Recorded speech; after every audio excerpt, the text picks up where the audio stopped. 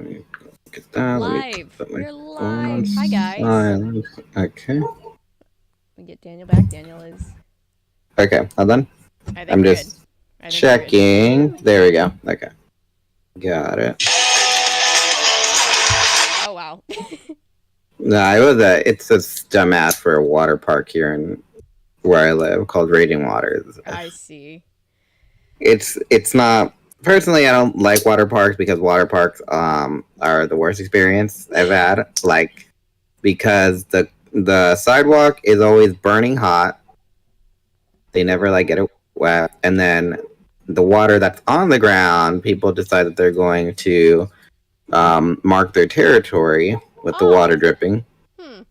And the chlorine is disgustingly strong. It hurts your eyes. Yeah, I don't think I've ever been to a straight up water park, but I have been to, like, there have been water attractions at theme parks that I've gone to, and I don't mind them as long as I'm ready for them and can dress accordingly. Okay, so we got one person in chat. Hello, one person in chat. Hello, people watching on the playback. Hello, everybody. Find where my light switch is. There it is. Aha! I didn't know it was dark in here.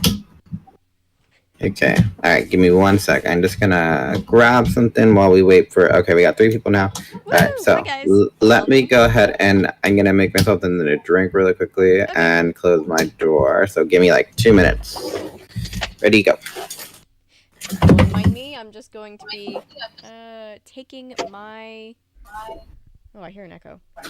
Don't mind me, I'm just gonna be taking my pills and... Where's my... I need my water. Hang on, I'll be right back too. Share stream for 2 seconds.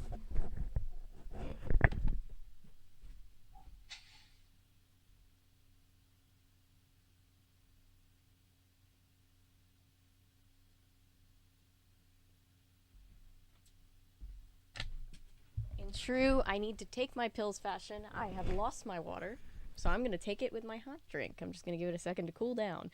Hi, guys. How is everybody today? Welcome. Welcome to our Andalite Chronicles. We read the first 2. We wanted to read all 3 cause in this big Andalite Chronicles book last week, and we couldn't. We only read 2. So we're going to finish off with this with the 3rd one tonight, and then our main programming will be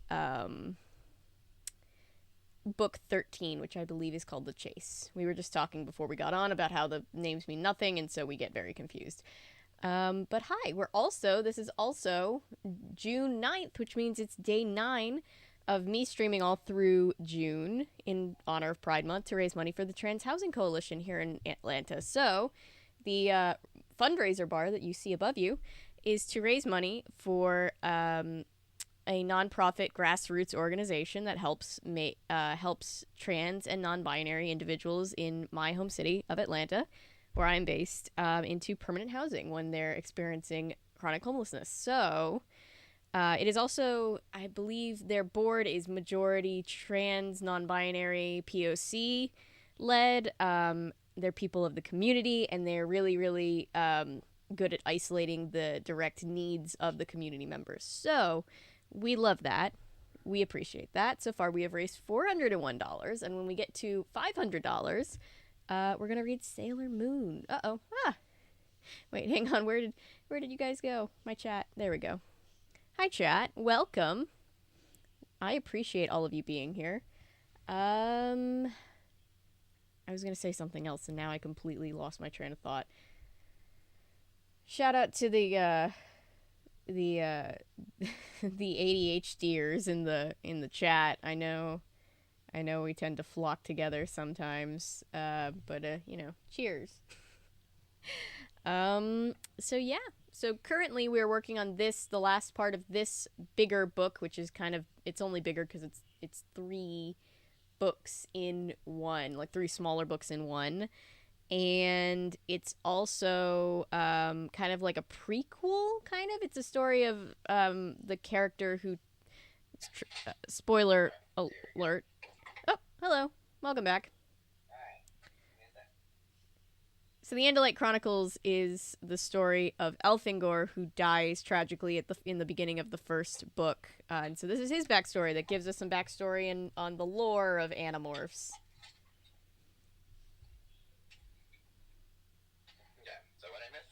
Nothing. I was just telling them what we were reading and what was up for the night.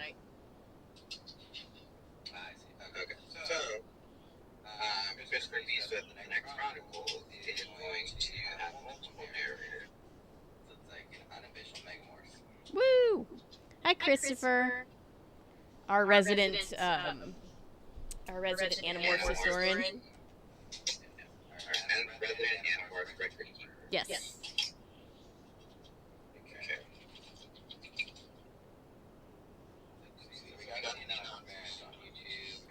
Oh, let me put the announcement out. Yeah. Let's see. Yeah, okay.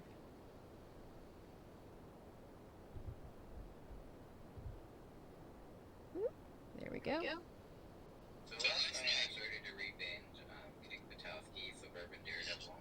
Oh yeah, I don't think I ever watched that.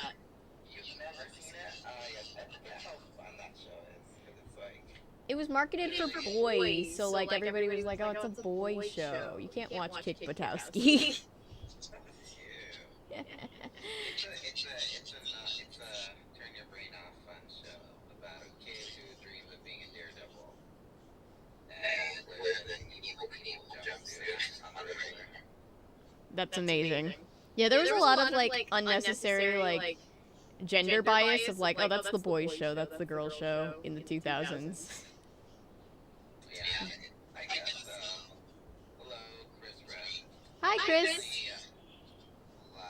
I guess my parents didn't care enough to tell me that because I was watching stuff like Totally Spied and Mix Club and Powerpuff Girls. Well, I mean, I did see some of the quote-unquote boys shows just because I had a little brother who I'm relatively close in age to, so like there were some shows that I was like that we kind of watch together and be like, oh well, I'm watching it with my sister, I'm watching it with my brother.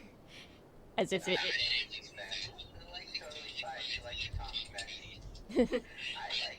Well, that's how it should be. I don't know why we were all so obsessed in the 2000s with, like, making sure that children watch the gender-specific programming.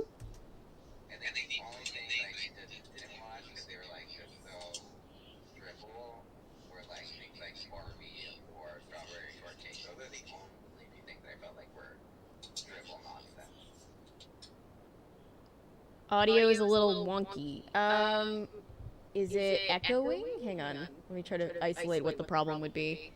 It sounds like, yeah, it sounds like a little bit like talking like this. Oh, it might just be picking up the wrong microphone. Give me 1 second. Let's see if that's so, then that's a pretty simple fix. Hopefully.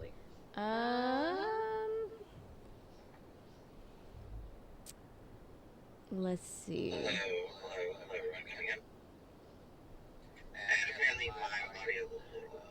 Alright, we can turn up your audio. Oh, I see. I think I see what the problem is. Let's see. Oh, I see. Tarzan. Oh, I see. No. I'm Jane. Sorry. Every time somebody says, oh, I see, it just pops up in my brain. Nice. Alright, give me a mic check. Alright. So we're reading the, it's Christopher B is seconded, hearing much echo, both sides, is what Christopher B is saying. We're good. Okay, I fixed it. Daniel was being picked up on what's supposed to be my microphone, and I was being picked up on the camera microphone, so everything was off. So I was seeing levels, so I was like thrown off for a second. Thank you. I fixed it. We are finishing our book from last week, which we thought we could get through, but it was actually 3 books in one. We got 2 of them done though. That was pretty good. Yes, we did.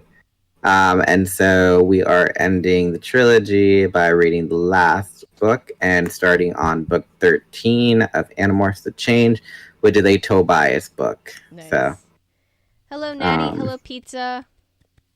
Good to see you guys here. You know what I hate? I hate in the live chat there's this little heart emoji icon, so that way people can like touch it and like. You know what I'm talking about? Yeah, I only just because when I'm reading, it covers half the thing when I'm trying to read it back. Exactly. That's why I was like, You too. What is this? What is this thing? Why can't you have it like in the upper corner? Same, Daniel. You can't read the comments, and it's like sometimes it's like you gotta wait for the next comment or something. Oh yeah, You just Maddie, gotta go bump. I hope you're feeling better. I know we have a couple people who are sick in chat. It's going around right now. Night meds at 6, so IDK how long? That's okay. If you disappear, we know it was the meds. We know you aren't just like ghosting us. Mm-hmm. Okay. So last time on Animorphs, we got caught up in the side story of Elfangor and the origins of glory, how Elrond became the Visor, and how Chapman has always been an ass. Mm-hmm. Correct me if I'm wrong. Is Chapman never not an ass? No, there was like 1 second where it felt like he might have like a reverse, not like a redemption arc, because this was before he did the shittiest stuff he did, but like there was a minute where like it seemed like there was hope in humanity, and then he was just still an ass, but like in a way that like I feel like he feels very like real life asshole to me, where like he's not purely evil, he's just selfish. He's like those so-called alpha males who like get off on people's reaction. Like, so he'd be like, "Yeah, Elfangor, what are you gonna do? You have to use that time matrix. Oh, where are we gonna go? There's gonna be that. It's not like you can't use it. So why don't you just go ahead and use it?" Yeah. It's like just throw him into the closest sun. Throw the whole Chapman away. Throw the whole Chapman away. Christopher, no need to apologize. Took you until My Little Pony friendship. Friendship is magic to get over the whole gendered TV thing. Yeah, and a lot of people were weird about like, oh, guys like My Little Pony, and in retrospect, it was such a weird thing to be upset about. Although there were occasionally guys who were like mad at girls for being fake fans of My Little Pony, and the girls are just like, what? Why are we getting like I I don't mind fans, but I don't like people who claim to be, or it's not that I don't like people. I just kind of get annoyed when people are like, oh, I'm such a diehard fan for this, and it's like, oh yeah, well besides this, what else do you like? And then they're like, I don't know, I like everything, and they can't really pinpoint anything. I'm like, You're like you can be a fan, but don't make it all of your personality. Is that the? Yeah, like don't say, oh, my name is so and so, and my favorite show is Friends. You get what I'm saying? Yeah. Those people who like make it their entire personality. I like The Office. It can be hard sometimes because like with my ADHD, I tend to hyperfixate on things. But even then, I'm just like I still have like stuff like going on in my life. But yeah, I know what you mean. I hate gatekeeping fandoms. I do too. Whoever's like anybody gatekeeping fandom from anybody is just like, what are we guys? We're adults, right? Yeah. For me, it's like, oh, I like Power Rangers. Like, okay. Besides Mighty Morphin Power Rangers, what other Power Rangers do you like? And then it's like, oh, I just watched that one. It's like, I see. So I guess I can't really talk to you then. Like in terms of like when there's like when you want to talk about like in-depth stuff and be like give your own little hypotheses on things of the show, it's like it's kind of frustrating because when people claim to be fans, like as fanatics, I'll say that much, fanatics, not just general fans, but fanatics, it's very hard because then it's like you want to talk to them about it, but then they'll like kind of be like, oh well, I'm not that big of a fan. Yeah, and it's like the people that are like, oh, you're a fan of that thing? Quick, name every single episode it ever made. And it's like, what? What are you talking about? Yeah, so when people are like, oh, I like Animorphs, it's super easy because it's like, oh, who's your favorite character? Yeah. And pretty much just that. It's not like, oh, what do you think about what do you think about the Andalite Chronicles when Elfangor did it? It's like, I don't know. But I can tell you that I like Cassie because Cassie is, what everyone became in the future. Justice for Cassie. I think Cassie was really ahead of her time. Cassie is ahead of her time, and I feel like people need to... She gets the hate that Mallory gets because everybody doesn't like Mallory because everyone became Mallory. and nobody likes Cassie because everyone ended up becoming Cassie. I think that she was a lot more humanitarian than the 90s were ready for. Honestly, she's like the one being like, hey, maybe we shouldn't do war crimes. Maybe this is unethical. And everybody was like, oh my god, Cassie's so annoying with like her ethical, like, no, we shouldn't do war crimes thing. And I'm just like, but that's, guys. Christopher B says, granted, some amount of gatekeeping, or at least filtering, is necessary when keeping extremists from claiming it, but still. You'd have to elaborate a bit on that, Chris, because... I've come around on Cassie because she still has a few moments that... needed a reward. Yeah. I mean, yeah, if you're talking about, like, gatekeeping as far as, like, not, like, culturally appropriating, but that's, like, kind of a whole different... Yeah, like, that's a whole different situation. Like, that's... I was gonna say, I think, in terms of, like, let's say, again, Power Rangers. Like, yeah. There should be some gatekeeping in that, we don't want people to get the impression that, all we do is, like, Mighty Morphin and that's it, and that's, like, our community. I get don't that, want creeps in a community, but at the same time, it's like people can be casual fans of things, but it's not like they should be like, oh, it's my life and this and that, and then it's like they just like one little thing of it. Yeah, you don't want like bad people representing like a whole, coalition of people, I guess. Because Ruby says like alt writers that claim anime or Taylor Swift as symbols for their stuff. Oh yeah, like when you're talking about like the political side of like, that's a whole other situation. But generally, when I say like, oh, I hate gatekeeping, I just mean like the general sense of like, actually, you don't know, you haven't seen like all 17 different spin-off like shows those of Star Wars, what is it, those Disney adults that gatekeep? That's an example of bad gatekeeping. See, and this Disney is the thing adults. that I hate is because like I am an adult who enjoys and appreciates Disney for the art that they made. You don't have any children, you don't have a family, so you don't get to enjoy that stuff. This is family stuff. But then you also have the Disney adults that are crazy, who are just giving everybody a bad name, and it's just like, I just want to watch my cartoon movies. Mm-hmm. So yeah, everybody loses. Everybody loses. But yeah, everyone is still paying to watch those Disney's, still paying Disney Plus, even though they raise the prices and they're like, I don't like that, but they're still paying it. Yeah. Because streaming services know that, like, once you start paying for it, it's really easy to just not stop paying for it. Mm-hmm. Exactly.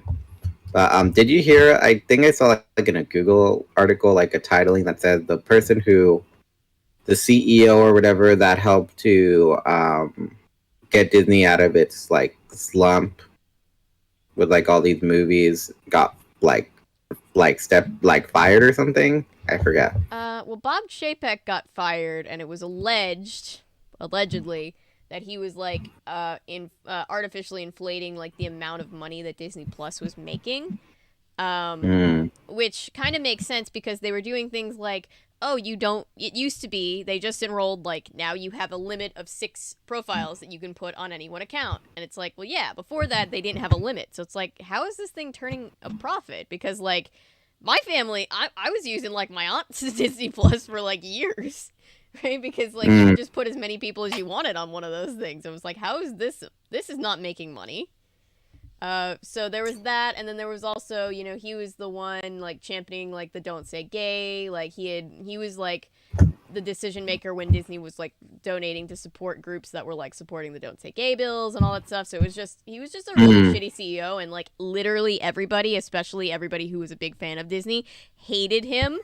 So they let him go. I think that's what you're talking about. Okay. Yeah. Because I just saw the article and I'm not into that stuff, so it's like I just thought I'd bring it up because you might know better than I. Yeah. Last I heard, and then Bob Iger, who was like the CEO in the early 2000s, they like pulled him out of retirement, and he was like, all right, I'll be like the Band-Aid CEO until you can find somebody else, but I don't want to do this for very long. Yeah. Christopher V says, "Can we at least read that Gen 1ers zealots suck?" Gen 1er, I'm guessing they're talking about Pokemon. Oh. So, look, I like Pokemon. I still play Pokemon Shuffle. I don't play the mainline games anymore. I play Pokemon Shuffle, which is the Match 3 mobile game for free that you can play. Not sponsored, but I'm just saying it's a great game and you should play it.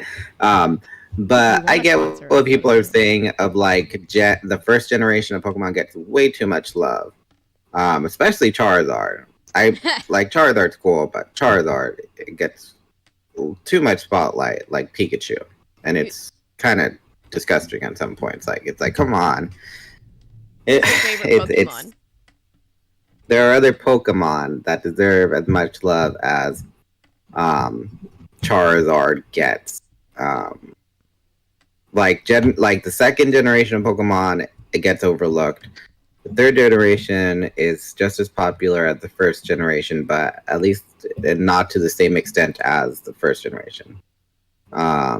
Which I am a third generation Pokemon player. But I can see why people say, oh, Gen 1 is the best because it was so original. And granted, yeah, it was the first generation, so they had some leeway of making like some original designs, as in like, oh, we're gonna make a Pokemon that looks like a Pokeball. Yeah. It's like, yeah, I get it. You're going through the growing pains, but you know, now that it's like the 7th or 8th generation, and it's like you're still doing that, it's like that's like, come on. So it's like, use a little bit more of your brain. And then people will be like, well, they did that back in the first generation. And it's like, yeah, they did that back in the first generation because they were still learning how to design Pokemon. They didn't have it all figured out back then. Yeah, it's like people who act like everything about the original Star Wars trilogy was absolutely perfect, when in actuality, like, there's a lot that the future media has kind of improved on in certain ways. There's a lot of things that they did wrong, but there's some things that they improved on just because they had the benefit of, like, better technology and retrospect. But some people are just like, no, the first trilogy is perfect, except for the second half of 5 and all of 6. And it's just like, but, okay. or people that will defend a terrible show only because of, like, one episode, or, like, oh, it gets better after, like, the first 12 seasons. Like, I ain't sticking around for 12 seasons. My thing with terrible I watched it with my girlfriend and it was good. It's like, just because you watch it with your girlfriend does not make it good. It just means you have somebody to watch it with.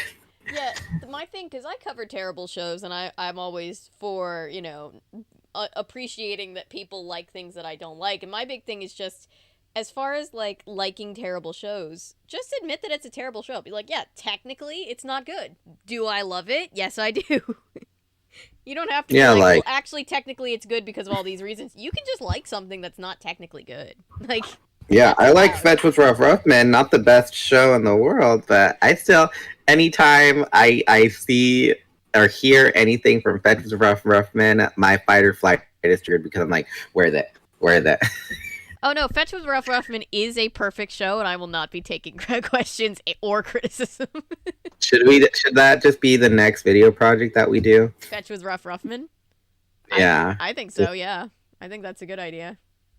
But let me tell you, like I said, I love Zoom and Fetch with Ruffman. I'll probably do Zoom on my own, like just go over the episodes and be like, that didn't work. That's cool. That's lame. Who approved that?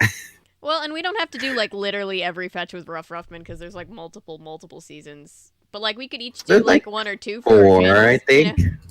The what? I think there's, like, 4. Okay. Seasons. Cool. We'll figure it out. But anyway. We stalled enough. We got 6 concurrent viewers. Hello, and I'm sure, like, get to the book already. We're getting there. All right, hang on. Let me. You're gonna read the first half of the last, because we're on the 3rd Chronicle book. Yes. They had 5 seasons and 100 episodes. Not fun. Yeah, so 20 episodes each season. We don't even have to do, like, a full season. We could just, like, pick out, like, you could pick out an episode or 2 that you like you remember, and I could pick out 1 or 2 that. Or, you know, we could like watch it live. We could live stream it I wonder if it's. and I was just thinking like about make a this. video of like, oh, who are our favorites? What was our favorite episode? What did we think of the finale? I'm Simple gonna things have like to that. test out and see if because it's PBS we can get away with streaming it because we might be able to. I'll just have to look into it. There are plenty of people who like do like Cyber Chase and some other PBS shows. I'm sure In like we theory, could. PBS shows should be fine because they're public, right? Like so, like Yeah. generally, like they don't really police that kind of thing, like unless they've been moved to other like private streaming services. But I don't think Rough Ruffman has. I think people have just kind of forgotten about that show, sadly. There was the Rough Ruffman show, and I confused that perfect with Rough Ruffman. Oh yeah, that's still pretty. Like that wasn't recent enough though. We'll try it out. I'll see if they care. Let's see, that was 2006. I was 10 when Fetch with Rough Ruffman first came out, and I was 14 when it ended. Yep. That is. Oh, I feel old. Yep. I do too. But man, was I so madly jealous of the kids who they picked to be on Fetch with Rough Ruffman. Yeah, yeah. And the Zoom kids and the all of that. All because it was in Boston. I didn't live in Boston. My mom's from. Right. My mom grew up. Well, she grew up in Florida, but she spent the first part of her childhood in the Boston area. So she was like, "Ooh, Boston." She loved that it was in Boston. But anyway, all right, we're on part 3. An alien. Enough dies. stalling, Perry the platypus. All right. We're going to read until I'm going to pick up on 41. While you are reading, I'm going to be finishing this blanket, which is going to need some blocking when it's done, but it's going to be more or less done with the actual crocheting part, in theory. So I can just imagine a Phineas and Ferb episode where Dr. Doofenshmirtz makes like a portalinator, and the portalinator lets out these slugs, and the slugs turn out to be the Yeerks. Oh, yeah. And they start to take over people's bodies, and then Phineas and Ferb are like, "Hey Ferb, I know what we're doing today." Morphing. It's time to morph. We get like they use their morphing cube. They just basically do a spoof of Animorphs. Yeah. And, like, none of the, like, only a very specific, like, all the kids that watched it originally, but none of, like, the younger kids watching it now would understand it. It would be great. It'd be fun, though, because they'd be like, no one would even know that it was a parody of anything. They'd be like, oh, that's cool. Well, it's like when Zach and Cody parodied Doctor Who and nobody got it until we got older and everyone got into Doctor Who and was like, oh, it was a Doctor Who thing. Okay. Candace tries to tell on Phineas and Ferb and actually shows their mom what Phineas and Ferb are actually doing, but then it turns out that their mom got infested with the Yeerk. No. So she's like, I don't see anything, Candace. Not Lindana. What? What are you talking about? Poor It's Candace. right there, Mom. Candace just straight up getting gaslit for an entire series. Nah, Maddie from The Sweet Life getting gaslit into believing she doesn't look like Sharpay really made me want to fight somebody. Oh yeah. I don't see it. I low rated episode, 1 out of 10. Don't ever pull that bullshit again. Oh, people tell me I look like Sharpay. Oh, I don't see it. Oh my god. I wanted to fight my TV. Oh god, it's like how you are watching when we watch As the World Turns Now. We're all just like, I'm gonna fight Mike. Everybody wants to fight Mike Casimir. Scott was the true hero of that series.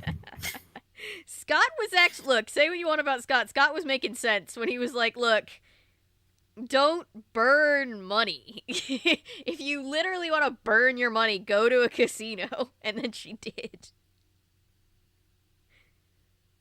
That was pretty great. Okay, sorry. I'll let you. All right. I'll let you read. Chapter 30. Okay. Part 3. An alien dies. Chapter 33. Air! My lungs burned. My heart pounded desperately. My mind was shutting down from a lack of oxygen. As I faded out, a deadly weariness took the place of terror. The ship's artificial gravity was gone. I floated weightless as the floor and walls and ceilings all spun wildly around me. Why should I care? Why should I resist? Why not just let it all end here, now, as the Jahar fell into the monstrous black hole? My life was a disaster. I had failed in so many ways. Failed to save Arbron from being trapped forever in Taxon Morph. Failed to stop the Yeerk called Vistor 32 from stealing the body of my prince, Auron Semator Karas. Failed to defeat the surprise attack of the living asteroid. Failed even to protect the few humans I was supposed to take care of. And worst of all, I had failed to deliver the Time Matrix to my people. The Time Matrix, power beyond imagination. Airless. My head swam with disconnected thoughts and images. Airless. In a ship that spun powerless, dead through space. Through the still clear window, I saw the huge swirl of dust and debris that marked the approaches to the black hole. But at the center of that swirl, nothing the eye could see. It was a collapsed star so dense that its gravity trapped light itself. Yes, Elfangor, my dying mind said. Let it end. I saw the abomination, Visser 32, the only Andalite controller in the galaxy, the only Yeerk ever to gain control of an Andalite body. He was swooning from the lack of oxygen. He was slammed by the spinning floor and knocked weightless into the ceiling, 4 legs flailing, arms and tail all tangled around. I held on to a protrusion in the control panel.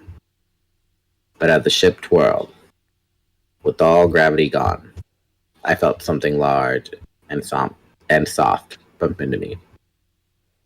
It was Lauren, the female human, unconscious, never to be conscious again.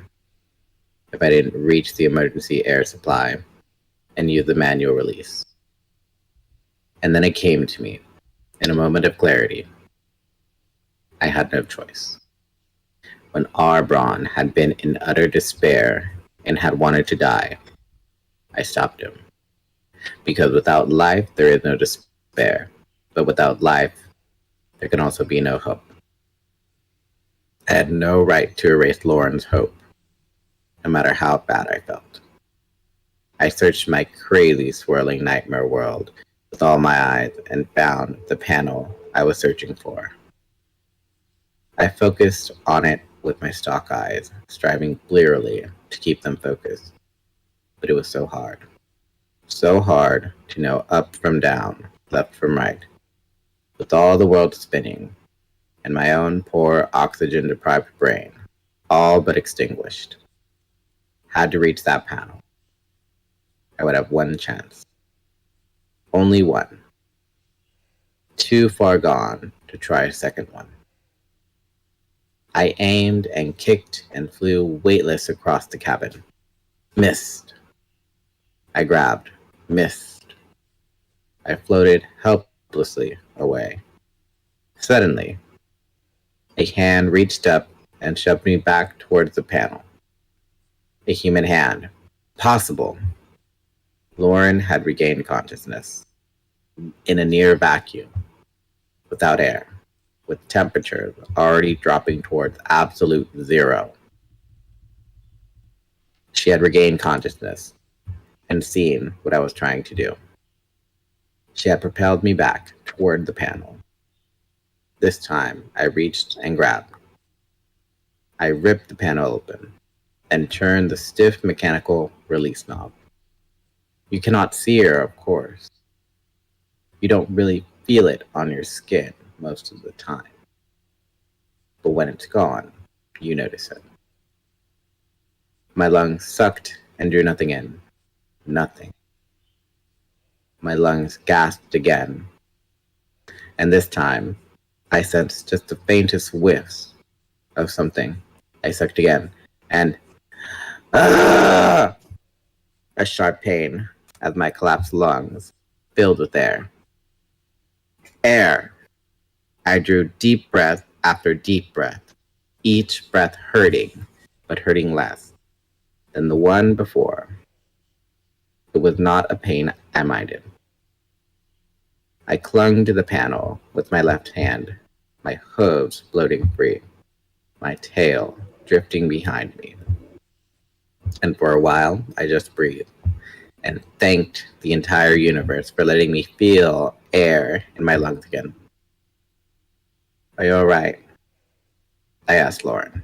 She smiled a human smile, the characteristic upturning the corners of her mouth. It was a weak, shaky smile, but I was glad to see it. I thought we were done for, she said. Done for? Oh, dead. Yes, we almost were. But you humans don't give up easily, do you? Neither do you Andalites, she said. Now what? I surveyed the situation. The Visser appeared to be just regaining consciousness. The other human, Chapman, was still unconscious, drifting lazily against the far wall like a ragdoll. Well, we have air, but no power. The living asteroid drained the ship of power. We are falling toward a black hole. Oh, that's not good, she said. If we fall into the black hole, it will crush us down to the size of a carbon atom. The ship, all of us, crushed to the size of a single atom. Yeah, we learned about black holes in school. I was surprised that humans knew about such thing. There is only one way out. Oh. There is only one way out, Andalite. Visser 32. The very sound of his thought-speak voice in my head filled me with rage. He sounded exactly like Alron, but I knew that Alron's mind was a prisoner in his own head now. I could watch, listen, feel, but not control. He could do that. I could do that. The Yeerk in his brain controlled him now. The Yeerk moved his arms and legs and tail. The Yeerk decided when each breath would be drawn. The Yeerk aimed his eyes and formed his thought speak. I turned myself to face him. I had no idea which of us would win in a tail fight. He had Alron's experience, but I had seen that I was faster than Alron. Don't be a fool, Elfangor, the Visser sneered. With what will be gained by you and me slashing each other up with these excellent Andalite tales?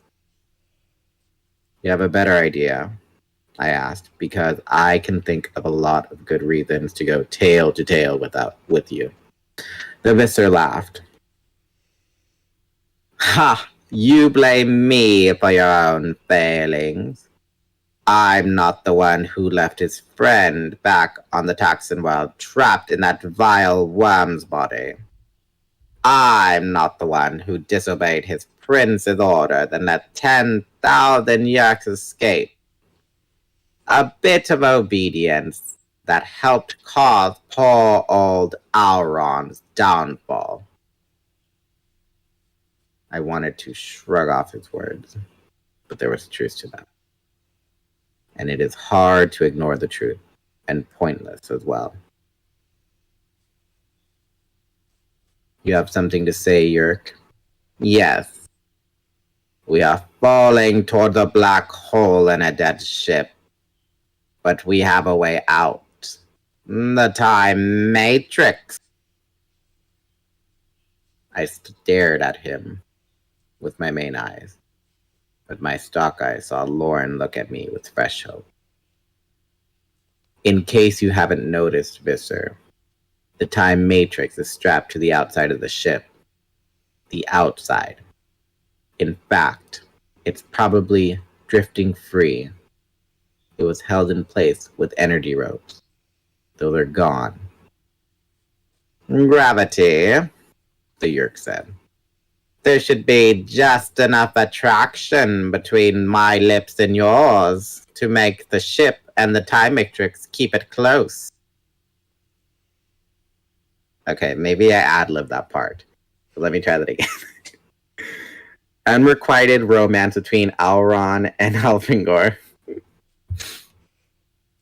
There should be enough attraction between the ship and the time matrix to keep it close. Hello, Sadlump. Hi, Sadlump. I did the familiar calculations in my head, and he was right. The time matrix was probably still just outside the ship. How do you propose getting it? I asked. We would have to work together, Andalite, and quickly. Alright then. Woo! So Sadlup just joined the chat. Welcome. Alright. And I sense a little bit of like pent-up romance between Elfangor and Visser 32, I'm just saying. Enemies to lovers arc. Kinda, except Visser 3 ended up killing Elfangor. He loved him that much he was willing to kill him. Yeah, until that. If I can't have you, then no one can have you. Yeah. Retcon that part. Like the most toxic ship in the world.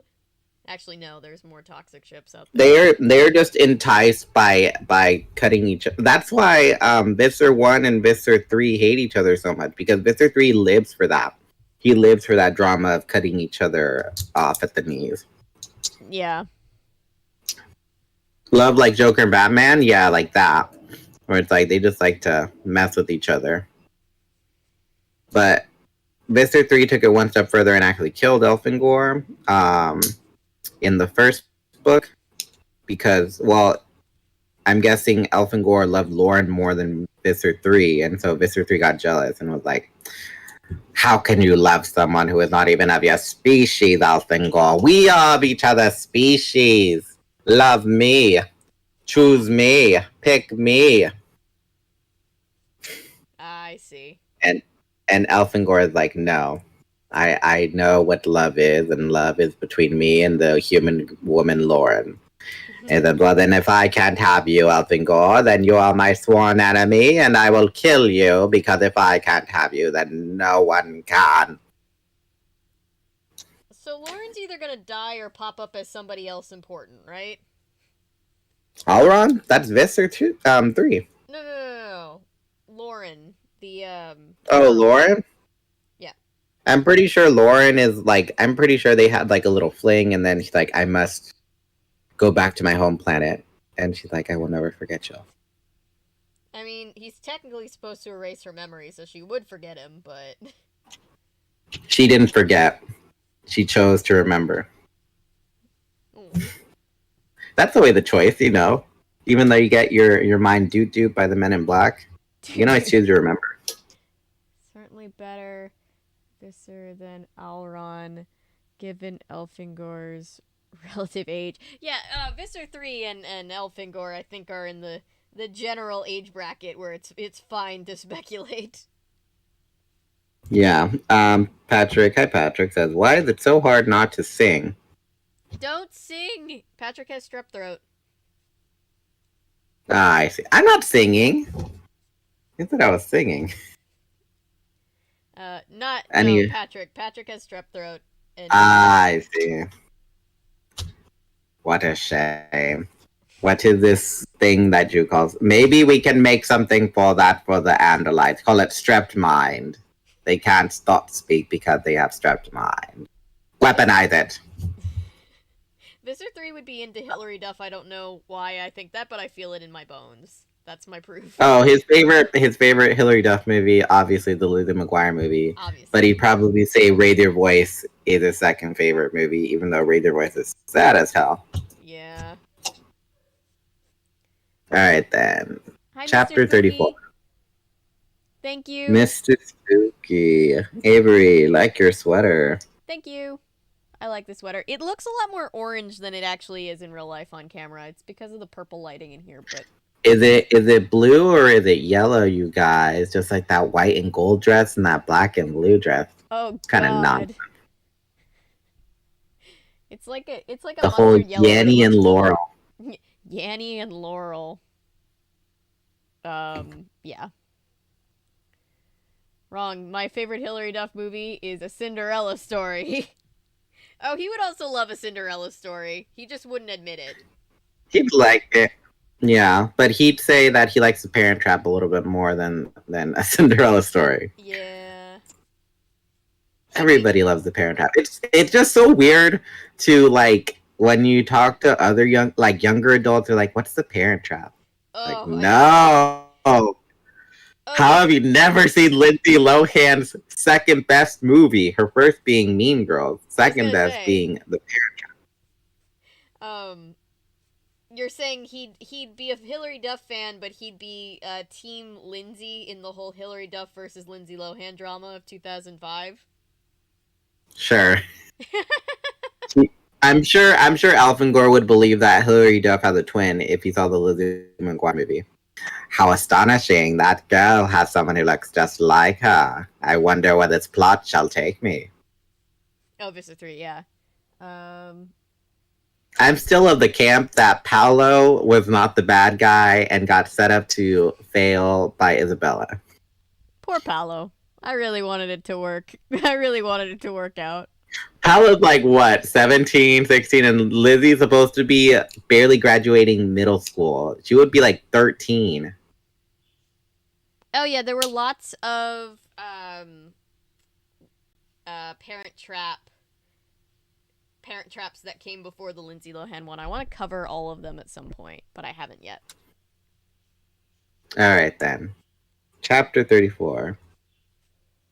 Work together. One of us will have to be reeled outside on a rope or cable, and someone will have to hold that rope, and someone else will have to be on the end of that rope. And do what? Pull the time matrix in through the hatch. That will mean losing all our air again. We don't have force fields anymore. Yes, it will be do or die, the Visser said. We can use the air hoods for an emergency 5 minutes.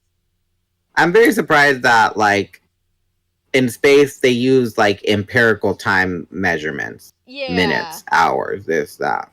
Yeah. Instead of coming up with like some other random thing of, like, I don't know, knick-knack parsecs. Like Model Land, where it's all time by color. Yeah. I stared blankly at him. What air hoods? You forgot I control Alron, and this was his ship. I know all the ship's secrets. There is a small supply of emergency hoods. Alron kept them for just such an occasion. I thought about that for a few seconds. It made me sick to cooperate with the Yeerks. But what other choice did I have? Here are my terms. I will go outside, and you hold the rope. The Yeerk laughed. Aha! And when you reach the time matrix, you'll activate it and disappear, leaving me behind. No. I would not leave Lauren. I mean, the humans. Search Alron's mind. He knows. You'll see it's true. Visser 32 considered for a moment. Yes, it seems you are correct. Alron decided you had formed some pathetic feelings for this human female. But just in case you decide to betray me anyway, I remind you that I still have my tail. I can finish your human friend slowly as we sink towards that black hole. It took me a few minutes to tear enough cable loose from the controls to form a long lifeline. Even though I wouldn't weigh anything, I would still have enough mass to break a 2-week line. True to his claim, Visser 2 found 4 air hoods. They had been stashed in each of the individuals' quarters. They were simple but effective models. Basically, they were just clear plastic bags that slipped over your head and tied at and tied at the neck. What? They were just clear plastic bags that slipped over your head and tied at the neck. What? What? Oh no. I'm sorry, this wasn't proofread. There was a small oxygen bottle. Very small. The hoods were rated for 5 minutes. The mix of oxygen and other gases, as well as subtler ingredients, would keep my body from depressurizing in the vacuum of space. So let me get this straight. They're getting like a Walmart bag and zip tying it to their neck. This is reminding me of when I was in sophomore year youth group, and I was having a panic attack, and my youth group leader was just like, "Here, hyperventilated to this," and it was a full-on plastic bag, and I was like, "Ah!" That's not how that works. Patrick says, "It's funny how Daniel mentioned Mean Girls. Guess what I'm about to watch? She doesn't even go here." I haven't seen Mean Girls in This is forever. This is the foster fertility of the Undabelli tribe. Does that mean anything to you? No. Who are you? Such a classic. Anyone ever see the Haley Mills version? Always wondered about that. Think it had a TV sequel too. I believe it did. The Parent Trap, I think, is what we're talking about. Isn't like the original the original main bad guy of the original Parent Trap in the 90s Parent Trap? Where she's like, "Hello, pet. Oh, was You may that call me her? Aunt Vicky."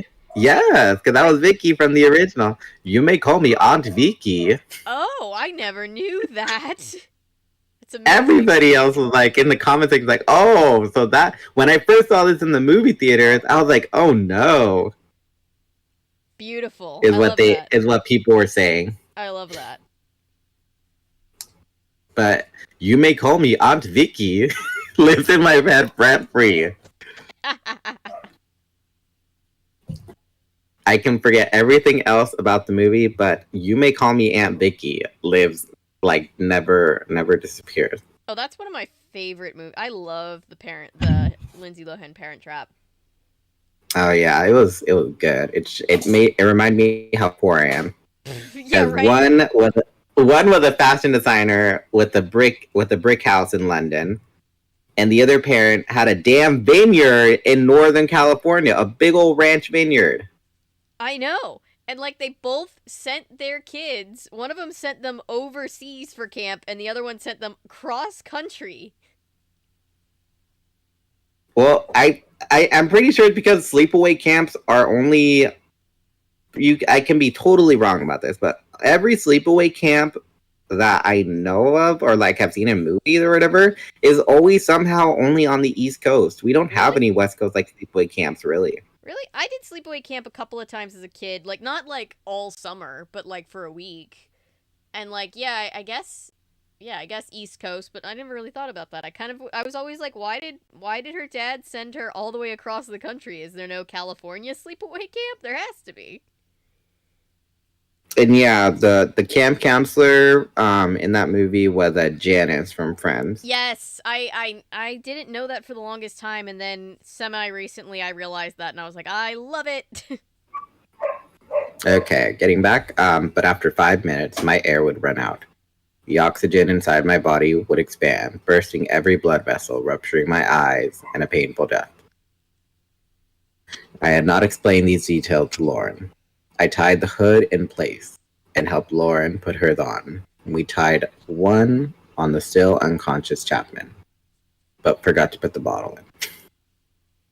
Then I carefully tied the cable around my tail. "Ready?" the visor asked me. "I'm ready," I said.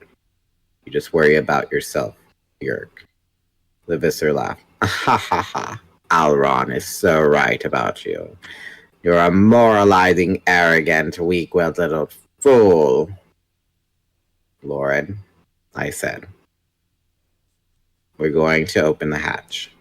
Air will rush out, but we'll do it more slowly than before. Still, keep an eye on your fellow human.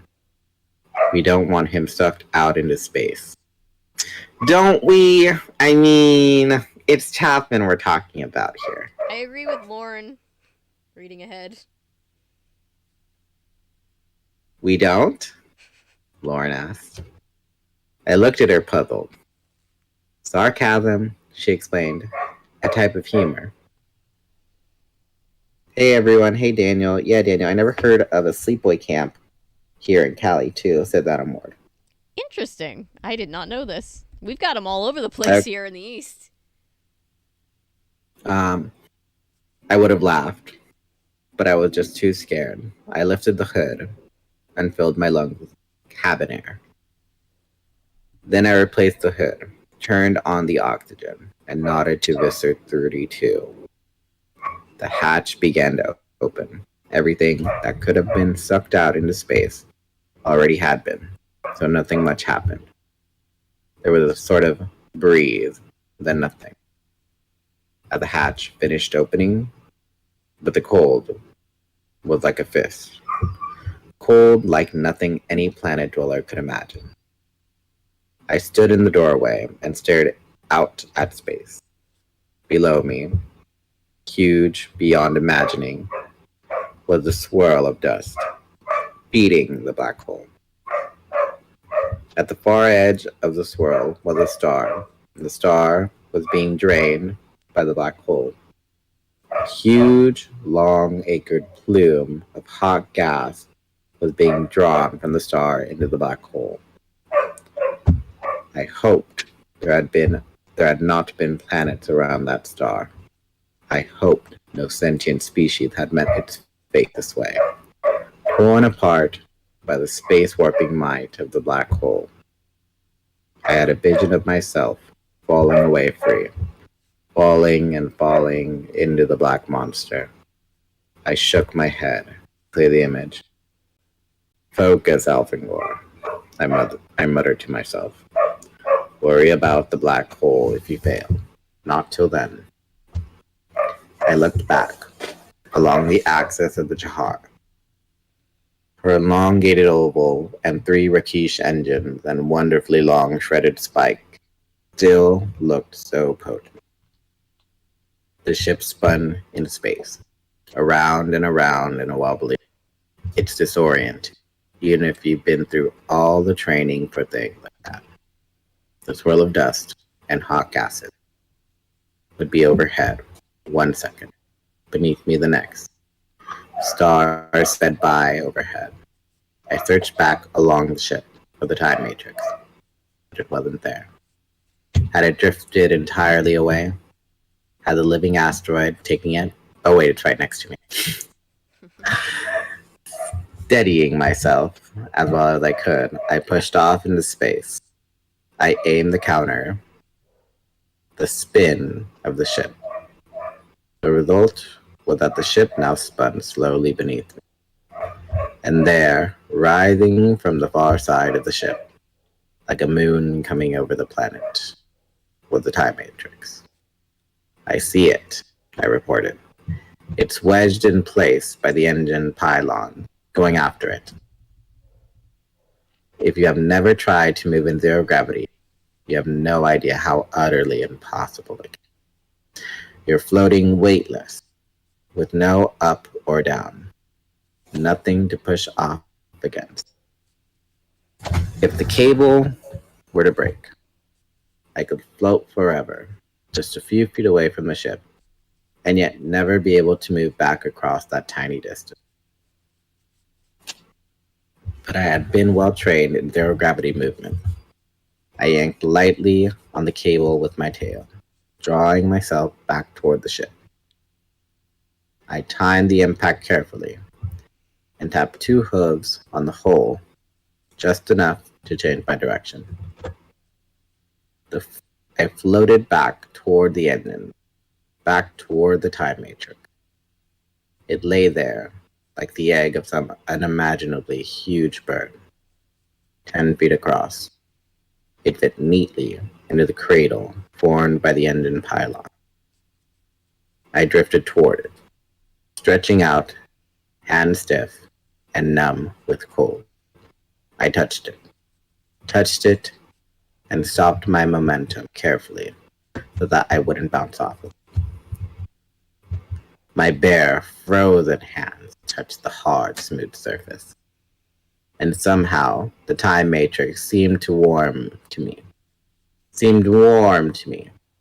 I felt heat glow up through my stiff fingers and up my awkward arm. Now, how do I move you back to the hatch? I wondered. It was far too big to get my arms around. I would have to use the cable to fashion a sling. And I had exactly 3 minutes before the hood ran empty and all of us, the Visser, Lauren, Chapman, and I, were done for. I worked quickly, untying the cable from my tail, forming it into 2 big loops with a cross brace. It wasn't much. It wasn't secure. But it was also all I could do.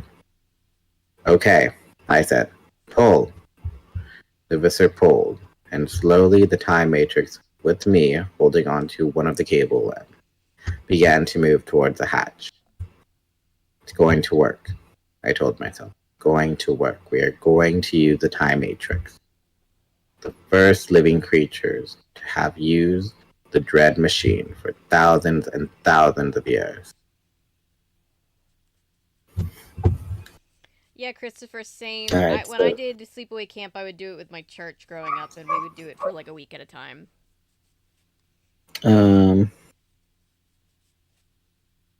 Yeah, I guess because here on the West Coast, I don't know. I don't know why we don't have them on the West Coast. What about just regular That's day an camps? interesting. I assume that's a universal. We does have day camps here on the West Coast. Yeah. We don't have sleepaway camps, but apparently on the East Coast, people are like, "Oh, it's fine. We'll let the kids be out in the wilderness with some people we don't even know for like maybe a month." Maybe a month. I was only gone for a week at a time, and I did it twice. And my mom was very, very nervous that I was gonna like get rabies, but I didn't. Even though my cabin had bats living in the ceiling. You should watch that. What is that '80s horror movie, Sleepaway Camp? Oh, I've never seen If you haven't seen it, oh my god, you are gonna flip your shit with that movie. It is so campy. It is horror but campy, but at the same time still maintaining its horror. It is crazy. Amazing. Maybe I can do a video for it for summertime. Thoroughly give everybody the creeps. Hello, Paolo. Hi, Paolo. Well, we're already in June, so October is slowly creeping up on us. So that would be a perfect video to do in October. Just watch it, edit it, and have it ready for October. Yeah. There, see? Alright. Yeah, day camps we have here. I did day camp like for 3 years. And when I did it, it was like I was basically a teacher. Okay. Oh, Avery, watch that movie. You'll be shocked. Yes, you will be shocked. By how it's so weird. The tonal shift in that movie is like just so fucking weird. Okay. That's all I gotta say. Gotta love it. I'll look it up. But yeah. But yeah, when I was doing day camp, it was like I had to have a curriculum. I had to stay on a schedule. We had this, we had that. I had to have another curriculum after. Like, I think I had like 3 or 4 each day that I had to come up with curriculums, or not curriculum, but lesson plans. Yeah, I had to have an arts and craft one. I had to have like a science one, and then I had to have like another one. Yeah, we're big on like they do a lot of like vacation Bible school here. So like when I was working in nonprofit, like we'd supply like lunches and things like that sometimes, and like I never was a leader though. But I was like, damn. Like, I met some of the leaders, and I'm like, you guys are doing like a lot.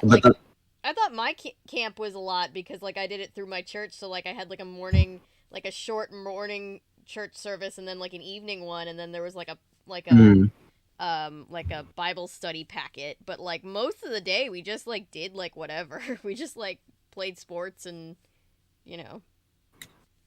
Yeah, for us though it was like, well, because I worked for a nonprofit that was mainly an after school program, but offered day camp for the working class, Yeah. for the children.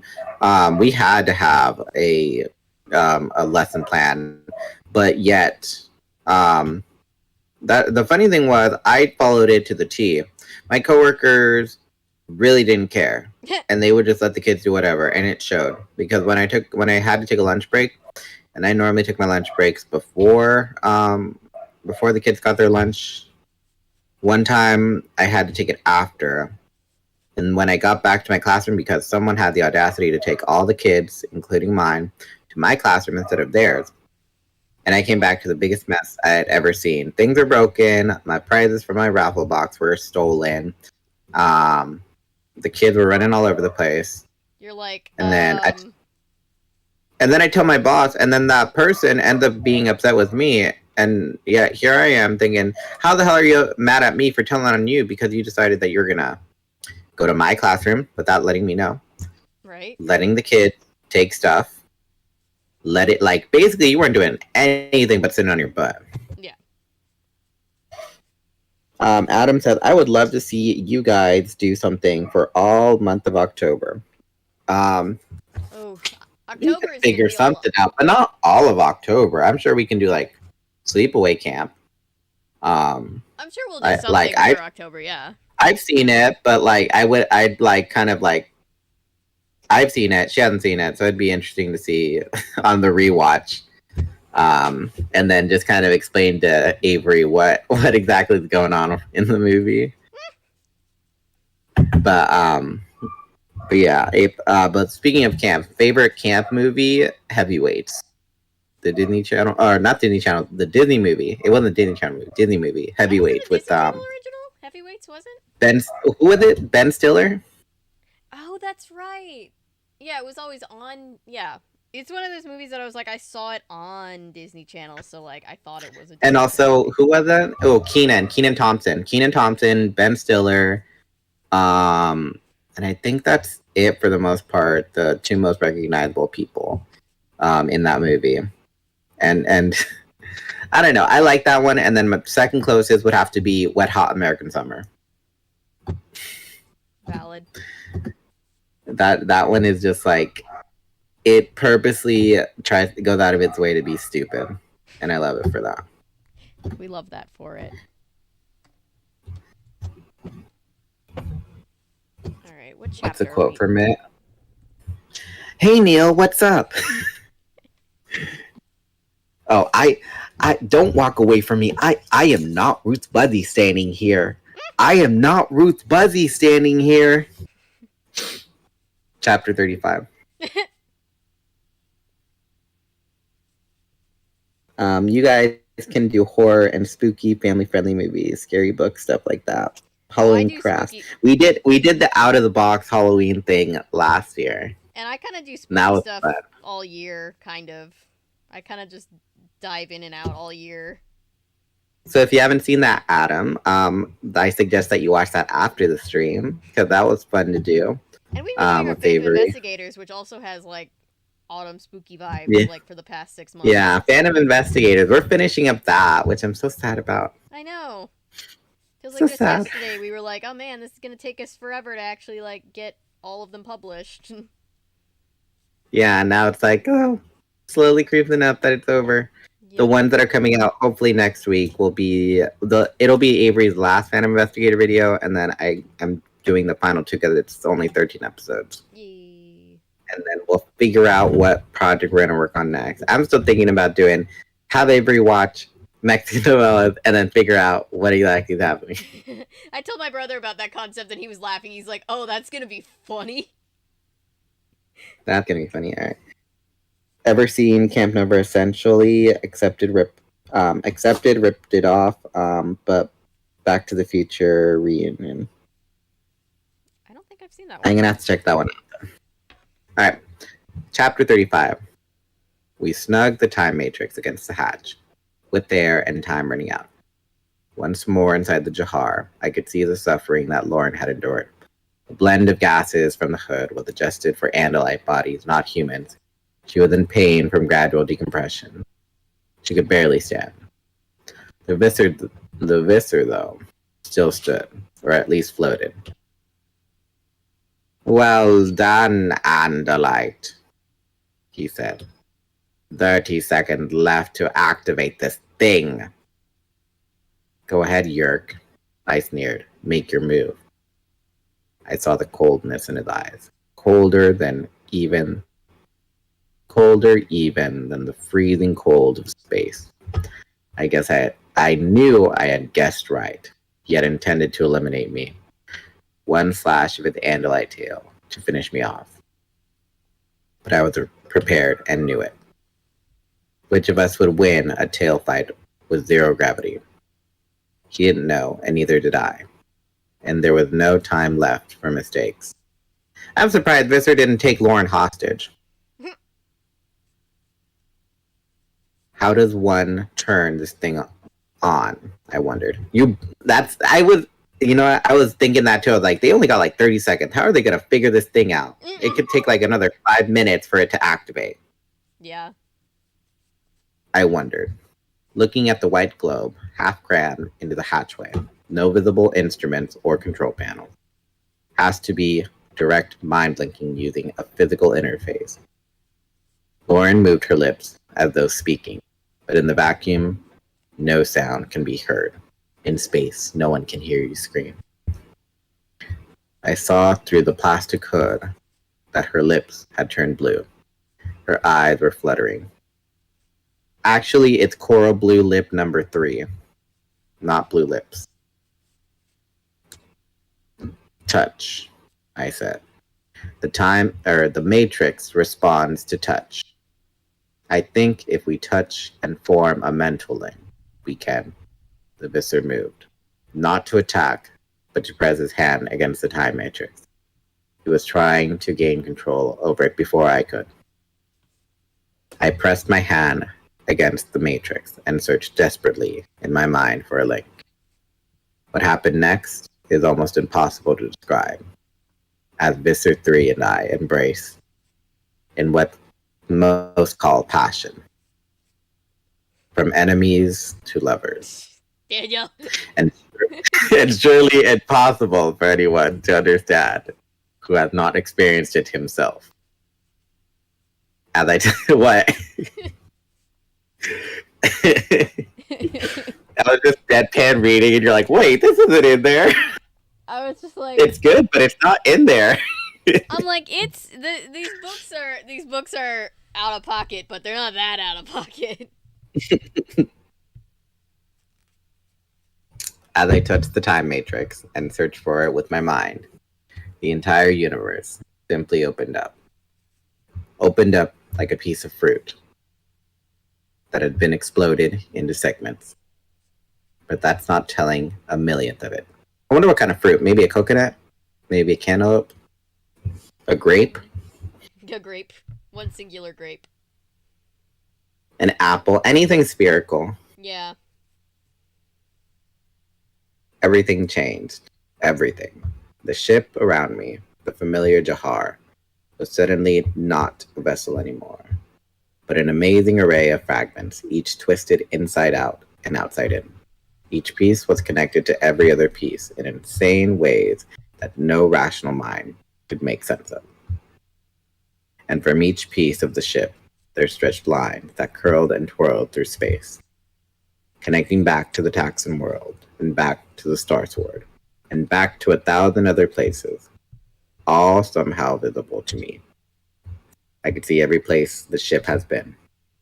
It was as if each of those places were right here and 1 billion miles away at once. Everything everywhere all at once. Good movie. But all the lines of the ship were dim and dull compared to the spectacle of living bodies around me.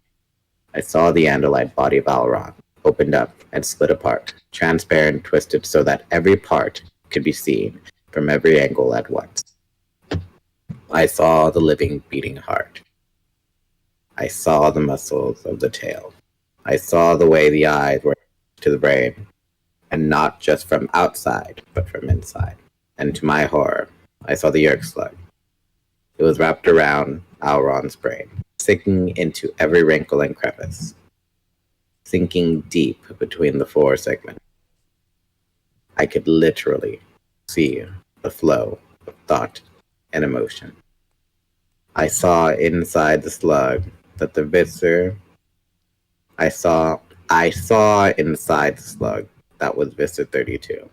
I saw the way the Yeerk mind drew memories from Auron and sent back orders.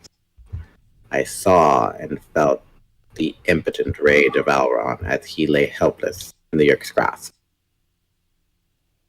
I knew how impossible it is to really grasp this, but I saw in and through and around everything at once. I saw timelines stretching back from the Yeerk and back from Auron. I saw their past, and I saw the horrible moment when those timelines became entwined, becoming one. I could see Auron's past in flashes of wild actions and wild emotions. I saw the terrible moment when Auron stood amidst battlefield slaughter of Hork-Bajir's homeworld.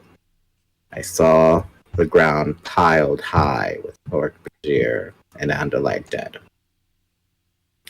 And I saw the actual decision deep in Auron's despairing brain, the decision to release the forbidden quantum virus.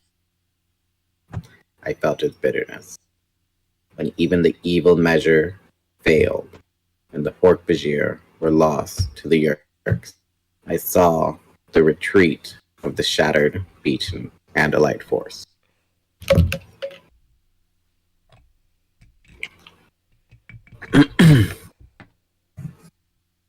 I was almost drowning from this assault of data. It was as if I had been plugged directly into every computer ever built, and all of them were dumping information into my brain. I even saw the timeline of the black hole itself. I saw it from the explosive moment of the universe's birth, and watched it condense and burn, bright as a huge star. I saw it die and collapse, taking a hole in space itself.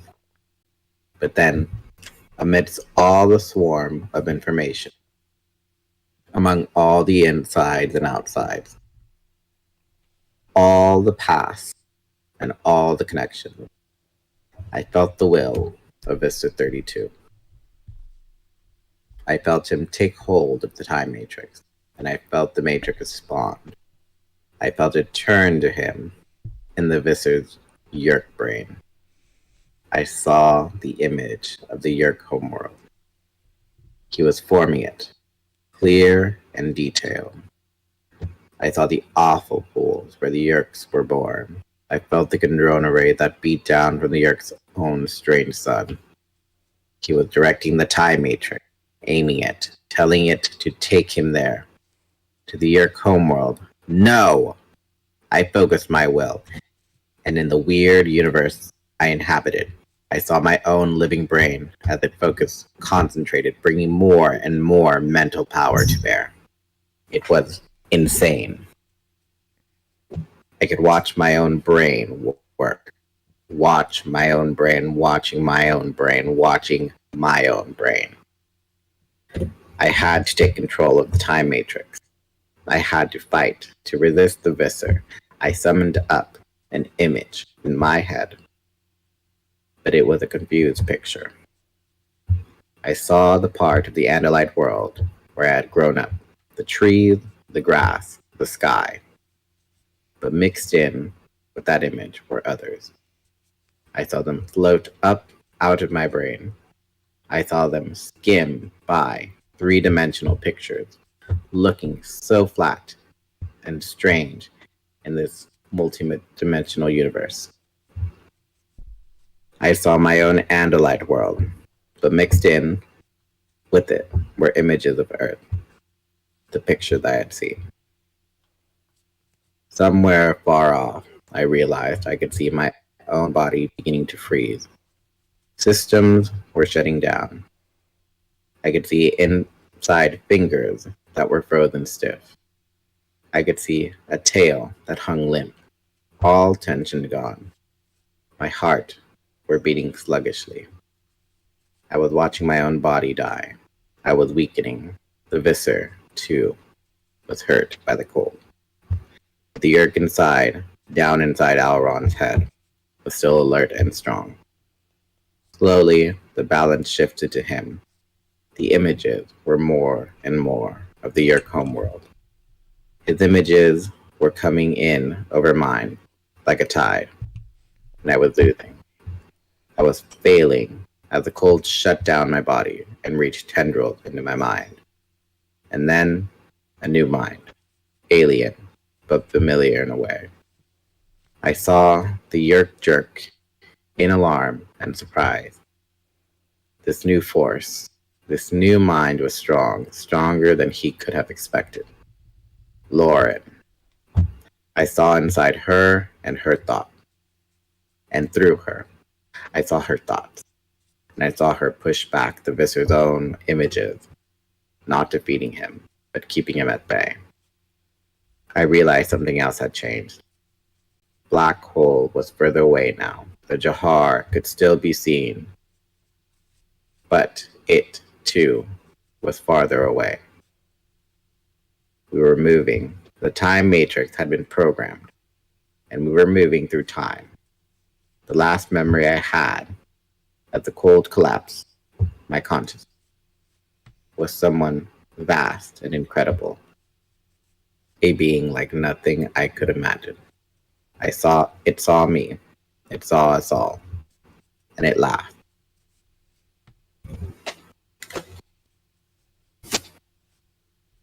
So, how's Chad doing? Patrick, I am so sorry that you're all jealous of me, but I can't help it that I'm popular. Yeah. This will be my acceptance speech I'm if so I ever sorry get 100,000 that you're all views. jealous of me, but I can't help it that I'm popular. Walk it off. Walk it off. Server 2 overload error is login. We all just as a community just start an Animorphs ARG just to mess with everybody who hasn't been following the Animorphs saga. ARG? What's ARG? Alternate reality, or some people say artificial reality, game. It's basically just like a piece of media that like is interactive. So I'm trying to think of like one, like a big one that would be I guess Lonely Girl 15 was kind of one, but like when I think of ARGs, I think more of like post content and like all of those, you know, like people create content that's like it starts off like it's just gonna be like real content and then it just becomes like really immersive, if that makes sense.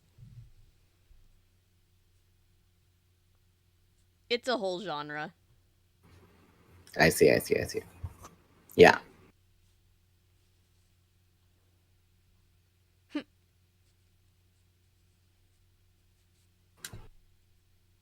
Okay. Okay. Okay. Oh wait, no. Wrong. Okay, there we go. Keep saying okay. I gotta stop saying. Well, My friend did that when she accepted an award. Oh my god, that's so funny.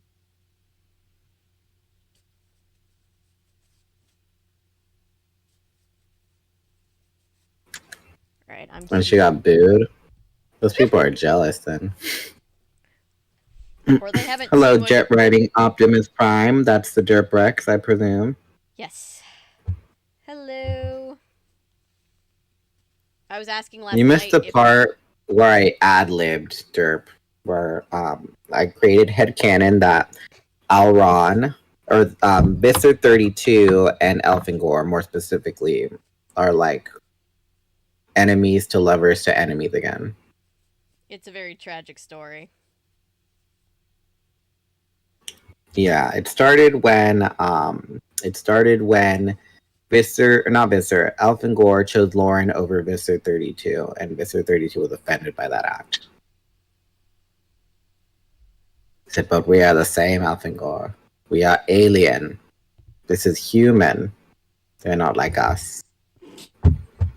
They cannot stop to speak. They use their mouths. What kind of impotent primitive being uses its mouth? Be reasonable, Elfangor. We can have a future together. Just you and I. Away from all of this war. Hello, people who have just jumped in the middle of chat to a very confusing segment. I'm sorry. I just No, it's so funny.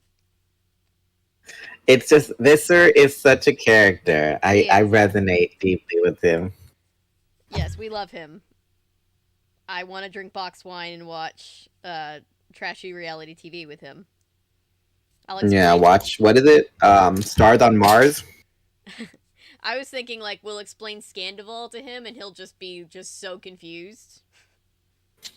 Yeah.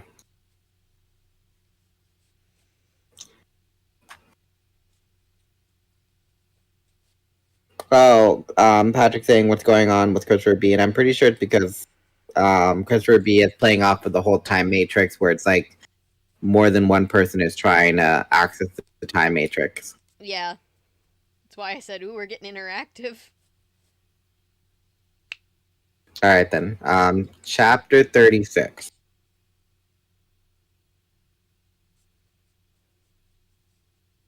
So basically, Visser 3 was always like that. Yes, Visser 3 was. Yep. Visser 3 was always living for the pent-up romance drama.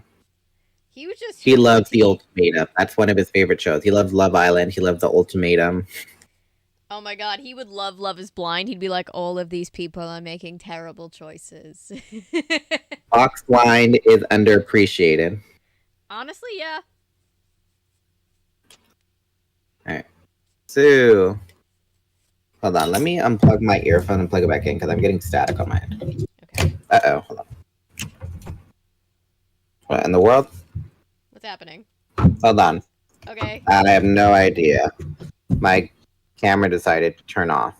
They really are breaking the time matrix. I guess we are. Okay, hold on. I have no idea why I decided to do that. Welcome. I still can't see you. There's still two of me. Okay, give me a sec. Let me change camera then because it's like just deciding it doesn't want to. And even on my other one, it doesn't want to. That's weird. Okay, hold on. Let me turn it off and then turn it back on.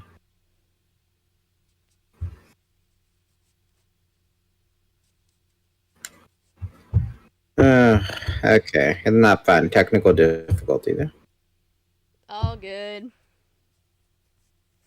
Turn on cam. Okay, there we go. Got it.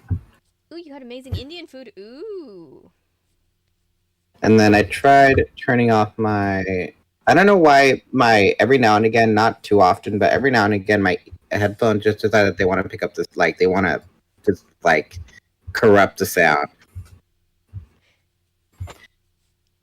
All right. Welcome back, Chris. Chris Russo goes, "There's two of them now. There's two of them now." Mm-hmm. Okay. Chapter 36. Before anything else goes wrong. Quick, hurry. Chapter 36. Chapter 36. I woke up with that laughter still ringing in my...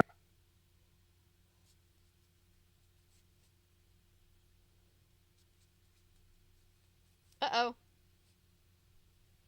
Oh, no. No, we have frozen.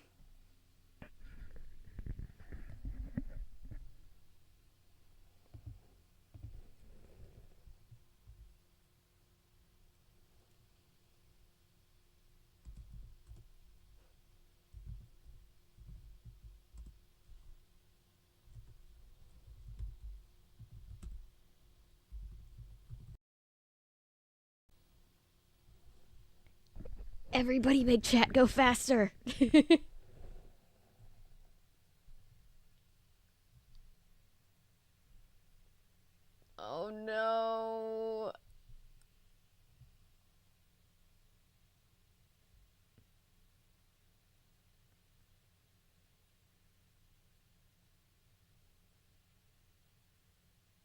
Daniel got lost in the Matrix. No. Quick, everybody. What's your favorite color?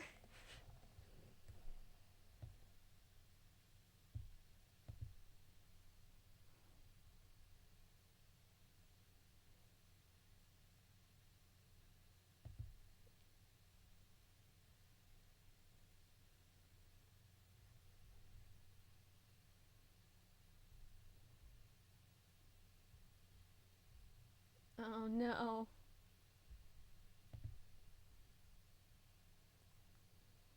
Tech goes to shoot in progress. It's all good. I just had this vision of you just reading like the entire chapter, getting to the end, and us being like, we heard none of that. So anyway, hi, you're stuck with just me for a second.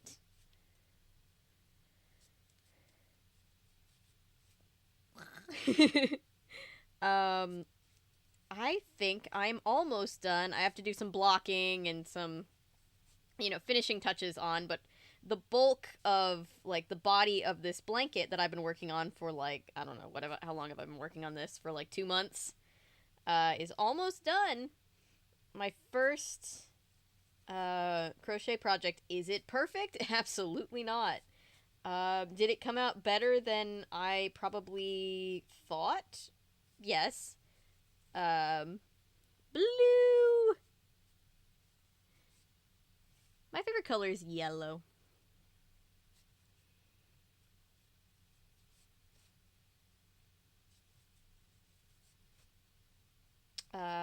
So we're almost done. It's a little, because it's my first project, so it's a little, wonky. I'm gonna do some blocking and make it hopefully look much more better. But yeah.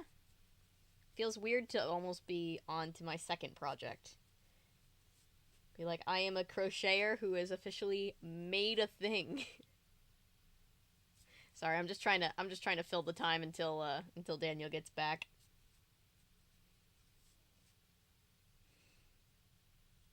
So, I'm going to take this minute to remind everybody about the Trans Housing Coalition. The Trans Housing Coalition is what we've been raising money for all month. In case you didn't know already, I've committed to streaming every single day this month in honor of Pride for the Trans Housing Coalition, which is a grassroots nonprofit here in Atlanta, helping trans and non-binary people who are experiencing chronic homelessness, get them into permanent housing, get them into what they like to call wraparound community and support, gender affirming community support. They also work in tandem with other nonprofits such as food banks, medical centers, other places that help the trans community. And best of luck with the project. Thank you. And yeah, so that's what we're raising money for all this month. We are at $401 because our community is amazing. And we're just gonna keep going. I was gonna say something else. Yes. When we hit $500, that is an official tier goal, and when we hit that, I will be doing a stream where I read Sailor Moon Volume 3 manga to everybody. So, hopefully we get there. We have other tier goals where we read You Can't Scare Me from Goosebumps, the next Goosebumps book. We have one for playing Phoenix Wright Ace Attorney. I believe we have one for playing... then we have one for reading Nancy Drew and the Hardy Boys' Operation Titanic, which seems gloriously 90s. And then I think there is one for Professor Layton in the Curious Village. And finally, our top tier goal is Legend of Zelda Ocarina of Time. Obviously, those things will probably happen at some point eventually. But if we hit our goals, then they happen at a definitive time. Yes, so if you're able to, and if you're able to donate, I encourage you to join me and the others in our community that have done that in raising money. And if not, we appreciate you being here. Thank you, Chris. Thank you, thank you, Paulo. Fun times coming to the channel. Yes, super fun times. And if you can't support us financially, that is 100% fine. I totally get it. Honestly, just watching the stream, just liking the stream, just being here in chat active, it's really helpful to make sure that the most amount of people see these streams. And yeah. We were talking last night about my suspicions that YouTube and some of YouTube's sponsors do not enjoy talking about the things that we're talking about raising money for, because, like, I don't know, there was allegedly YouTube was age restricting LGBTQ related content, and all of a sudden my videos are all being told that they are inappropriate for most advertisers, and I'm just like, happy Pride Month? That's the only thing that I can think of, is that the advertisers have a problem with what we're doing, and that really pisses me off. So you being here and supporting us with your time is very, very helpful for what we're doing, so we appreciate you. I'm sorry, what? Titanic. Wait, I'm sorry, what? There's definitely is a Titanic Nancy Drew the Hardy Boys book is a movie about Titanic or time travel? It is a book, unless, I'm sorry if I'm misreading your comment. It is a book from 1990 something, from the arc of Nancy Drew that was Nancy Drew and the Hardy Boys, those crossover books. We've read, 2 of those previously on the channel. I have a bunch in my Nancy Drew collection, and it has, all I know is the cover looks super 90s. It's Nancy Drew and the Hardy Boys, which means there's probably a Nancy and Frank Hardy romantic subplot, and it has to do with the Titanic. The Titanic was very, very, very big. I can't hear Avery on the Discord call. Oh dear. Let me try to, just in case it's something on my side, let me see if I can. Whoop. Whoop. Let me see if I can get it back.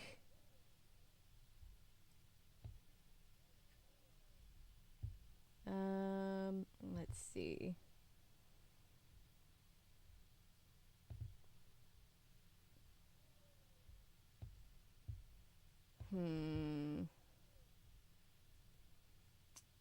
Just for good measure, I'm gonna end my Discord, just to be safe.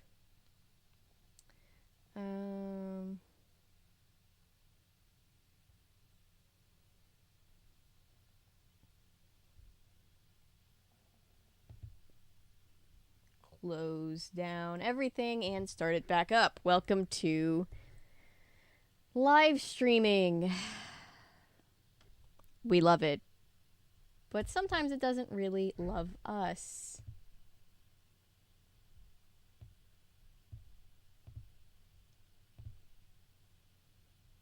Camera unavailable. What the hell is happening? Hang on. Guys, I'm gonna be right back. I'm just gonna restart my whole system in case it's something to do with my system. You might freeze for a second, but I will be right back, I promise.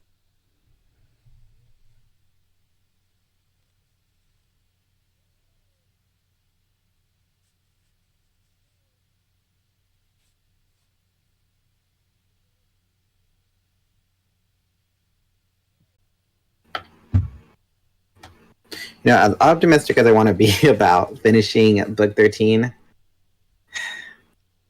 I think if we just do book 3, I would be fine with that, because as optimistic as I want to be about finishing. Okay, there we go. I think if we just did book 3 tonight, I'd be fine with that too, because yeah, it's already 9 your time, and I'm barely on chapter 36, and we got to get to 49. So it's like, Yeah, I was thinking that too. I'm cool with that. We can probably just sit and chat after, have Yeah. book club philosophical discussion.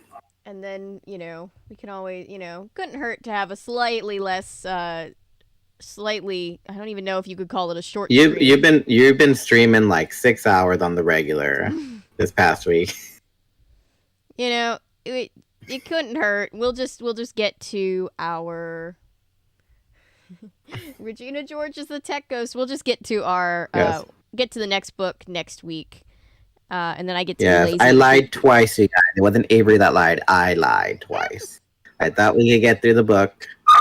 Didn't get through the book. And then I was like, oh, we could probably finish up book 3 and then get to the regular series again. Nope. But the important thing is we're making progress. That Avery didn't lie. Well, that too. No, so you kidding. can take all your pitchforks and torches to me. And I invite them because I ain't afraid of no torches and pitchforks. Are we on chapter 36? Yes. I was talking about it was Halafala, the oldest of the Theron trees in the woods near my home. You might just want to start from the beginning because I don't know. We caught almost none of that. Okay, then. It was like right after you started, I was like, uh-oh. Okay. My lungs burned, my heart pounded desperately, and my mind was shutting down from the lack of oxygen. As I faded out, a deadly weariness took place of terror. The ship's artificial gravity was gone, and I floated, weightless as the floor. Or do you mean the beginning of chapter 36? Chapter 36. Okay. All right. And we're back. So we were on chapter 36. I woke up with the laughter still ringing in my head. I opened my eyes and found to my surprise that I was standing. I opened my stalk eyes and looked around in all directions. Trees, grass, a stream running close by, a gentle breeze. Oh, am I home? I stared at a Theron tree. The trunk, the branches, the vines. Impossible. It was Halafala, the oldest of the Theron trees, in the woods near my home. My father had shown me this tree when I was just a very small child. It was my Garaba, my guide tree. I ground my hooves into the grass, taking a sample taste. Yes, it was the grass I had grown up on, the grass of home. How did I get here? I wondered aloud. I reached out with both hands and placed them on the smooth bark of the halafala, and I heard the voice of the tree, deep and simple and powerful. I did not speak in words, of course. Only a handful of trees have ever used words, and even then, it took them hours to say a single word. But halafala spoke to me, and it usually did, letting me know that it felt my presence, letting me feel its own strange, slow mind. I'm home, I whispered to Halafala. And then after all that had happened, I broke down. I sobbed. I cried. I told my guide tree everything in a rush of disjointed emotion. Of course, not even a Garaba can understand stories, space travel, of aliens, of wars, and terrible decisions. But it could hear my shame. It could hear despair for poor, doomed Arbron. It could hear my cries of pain for all I had seen. It heard my fear.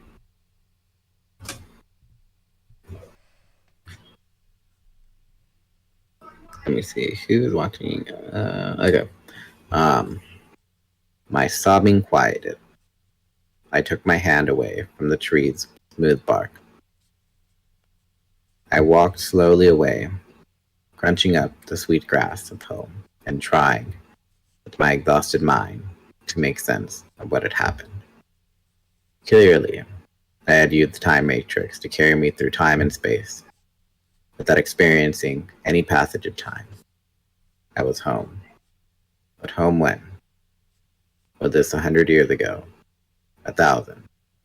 The Garaba had been alive for 7,000 years. It could be anywhere in that time span. I remembered trying to turn the time matrix to my own visions, and I guess I had succeeded. All these trees, all this lush grass, the kafit bird that fluttered by overhead, the little hoobers that jumped on springy tendrils and stared at me from their comical bulging eyes. All this was home, my home. And across the stream and over the next rise, I would see my family home. Just ahead, I broke into a run.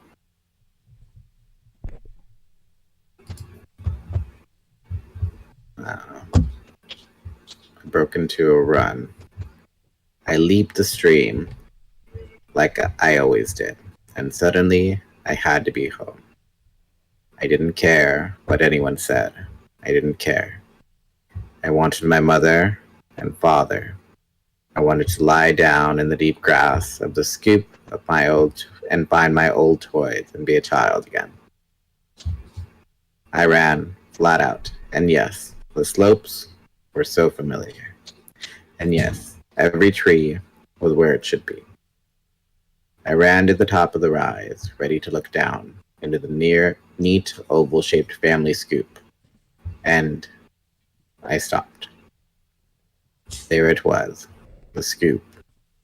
The bowl dug out of the ground by my great-great-grandparents and planted with every delicious variety of grass and flowers. And there was the lodge, the blue plex awning that covered the south quarter of the scoop and kept our things out of the rain. But just behind the scoop, in a place it could not possibly be, was a waterfall. It was an incredible waterfall.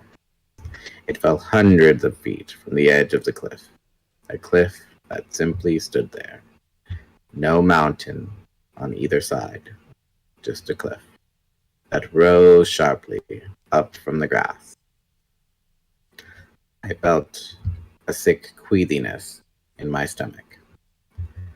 I was seeing something I had seen before. It was a picture from what Lauren had called a cigarette ad. But it was in a place it should not be. In a place could not be. It was violating the very laws of physics.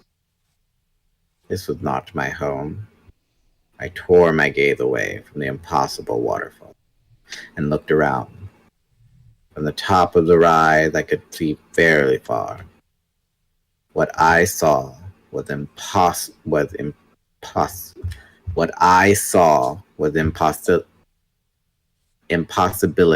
piled on impossibility.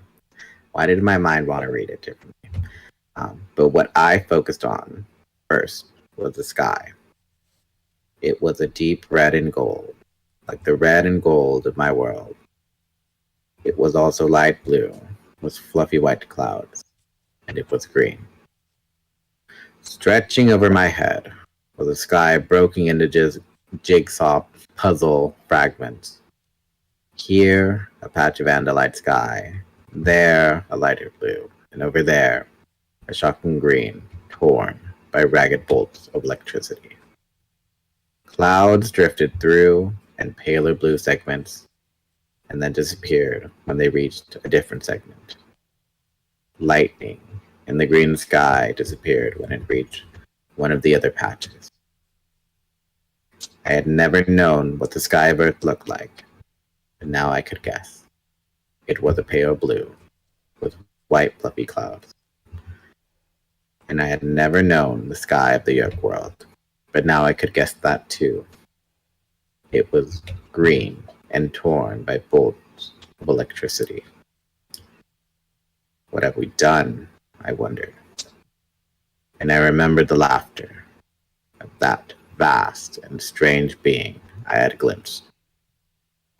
Now that's just stereotypical Elfangor. How do you know that the human sky isn't green? You just assume because Lauren's a good person. Hi, Karasu. Hi, Karasu the Dreamer. And that Visser is the bad guy, that he has to have the green sky with the lightning. Now, how do you know that that's just not Seattle, huh? How do you know that's not just Seattle? Well, I mean, New York is looking real Blade Runner right now, so, I mean, weirder things have happened. Remember the Phineas and Ferb episode where like, how do we get to Seattle? Or how do we know we're in Seattle? And it's just like a downpour of rain. Yep. Phineas and Ferb was so smart. I loved it so much. All right. I still love that birthday episode for their mom. That was cute. Yes. I like the one where they get their parents' favorite band back together for their anniversary. Oh yeah, that one was cute too. Where they get Love Handle back together. First, yes. The lines were drawn, then the lines were torn, then the lines were cut, something like that, and then the little paper was crumpled up and thrown in the trash. Yeah. All right. Chapter 37. I wandered, amazed and appalled, through a world that made no sense. The parts that were familiar just made other parts seem stranger. My scoop was there, right where it should be. But no one was around. Not a single other Andalite. Not my father, not my mother. Why? Where was I? If this wasn't home, where was it? I wandered through woods and across open fields that were familiar. But then, across a field I'd known all my life, I found a sharp line drawn. The grasses of home stopped abruptly. And on the other side, everything turned brown and muddy gray, and a red so dark it was almost black. That's called brown, Elfangor. They don't have brown where he's from. But I know what he's talking about. Red so dark that it's black. You know how blood can oxidize so much that it turns practically purplish? Yeah, I think that's what he means. Yeah, he's talking about the color brown like it's something alien to him. What is this thing you call brun? We don't have such a concept of brun. We only have blue and orange where we come from. We have red and gold and blue and orange and black and green and purple, but not this thing you call brun. Or gray. We don't know what gray is either. Imagine if an alien just landed on your planet and was just like, oh yeah, that's the color Snorful. And you're like, what the fuck is Snorful? What's blurple? It's the mix of blue and red. It's called blurple. Alright. On one side of the line, my own world. On the other side of the line, wild, tall, spiky grass. And trees that rose only a foot tall before spreading out horizontally for 30 or 40 feet. If you could even call something like that a tree. I was startled by something that reached up out of the ground with a soft shoo. It was like a Taxon tongue almost. 10 feet long and dark red. It shot up from a hole in the ground. It seemed to lick the air in a slow, circular pattern, as if it was searching blindly for something. And then, after a few seconds, it slooped back into the ground. 10 feet away, another such tongue. This time, it reached for a beast that walked past, hunched over. The beast had 4 thick legs toward the back, and two turned in legs forward, with no discernible head. This lumbering creature wandered straight toward the flicking tongue, and suddenly fast as a tail. The tongue reached out and wrapped around the beast's hind legs. The beast let out a groan, although where that sound came from, since it seemed not to have a head, was a mystery. The tongue drew the beast toward its hole, but it could not suck the animal down, so it simply held its prisoner as the beast groaned. The sky directly over the dark, unnerving landscape was dirty green and veined with silent lightning. It looked altogether like one of the fantasy monster lands and fables that Andalite parents tell their little children about. You mean Goosebumps, right? Yes. Or would it be what's that bird called in the Andalite world? Kafit. Oh yes. Kafit bumps. There you go. Not Goosebumps. Kafit bumps. By Al Ronstein. All right. I just read that. I felt sick, twisting inside me. I had never been on the Yeerk world, of course. But already, I was beginning to guess what had happened. And I was sure that this blasted, violent, empty landscape was the Yeerk homeworld. Or at least the Yeerk homeworld, as Visser 32 saw it. The Time Matrix. Where is the Time Matrix? I asked myself. It was the key. The Matrix had caused all this. The Matrix had created this awful place without logic or reason. And only through the Matrix could I escape. Lauren, where is she? I looked up at the sky and saw the patches of lighter, paler blue. The blue of Earth's sky. She would be beneath one of those patches of Earth blue. I was confident of that. But which patch? The waterfall. That was the place to start. It was the tallest thing around. I turned my back on that depressing Yeerk vision and ran back toward the empty mockery of my home scoop. It was hard to look at a familiar area and accept the fact that it wasn't really my home. Visser 32 hit me like a shock from one of those Yeerk lightning bolts. If I was here, and perhaps even Lauren was here, then so was he. Somewhere. Maybe within the confines of his Yeerk world. But maybe not. If I could go looking for Lauren, so could he. And if he found her first. I saw the towering cliff from which the waterfall dropped, and raced towards it, desperate now to find Lauren. I ran flat out, and as I ran, I ate. It felt so good. Whatever else might be strange and unreal, the grass was good and familiar. And as I traveled up my leg through my hooves, I felt my strength growing. I reached the pool where the water crashed in a huge white explosion. As I drew closer, I saw that the woods surrounding the pool were splitting into 3 different sections. The familiar Andalite trees filled a third or so, and different but still lovely trees and green grass covered another third. Around still, another third was more of a dark Yeerk landscape. It was all utterly impossible. But still, standing beneath the massive waterfall, feeling the cold spray on my face, it was beautiful too. Elfangor! I turned my stalk eyes and saw her. Relief flooded through me. Lauren, you're here.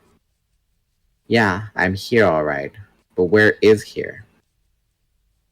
Wait, I'll come with you. I went toward her, threading my way around bushes and trees. And she came running toward me.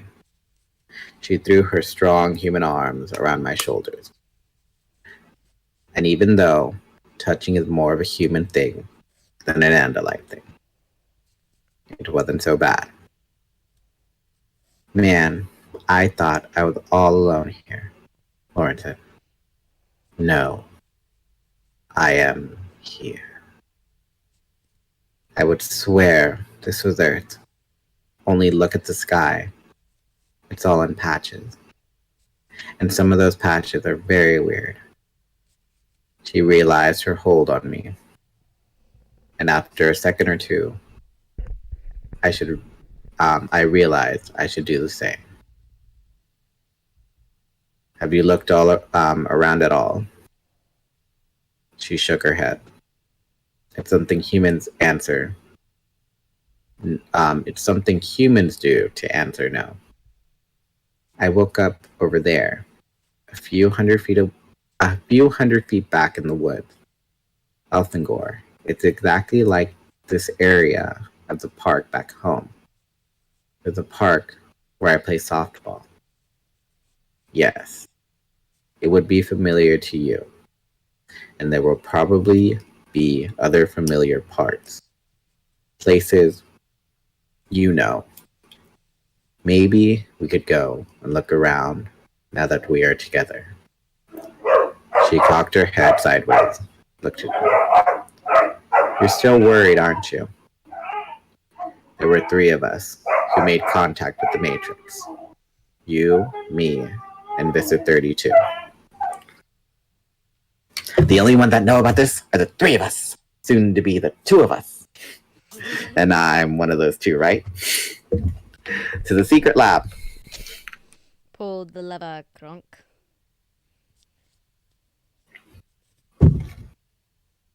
Now, where was I?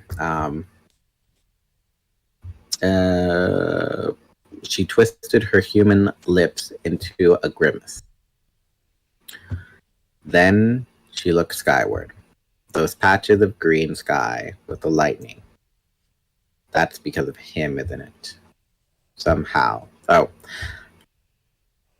Those patches of green sky with the lightning. That's because of him, isn't it?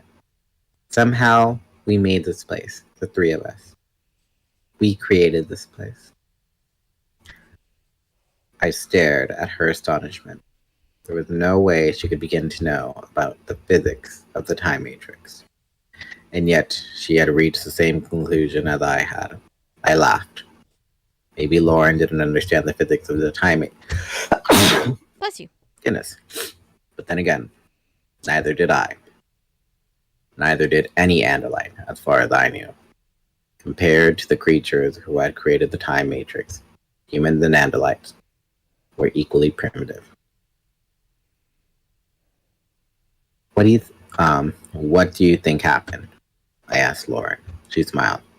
You're asking me? She shrugged. Well, that time machine, the time matrix, or whatever you call it, is not like some car you drive through time. I think to steer it, you have to imagine the place and time where you want to go.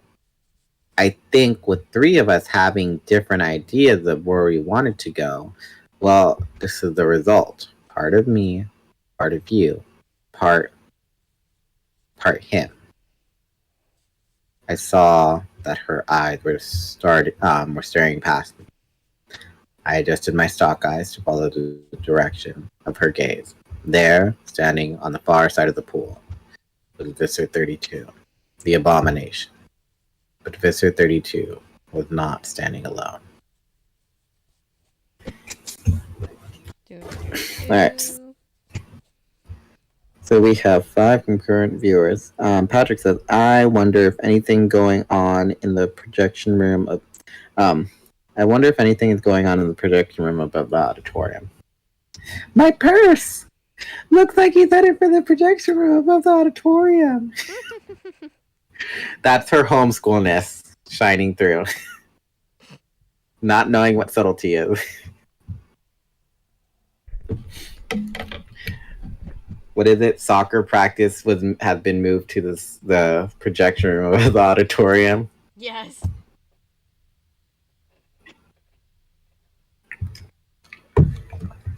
Coach Carr?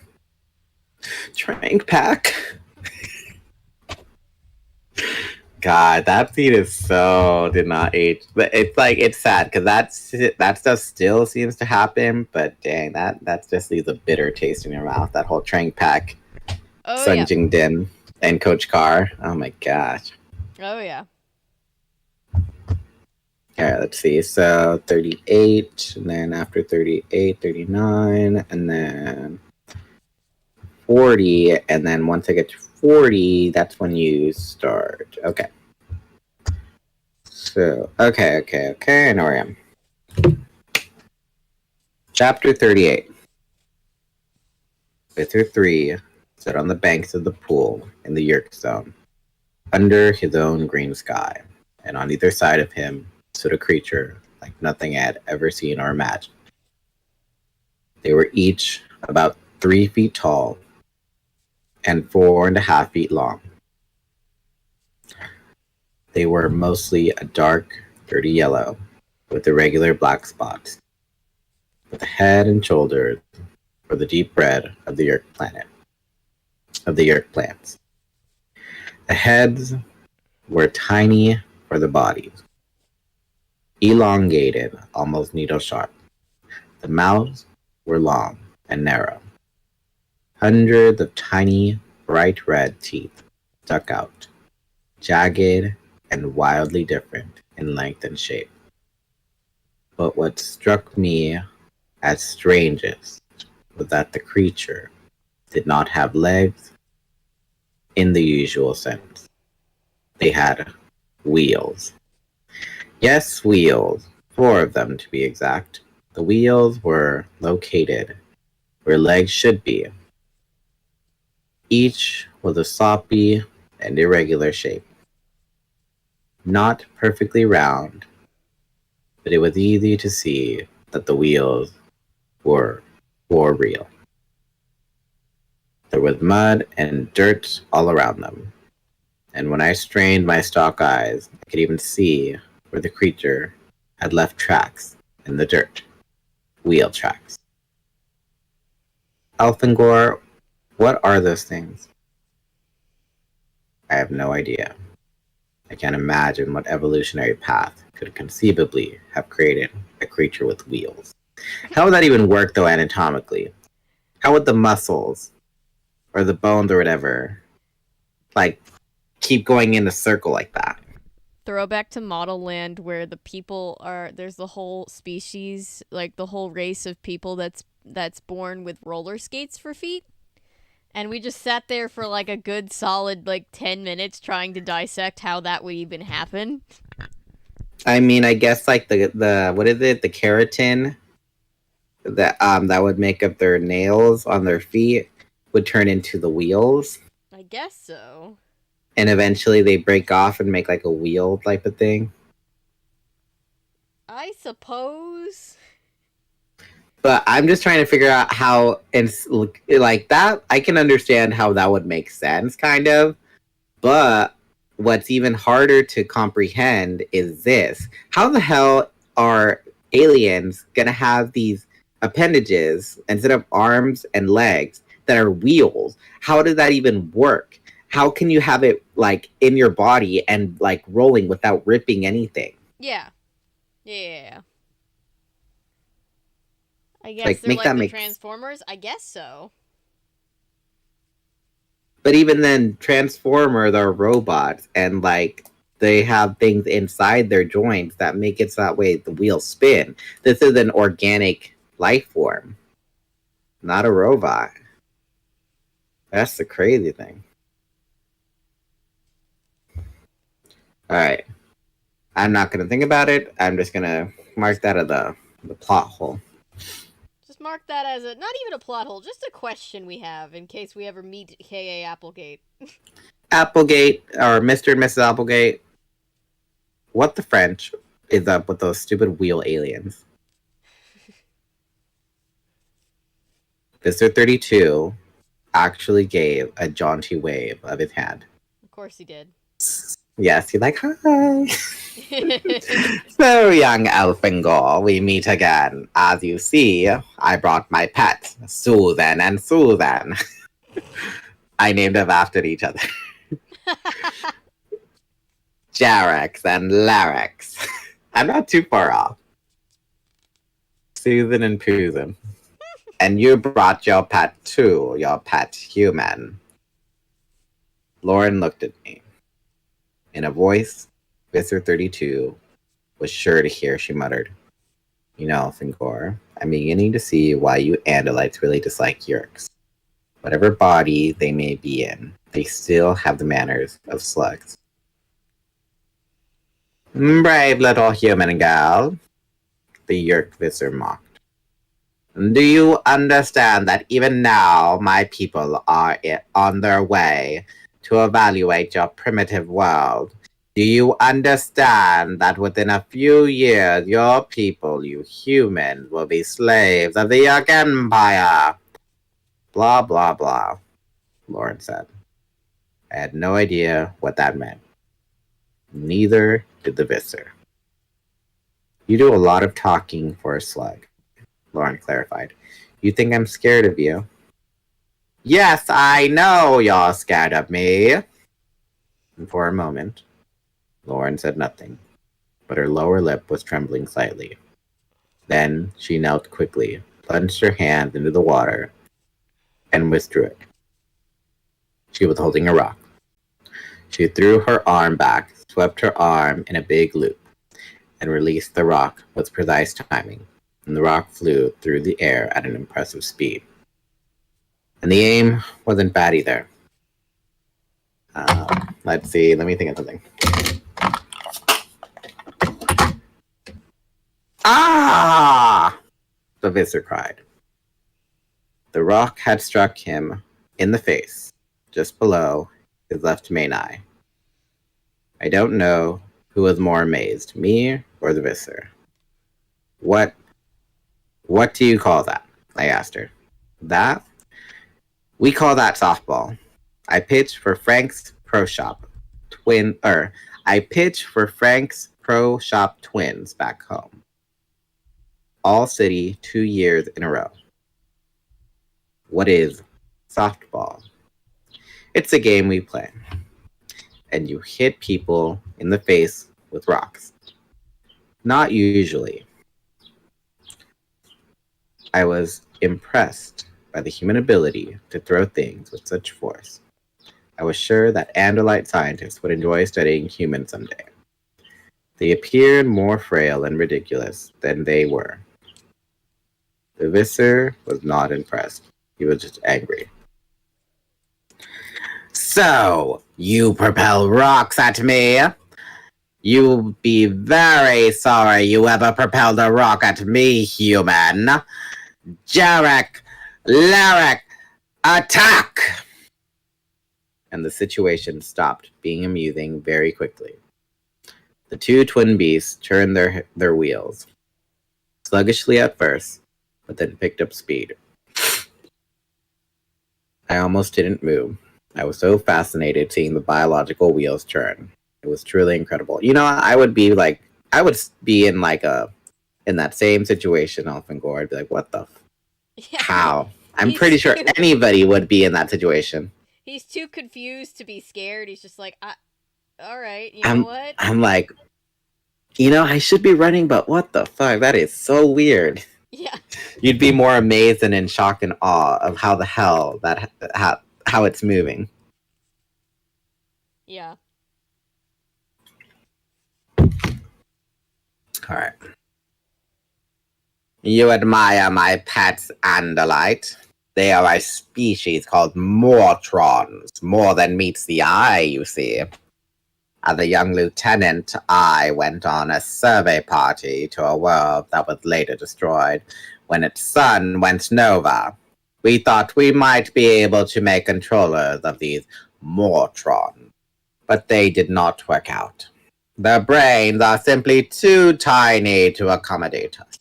Instead, I brought 2 of them home as pets." All the while, the Visser talked, or blah blah blah, as Lauren said. The Mortrons gathered speed and raced around the circumference of the pool. They made a strange faster and faster. They have an amazing capacity. They have amazing capacities, my young friend Elfangor, as you will soon see. What's the matter, Yeerk? Afraid to fight me tail to tail? I taunted. I hoped the answer was yes, because I was not at all sure which of us would win in a tail fight. While I was totally confident I could deal with these Mortrons.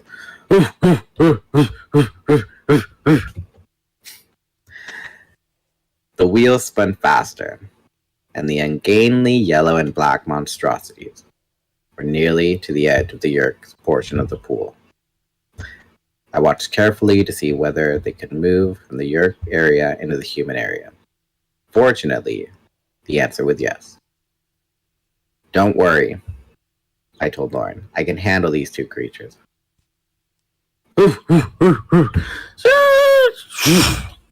Suddenly, the creatures each split into two parts. The bottom portion, the yellow part with the wheels, swerved away. The dark red upper portion simply rose from the body, unfolded leathery wings. What? I'd never even suspected, and flew straight at me. That's some nightmare fuel right there. Yep. Elfangor, Lauren cried. Ha ha. Kill Yeerks. Kill Yeerks. Kill the Andalite. Visser 32 cackled gleefully. Ha ha ha ha. The first Mortron, I don't know if it was Yeerks or Yeerks, opened its mouth and showed its rows of uneven but brutally unpleasant teeth. It powered through the air like a rocket. I dodged left and struck with it with my tail blade.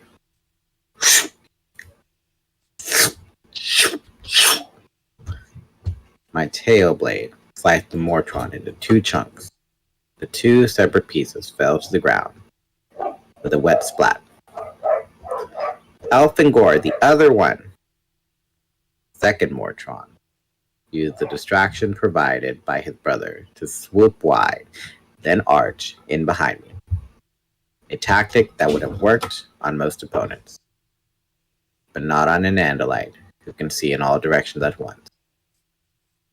His toothy mouth was inches from my neck when I struck.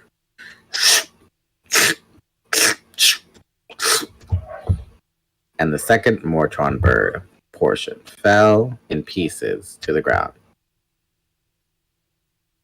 I was feeling pretty good until I looked at the Visser and saw the amusement in his eyes. Elfangor, look! Look! Lauren cried. I turned my stalk eyes toward the ground. With amazing speed, the two bloody halves of each Mortron were growing. One piece of each was growing to become a complete bird portion again. And the other piece was going even further, growing into a complete two-piece, yellow and black, four-wheeled Mortron. I had sliced both Mortrons in half, and now they were becoming four Mortrons. Are you doing the math in your head, Elfangor? The Visser cheered. They regenerate! Cut an attacking Mortron into pieces, and each piece grows again to become a complete Mortron. It's the killing frenzy. It gives them an enzyme boost that makes them regenerate. Try to kill these four, and you'll have 8. Kill those 8, and you'll have 16, 32, 64! I stared in horror as the Mortron pieces grew and grew. In seconds, they would be ready to attack again. And anything I did to destroy them would merely make more of them. Lauren, I don't know what to do. If only I had a shredder. Can you outrun them? Yes, I can. But you can't. So that plan's out. They are faster than you are. And I won't leave you.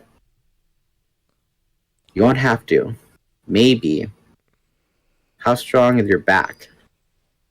Never mind. It must be strong enough. Elfangor, don't be offended, okay? Offended by what? Hold still. I'm gonna try something. She came to me and placed one hand on my back, on the back of my neck.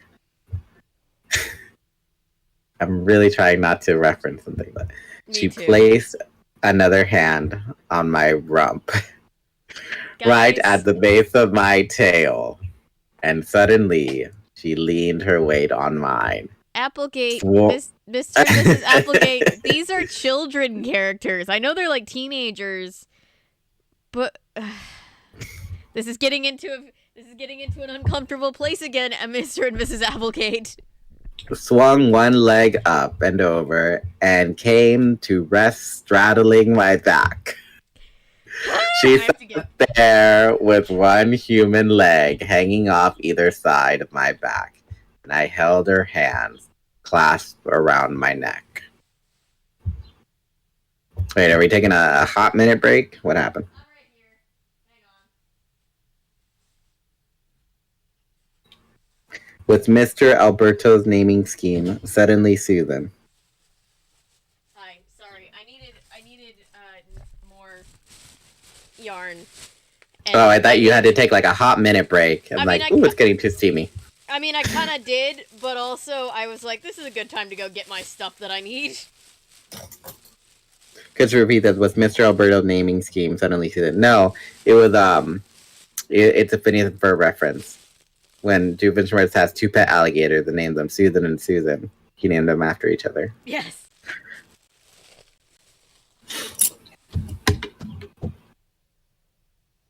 I want to hear a cat meowing the Star-Spangled Banner. It's kind of random, but okay. I turned my stalk eyes around and found myself staring directly into her small blue human eyes. Now let's run, she said, with you on my back.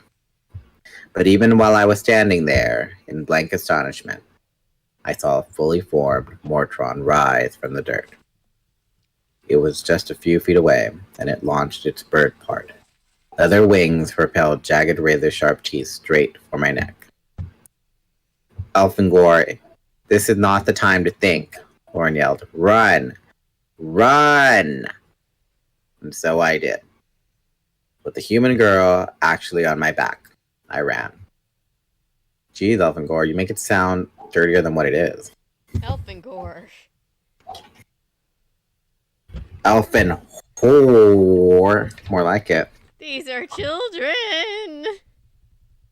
Alright. Applegate. Why would you do this? You're like as bad as Anna Martin. Except in the other way. Oh, you mean just like Anna Martin is just the sadness? Anna Martin purposely goes out of her way to make things really inappropriately sad. And I'm like, read the room! I still haven't forgiven her. And then the Applegate seemed to do the opposite, where it's like they just like to make things steamy because they think that's funny. See, like... And it's like, read the room! This is a young adult novel! Well, see, it's kind of like, you know, R.L. Stine has the same thing going on, but he only, like, it only seems to be with adult characters. I'm sitting here being like, either these are people that just do not understand how anything works, or I have questions. I'm gonna assume it's the first, and that these writers are just like a little, like, socially inept. Like, they'll just be like a little out of pocket with something, then it's like, Jesus, read the room. Bros. Well, And then Martin would be like, yeah, I ran into this girl and she told me that like she got evicted from her house and then like her mom got kidnapped and so she's living with her grandparents, but then like her grandma died. So like now she's like living in the foster system. It's like, girl, yeah, I didn't need all that unnecessary trauma dump. What are you telling me for? yeah. Well, it's like, oh god, it's like Model Land. Model Land, by the way, Tyra absolutely knew what she was doing. That book is so overtly sexual, and they're 15-year-old characters, and I'm just like, Tyra. Yeah, so I'm just like, I ain't trying to be funny by being like, oh. But it's like, y'all really try and pitch watermelon, that is, and it's hard not to swing at those watermelons sometimes. I mean, y'all knew what you were doing. I mean, we're here for criticism, or commentary / criticism, and sometimes the only way to do that... Elfangor is such a simp for Lauren, that's all I'm gonna say. Yes. Yeah. Yeah. He's like, I would die for Lauren. It's like, girl, you barely knew her for like 2 human hours.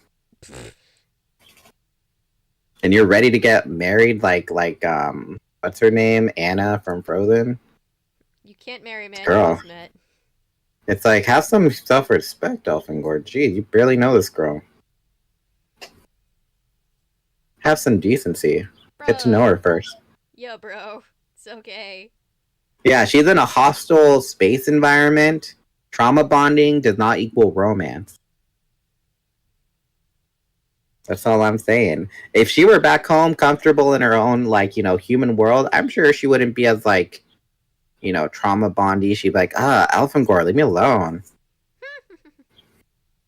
Jeez, yeah. I'm trying to hang out with my friends. Stop coming around me.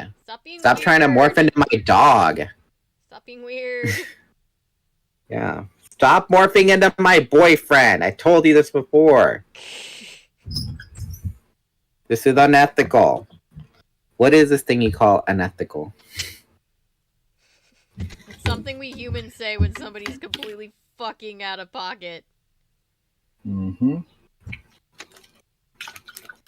Anyway. But anyways, now that we got that out of our... This whole series really just have a tone problem, like...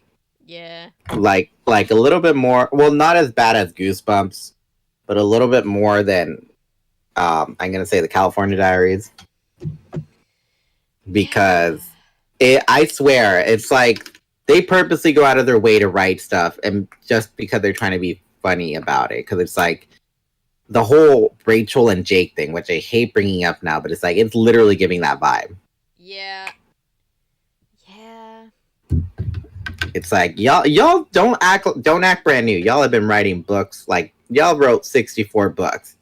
And it's like, it's still going on, and we're at the Chronicles already. That's like 12 books. It's more than that, actually, yeah. 15 books. 16 books, whatever. And you're still doing this nonsense of, like, being suggestive. It's like, come on, don't do that. We don't need descriptions like, oh, she put her weight on my hindquarters and put a leg on each side of my hind or whatever the heck. We don't need those descriptions. That's so inappropriate. Yeah. We don't need that. No. These are children's books. Well, not children's books, but these are young adult books, and they don't need that either. I mean, if they were adult characters, it would just kind of be funny. But they're not. So, Christopher B says, need to watch P and H again. Didn't grow up with it, only saw it once. Didn't quite finish. What's P and H? Phineas and Ferb. Phineas and Herb.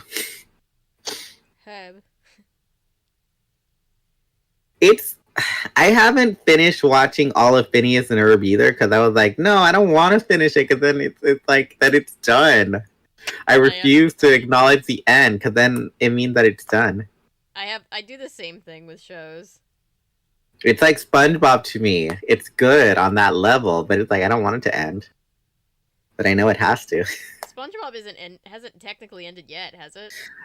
No, but it's like, One day it will, and it's like people will refuse to believe that it's over. Like Arthur. Arthur's been on forever, and people are still like, "Oh, it's still on." Like they know that it's still on TV, but it's like they refuse to believe that the series is over. Yeah. Like Cyber Chase too. Cyber Chase was like freaking 30 seasons or whatever the heck. Yeah. And they still never rescued Motherboard, it seems. They never did. They just were like, oh, fuck, it's like, F Motherboard. Who the hell is she? Don't know her. She does not go here. Does not compute. They're like, we just like fucking with Hacker. F Motherboard does not compute my ass, girl. Amy, just wait until you get to Everworld. Yikes. Uh-oh. I don't want to know. Don't know what Everworld is, and I'll probably not read it. I'm only reading Animorphs because I read this last year to the day camp kids. Thank goodness I didn't get that far into it. I only got through like imagine? I would have to change things on the spot. I would be like, who's talking back there? Well, I think of something in my brain. Where was I again? Oh, that's right. And then I skip a whole paragraph. Yeah. So, alright. Chapter 39. We ran, or I ran, and Lauren rode lightly on my back. And we quickly outran the Viscer's beast. Those biological wheels were swift, but not as swift as an Andalite's hooves. As for the Viscer, he chose not to give chase. Or at least, not just then. But I knew I had not seen the end of him. We left the Andalite portion of the new universe and ran through an increasingly strained environment. The sky overhead was blue, but darkening just a bit. The woods gave way to a cluttered landscape, filled up with manufactured things. The grass under my hooves became a hard gray-black substance. White stripes lined the middle. What is this thing we are on? I asked. It's a street, Lauren said. What does it do? Well, remember that Mustang we were driving around the Taxon world? Streets are what Mustangs travel on. As soon as she said it, I could see how sensible it was. Of course. This way, the human cars, which are how Lauren informed me humans commonly refer to those machines, would not damage tasty grass. Tasty grass. On both sides. What? Tasty grass is just funny. On both sides of the street, there were cars sitting. Beyond the cars, further back from the street, were rectangular box structures. They were quite large and decorated with small squares of rectangles of transparent material. Tops were angled and covered in reddish orange or dark gray scales. Are these human creations? Yep, these are houses. That's what we live in. You live in them. How? Well, I mean, you go in through the front door, see? The tall rectangles in front of each house? You go in through those. Inside. Yes, inside. Ah, wait, you mean these structures are hollow. Of course they're hollow. Pretty soon we'll be to my house. Then I'll show you. You'll meet my mom, and you can see my room. Oh, poor Lauren. She really thinks that people are going to be here.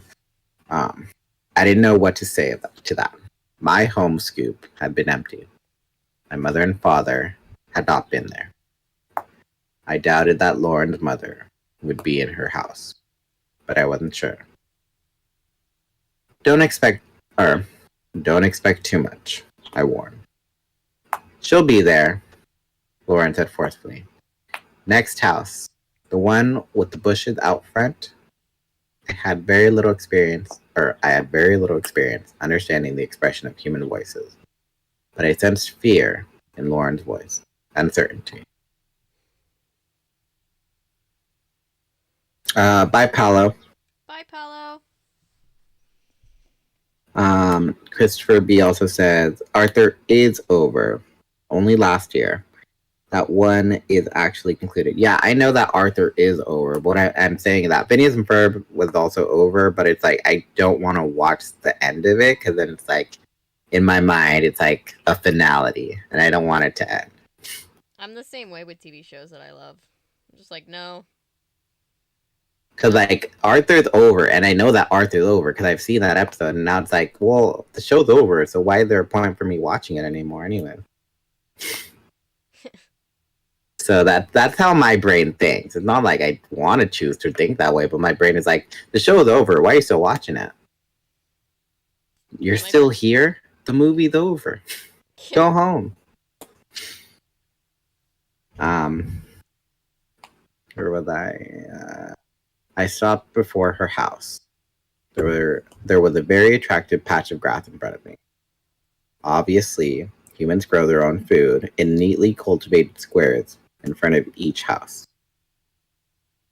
You must have very hardy grasses to be able to feed whole families and still look so perfect and so green. What? Lauren asked. She frowned and I let the matter drop. I was sure now that she was worried. She slid from my back. I'll wait while you go inside your hollow house, I said. No, come with me, Elfangor. Hold my hand. I held her hand, and she walked up the series of 4 steps. I wondered about the steps. Were they a way to slow down an approaching enemy, so that no one could charge directly inside the hollow house? With her free hand, Lauren twisted a metallic ball. The door opened, and Lauren pushed it open all the way. She was correct. The house was hollow inside. In fact, now I could see that the outer walls were no more than a few inches thick. But inside the hollowness were other walls, with other doors. It was like a maze.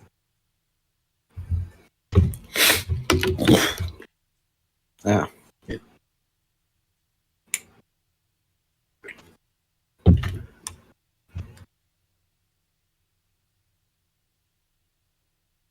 Well, I'm sorry that you got your strep throat feeling worse, Patrick. I'm sorry. All you can do really is drink water for a strep throat to keep it hydrated. Yep, fluids are good. When you're sick, fluids are just good because it helps your body filter everything out, too. Mm-hmm.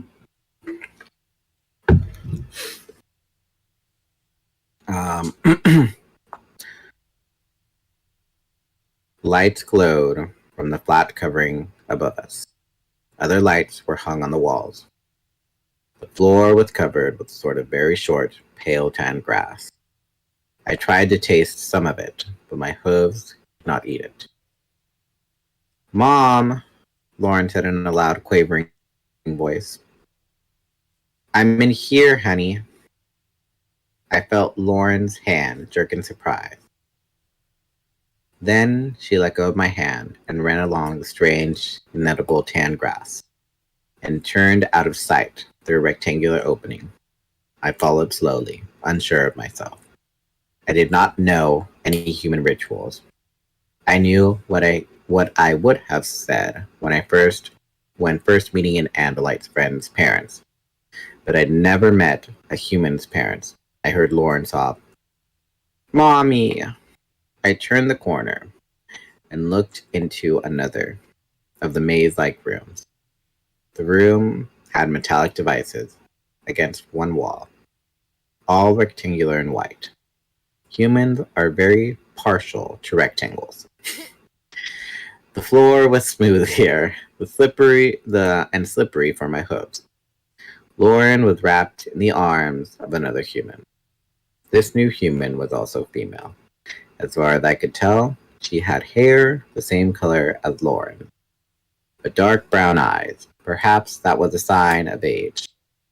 Perhaps humans have blue eyes till a certain age, or until they reproduce and have children. I mean, technically, that's technically true because everybody's born with blue eyes, or like a lot of people are born with blue eyes, and then the melanin comes in after. That's what happened with me. In all my baby pictures, I have bright blue eyes. I was gonna say, yeah, we have blue eyes, and then when we lose our souls, that's when our eyes turn brown. When we lose all hope for making our dreams come true, that's when our blue eyes turn brown. When our give a damn runs out, which is about 6 months old, that's when our eyes. When we stop giving an F. Yep. Lauren was wrapped, or I said that already, and Lauren, honey, shouldn't you introduce your friend? Lauren frowned, and she looked at me and back at her mother. Mom, this is Elfangor. Don't be afraid, okay? He's my friend. The human woman smiled. Now, why would I be afraid? Jesus Christ! I don't think she said that. I like meeting your friends. You know that. But, Mom, Elfangor is not exactly one of my school friends. I like meeting your friends, dear. Lauren's face was growing pale. She darted worried eyes at me and back at her mother. Mom, can't you tell that Elfangor is not a normal friend from school? Can't you tell that he's different? Oh, honey, the woman laughed. He's just an Andalite like any other. The fuck? What are you, speciest, dear? I did not raise you to be a racist or a speciest. Lauren jumped back like she had been slapped. I swept the room with my stalk eyes, ready for trouble. I cocked my tail and waited, tense and confined in the narrow room with the slippery floor. What do you mean he's an Andalite? You don't know about Andalite. You can't know about Andalites. Don't gatekeep, Lauren. Don't be one of those gatekeeping fans. Your mom could see Star Trek and know about Andalites. Lauren's mother made a face. You know, just because I'm your mother doesn't mean I'm an antique. I do keep up with things, Miss Modern. Your generation thinks they invented everything.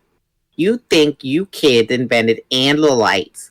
We had Andalites when I was your age, too. Wait, does it say that? Yes. Okay, I just genuinely thought you were cold reading again. How do you know about Andalites? Lauren yelled. There was water leaking from her eye. Oh God, you're not real. You're not real. Now, Lauren, if you're going to treat me disrespectfully, I am going to send you to your room. You're not my mother. Yes, I am! You're not real.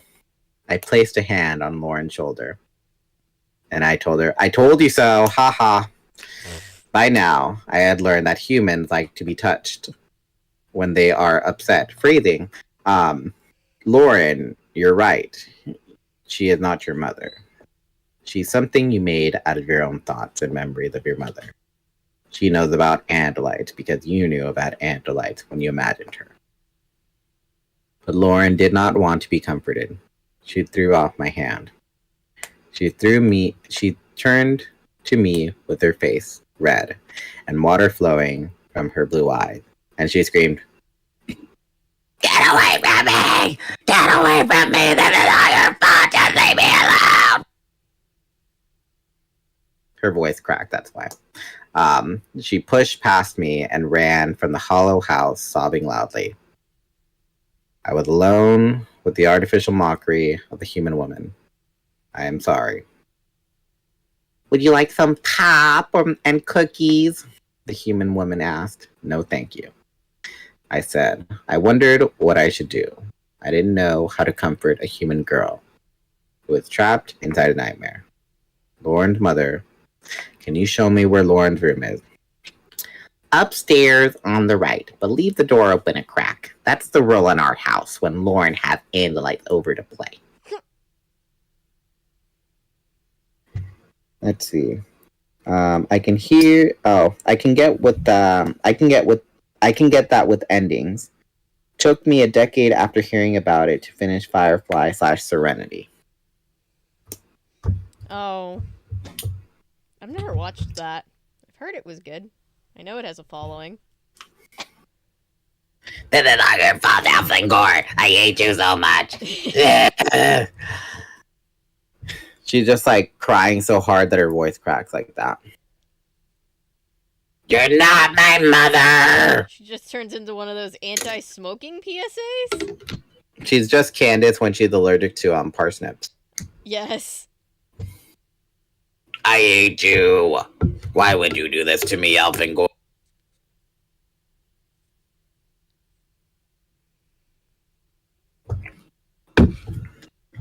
Alright, last chapter before we switch off. Woo!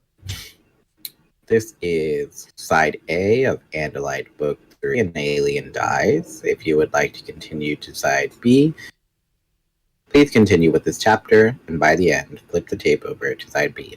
Narrated by Avery Vandenhout. Woo! Chapter 40. I felt that Lauren needed a little time alone. It was dangerous letting her walk around by herself, but I couldn't force her to talk to me when she was angry and afraid. I had to climb many stairs to reach Lauren's room. I still didn't understand the point of stairs. I guess humans just love anything with straight edges and a rectangular shape. The stairs were definitely rectangular. They allowed the humans to place a second level in their house. This made the house a large rectangle. And I suppose this is important in some way. Inside Lauren's room was a long rectangle covered with artificial skin. I suspect she used it for sleeping. I had seen that when she slept. She lay flat and stretched out straight. There were two other flat rectangles, one mostly covered with bound papers. The bound papers were called books or magazines. Lauren had explained them to me. A sort of extremely primitive computer file. The middle of the book, of course. Lauren had not finished the book, so she could not recreate it out of her memory. There was a small picture of Lauren with two other people. All were making human smiles. One was her mother, and the other, I believe, was male, perhaps her father. I took this picture and held it in my hand. I looked around the room, trying to understand this alien girl. But alien things are hard to make sense of. By the time I got out of the hollow house, back to the street, Lauren was gone from sight. I was worried about finding her. But after wandering the alien landscape for a while, I heard a far-off sound. A thwack. I ran at top speed to the sound and found Lauren in a field of short grass and dirt. She stood with her back on a high wire cage. In her right hand, she held a sort of long-shaped stick, wider at the far end. With her left, she tossed a round white spear up in the air. And then quickly, clasping the stick with both hands, she swung the stick till it struck the falling white spear. The result was fascinating. The spear went flying through the air. Lauren watched the spear until it fell to the grass, perhaps a few 100 feet. Then she reached down into a bucket by her feet, lifted out a second identical spear, and repeated the entire process. Lauren! She ignored my approach. Toss, swing, whack. The spear flew over the grass and landed at the edge of a narrow band of trees. Toss, swing, whack. Lauren. See, this is softball, she said, without looking at me. See that high spot there? That's the pitcher's mound. The pitcher throws the ball across this plate. The batter swings and tries to knock the stitches off her. Off the pitcher. Toss, swing, thwack. That was my last ball. I'd better go retrieve them. Our coach goes ape if we lose equipment. She started off across the field, still carrying her shaped stick. You are upset, I said. What was your first clue? This all seems bizarre to you. Me as well. Bizarre. My neighborhood with no people in it. My mom sounding like a dimwit robot, but knowing things she can't possibly know. The sky in patches. That humor. It's sarcasm, she said. We reached one of the white balls. She picked it up and used the stick to knock it back toward the tall wire cage. I held the small picture out for her to see. I got this from your room. I thought you might like something personal. I don't know if we will be able to go back to your house. That is not my house, she said. But she took the picture and stared at it. Her face seemed to grow softer. Her mouth corners became nearly level. Her forehead skin grew less wrinkled. Elfangor, what is happening here? What you said earlier, more or less. I think that in order to direct the time matrix, you need to form a mental image of where and when you want to go. We couldn't do that because all three of us were fighting for control. We each, you, me, Visser 32, had ideas of where to go. You wanted your home. I wanted mine. I guess he wanted his. Nobody's vision was complete. We were all freezing and suffocating for lack of air. The time matrix did the best it could. I thought it was supposed to be a time machine. I sighed. Some people believe that there is no just one universe, but many. Maybe somehow, instead of traveling through the time and space of our own universe, we forced the time matrix to create a whole new universe. When the three of us wrestled for control, the time matrix could not make sense of what we were asking you to do. So it created this plan. Lauren resumed, walking toward the far edge of the field. She stooped to pick up another ball and knocked it back in the direction we'd come from. So my mother, she's just made up out of my memories? And even then, not all your memories. She is not complete. She is bits and pieces of your memories of her. I think the more complicated thing, like sentient creatures, are probably the most likely to be incomplete. Lauren made a snorting sound. Great universe, isn't it? That was sarcasm too. Yeah, that was sarcasm too. She had reached the tree. Lauren plunged in. Look how complete all the trees are. Why are the grass and the trees and the air all like they should be? Because a person, whether it's an Andalite or a human, is 1,000 times more complicated than a tree. I noticed that Lauren was not looking at me. Instead, she was directly alerted. She was staring alertly into the woods. Do you see something? No, I have a feeling is all. I have to go look. I followed her through the woods. We traveled no more than 50 feet when we reached what Lauren had sensed. The trees stopped abruptly. The sky above had stopped too. The ground and the grass all stopped. Just stopped. And beyond it was blank whiteness. The pure blank white of zero space. Nothingness. I felt awed and frightened all at once. We were standing at the edge of our tiny universe. Lauren reached towards the whiteness. stretching her hand out beyond the edge of soil and vegetation, air and sky. Her arm reached that edge and curved back on itself. It simply bent in a perfect arc, so that her hand was reaching back toward her face. No! She screamed. No, no, no! Lauren, it's only what? What could I say to comfort her when I felt my own mind spinning out of control? She turned to me, eyes wide and reddish. I want to go home, Elfangor. I want to go home. This place is wrong. It's wrong.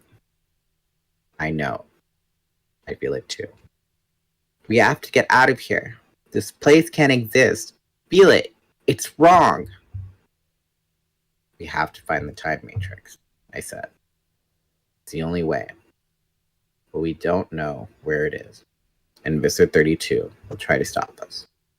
She was still holding the shaped stick, the softball stick. She looked at me with cold fury in her blue human eyes. And I saw something there that almost scared me. She clutched the stick tight. Let him try and stop us. Let him try. You go, Lauren. You got it, girl. Okay. So, what I missed? Primitive books. Your bro's going to come to quite the inverse conclusion, Elfangor. Oh, he's talking about Axe. Where Axe like, oh wow, books. Yeah. Bless Axe. Alright, this is the end of side A, narrated by Daniel Alberto. If you would like to continue to side B, stop this cassette and flip it over to side B to hear the rest of side, or flip it over to side B, narrated by Avery Vandenhout. Alright. Hello, everybody in chat. People have jumped into chat since during that last chapter. Hi! Welcome to my half of Andalite Chronicles 3. It's kind of amazing that we read the first 2 in one sitting last week. Yeah. This one just seems long. Maybe because I'm reading at a slower pace. I mean, no, math-wise, I think it is a little bit longer than the last one, which I guess being the last one, it kind of makes sense, but, yeah. Hi, guys. Welcome. Let's see. Book 1 has 16 chapters. Book 2 has 16 chapters, and Book 3 has 16 chapters. Huh. Isn't that strange? It does feel longer. Maybe it's just been a long week and we're all tired and we're just like, As the animals morph. As the world turns. Did you get to see last night's stream? Like, much of it? I fell asleep. Because, like, Scott, every time Scott came on screen, I was just like, Daniel, it's your boy. It's my boy, Skinny Peen. Hey, it's your boy, Skinny Peen. That's how old we are. We are old. Because that's from Vine. We are old. That's all I gotta say. If you know, you know. If you don't know, then you need to Google what Vine was, because Vine doesn't exist no more. It is the grandfather of TikTok. What's the father of TikTok? Instagram? I was gonna say, like, Triller. Fair enough, yeah. Alright. Or, like, Snapchat, because I don't really hear people really use Snapchat no more. Snapchat went away for a little while, and then apparently Snapchat slowly died like Pandora.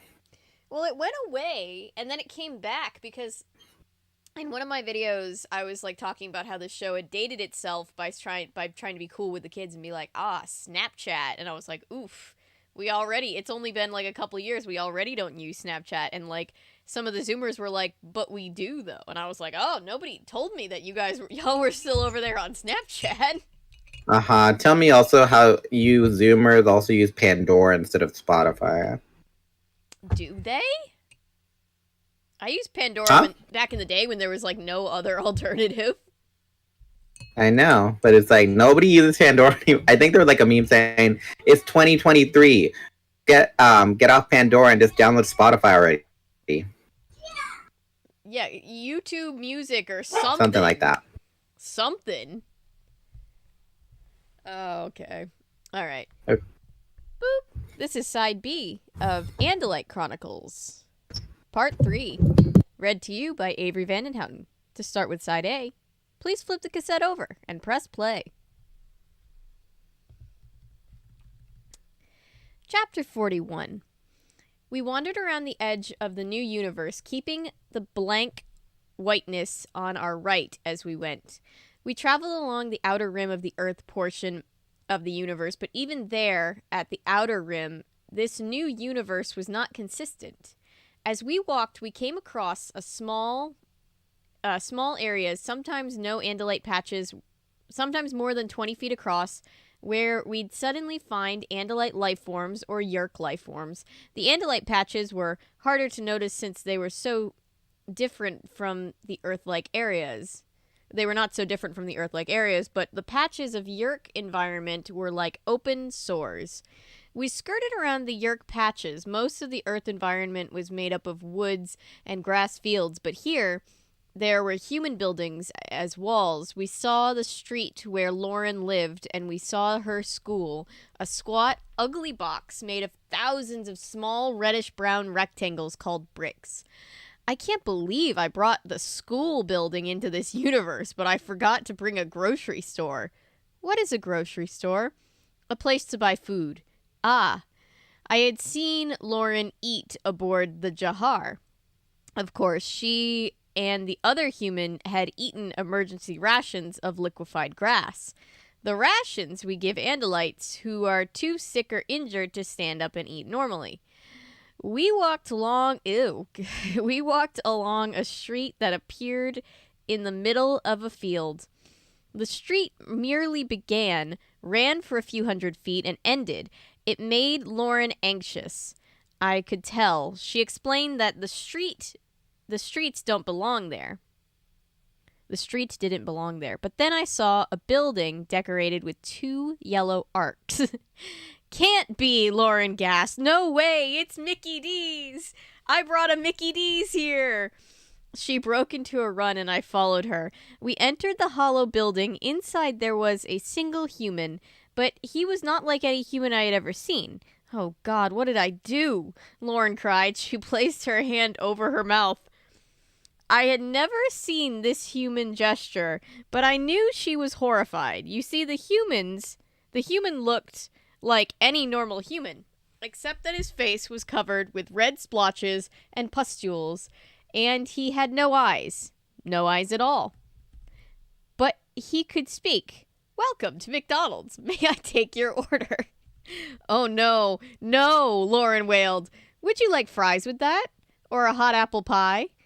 Is this a human you know? I asked. No, I mean, yes, he's the guy who works at McDonald's, and he always waits on us when we go for burgers after a game. My friend Jennifer says he likes me, but all I ever notice is how bad his acne is. The poor guy. The poor guy. The food he has may still be real, I suggested. It would help you to eat some human food. She seemed ready to run from the place, but in the end, hunger won out over horror. Lauren steeled herself and walked back to the eyeless human. Welcome to McDonald's. May I take your order? Yes, I'd like a Big Mac, fries, and a Coke. That'll be $4.19, Lauren hesitated. I miss when $4.19 could have got you all that. Mm-hmm. But did the ice cream machine work? I was just gonna say, probably not. That'll be $4.19, Lauren hesitated. But then she reached into a flap of her artificial skin and pulled out some crumply pieces of paper and some round metallic objects. She handed all this to the eyeless human. Somehow the human managed to take the paper and metal, although how he did it without eyes was a mystery. This universe we had created had strange rules. The eyeless human placed several objects into a bag. They smelled strange and foul to me, but Lauren looked at the bag and smiled. Well, I did one thing right when I created this universe. I put extra pickles on the Big Macs. Come on, let's go back outside. I don't want to eat with him. Enjoy your meal and come again, the sad monstrosity said. We went back outside and Lauren found a place to sit on the grass and began to devour her food. Watching creatures with mouths eat can be disturbing, especially when you discover some of the things they eat. Between huge, gulping, slobbering bites with her flashing white teeth and grinding jaws, Lauren told me what a Big Mac was. I'd rather not have known. But the human food revived Lauren. She had her old energy back and even her sense of humor. At least I didn't try and recreate the cheerleading squad in this universe, she said. They rejected me, and I'd hate to think what kind of mess I'd have made of some of them. I didn't understand what she was talking about, but I understood that she was feeling better. I gazed up at the weird, patchy sky all around the disjointed landscape. Then suddenly it hit me. It's a multi-dimensional pattern, I said. Huh? Lauren asked, attempting to form words, even though her mouth was filled with 2-inch-long, pale yellow sticks called French fries. The sky, the way little bits of Andalite and Yeerk environments are mixed in with Earth environments, and probably the other way around too. I didn't see it at first, but there is a pattern.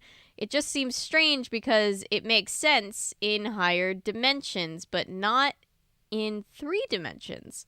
But I am sure now. It's a hyperspiral. Lauren swallowed. A what? A spiral, but in extra dimensions. And if I'm right, yes, the time matrix will be at the center of the spiral. Which is where? Now Lauren was sucking liquid into her mouth through a tube that inserted into a cylinder filled with brown water. I mean, he's not 100% wrong, but still. I'm not sure, but I think I can find it. And if I can find it, so can that Yeerk. Lauren jumped up. That's why he hasn't tried to track us down. He's after the time matrix. Let's go. Let's go. You seem to have recovered. Lauren pointed at the cylinder of liquid. Sugar rush, Elfangor. Let's go before it wears off. The McDonald's. I'm surprised she didn't She didn't what? She didn't order a Sprite because the McDonald's Sprite has something. Maybe the word wasn't out yet at that time about the Sprite. Probably.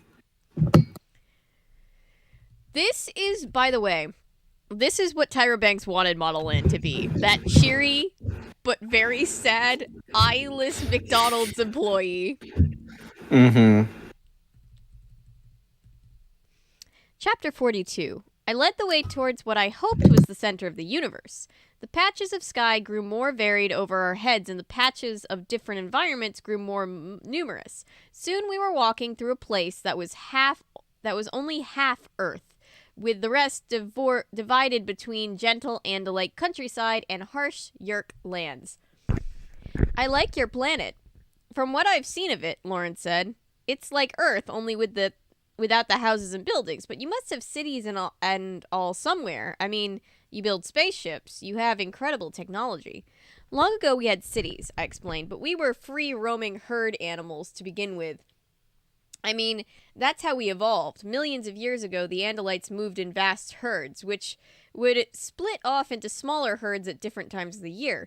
Then gradually we got used to forming smaller herds, families, really. Each family made its scoop, and we each held our own grazing lands. All this Andalite environment you see is part of my family's grazing land. We came to a patch of Yeerk territory and skirted around the blackened vegetation and sluggish pools. On the other side was a wide band of Andalite land which we walked through. Once we evolved to form families, We began to study science and nature, and again, over millions of years, we learned to build things. Weapons and vehicles that let us fly over the land, and communicators for extending the reach of thought speak. Scoops became larger. Families joined with other families, building grew. Soon we had thousands of Andalites all crammed together without enough grazing space, but we were learning space travel at the same time. Still, we weren't happy. We knew something was wrong. We broke down our cities, divided the land, and went back to life in simple family scoops. We kept building spaceships, but we did it in little bits and pieces, here and there, spread out through tens of thousands of scoops. My own family does some of that. We design heat transfer components for fighters. Another family builds the pieces from our designs. Another family transports the pieces to the spaceport. I guess the 3 spaceports are about as close as we come to what you would call a city now. We're very different, aren't we? Lauren said. She sounded sad. Yes, in some ways, but not so very different in others. When all this is done, you'll go back to your planet and I'll go back to mine, and you'll erase all my memories of this. I was startled by the idea. Lauren, we no longer have the Jahar, or any ship. I can't erase your memories without that technology. But if you could, you would? I hadn't thought about it, but suddenly I realized the truth. It shocked me. No, I wouldn't. Why not? Because I don't think after all that's happened I could stand to be the only person alive who knew the truth. And I don't think I could stand having you forget me, Lauren. Lauren nodded. Had I said I cared about her? No, not in those words, and yet I did. I did care about this alien, who no longer seemed so alien. We would be able to move faster if you climbed on my back, as you did before, I suggested. I guess we would.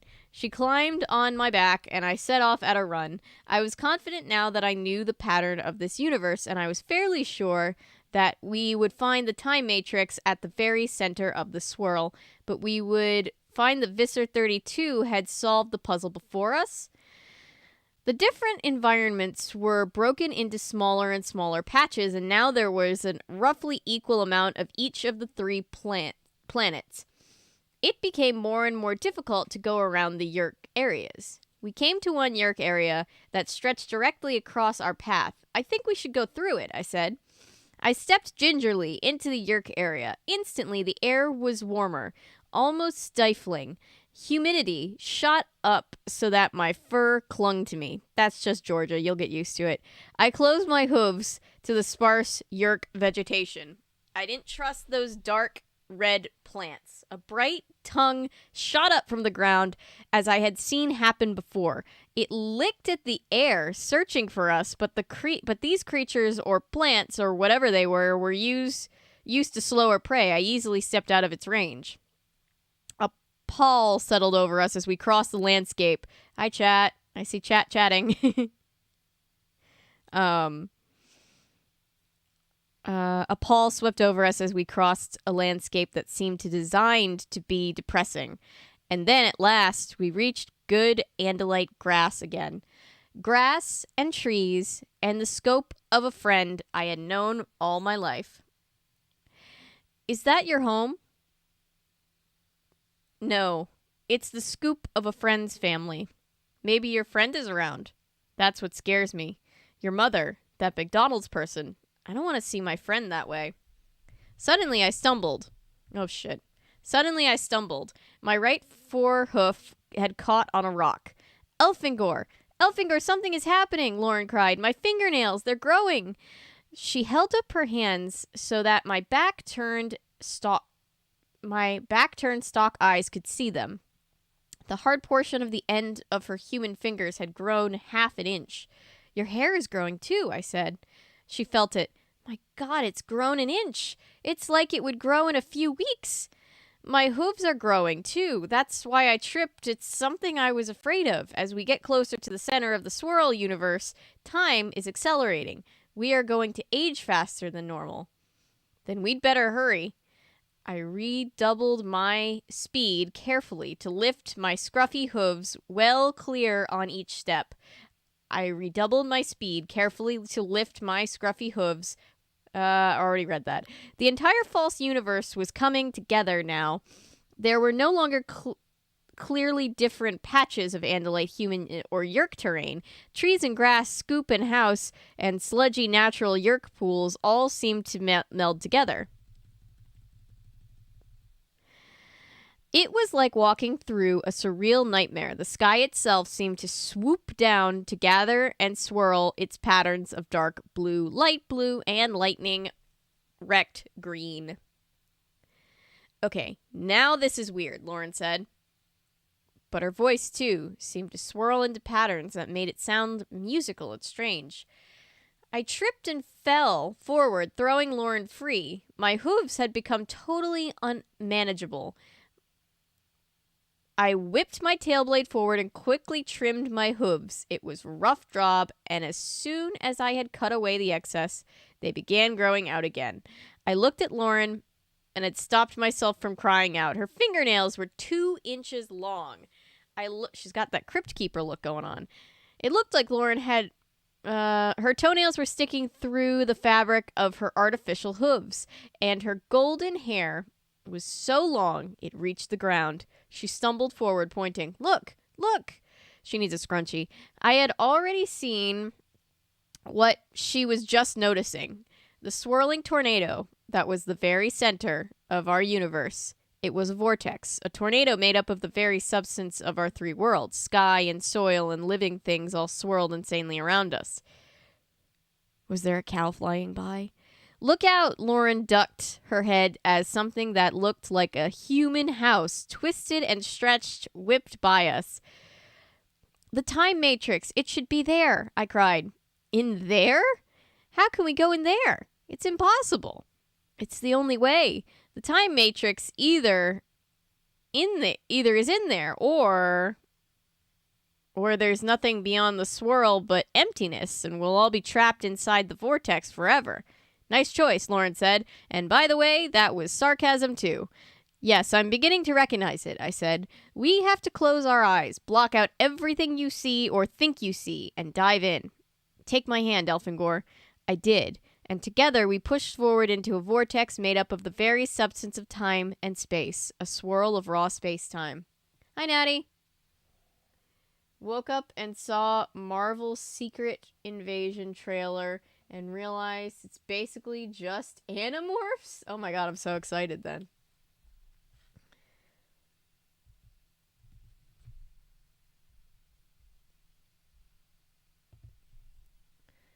I'm sorry you have to go to work tomorrow, Patrick.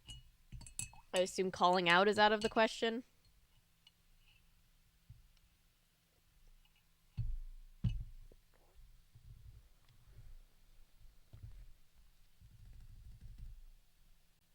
I'm sorry, what? I'm just going to go right into chapter 43.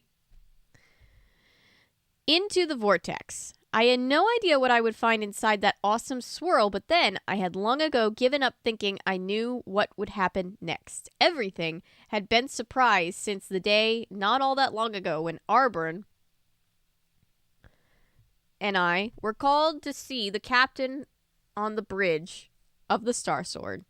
Lauren and I pushed forward. There was a feeling of resistance, as if a strong wind was holding us back, but at the same time, I felt this resistance could be overcome.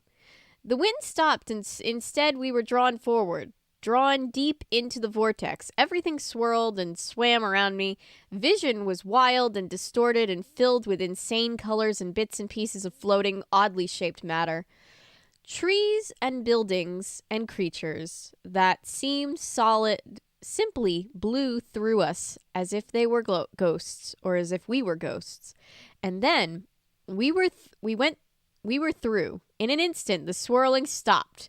We were standing on a flat, featureless area no more than 100 feet across. There was no vegetation. There was no detail. The sky was blanked out by the swirl that raged above and around us. The eye of the hurricane, Lauren whispered. I didn't understand what she said, but I understood what we both felt. We had penetrated a storm that twisted time and space. And there, standing alone in pristine, was the time matrix, a simple off-white sphere that had the power to create this eerie universe from our own imperfect thoughts. We did it, I marveled. The time matrix, it is here. Yeah, now what do we do about it? Look at my hair. Look at my fingernails. The distortion is really strong here. Close like this. Yes, but we'll be fine once we contact the matrix and get out of here.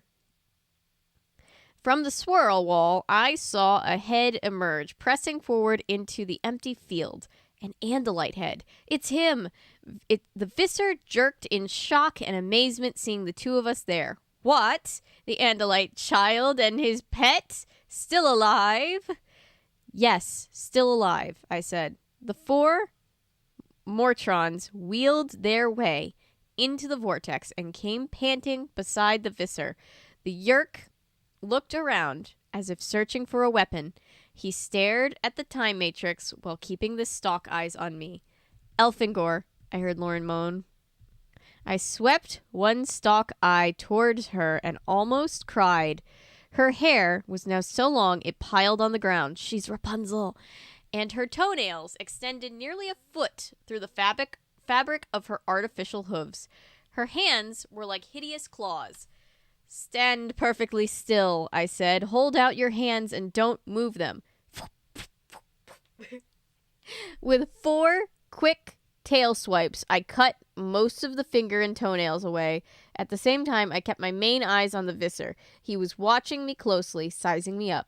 I suppose we'll have to agree to work together again, he said. The same thing would happen, I said. Another compromised universe, no better than this one.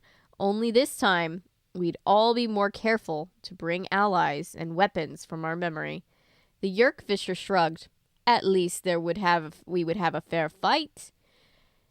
He doesn't want to fight you one-on-one, Lauren said. No, he'd rather have a host of allies and weapons, I agreed. But Lauren shook her head, which caused a ripple through the massive pile of golden hair. No, it's more than that. He's afraid to fight you one-on-one. I saw it in his face. The idea seemed ludicrous. Lauren liked me and assumed I was the better fighter, but it was no way to judge. Visser 32 had the body and mind of Alaron. All of Alaron's speed and experience. He is afraid, Elfangor, Lauren insisted. Afraid of what? The Visser laughed. Of this Andalite child? My Mortrons and I will annihilate him. Really? So why not do it? Why talk about working together? Lauren turned to me. Alaron has seen your tail fight, Elfangor. That knowledge is the Visser's now, right? That's why he's scared. The Yeerk stared hatred at Lauren. I'll be sure to kill you slowly, human. He shot a glance at the 4 Mortrons. Kill, he yelled suddenly. The Mortrons powered their wheels and came for us. The Visser was right behind them. It had come down to this, to a tail fight to the death between me and Visser 32. I tried to recall everything old Safor, my fighting trainer, had taught me, but I couldn't remember a thing. The Mortrons launched their bird portions, leather wings spread wide and vicious mouths wider still. I had to take them out of the fight without cutting them.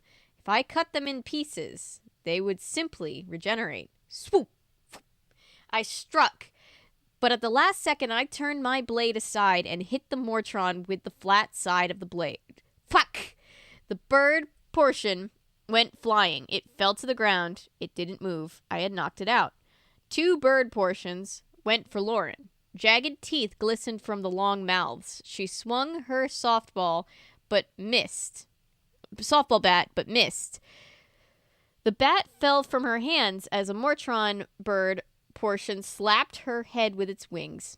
One of the Mortrons was still after me, and he swooped the viscer, and as he swooped, the viscer attacked. Mortron and Andalite tail struck at me. Ah! The Mortron ripped a gash in the side of my head, barely missing my stalk eyes. My own blood spurted, and then the viscer's tail was blocked. I knocked his blow aside. He struck again. I dodged beneath the blow and fired my own tail, but my aim was thrown off by the Mortron, who twisted back and came at me again. No, no, no, you don't, I heard Lauren cry. She was under attack from the other two Mortrons. I saw bright red human blood, but if I tried to help her, the viscer would kill me before I could so much as twitch. It was impossible. The viscer struck, and this time the blow hit home. I saw a line drawn through his skin of my chest. The line opened to become a gash. He struck. I parried the blow, but barely. Ah, not so fast after all, are you, Andalite? The viscer crowed. But in seconds, the fight would be over.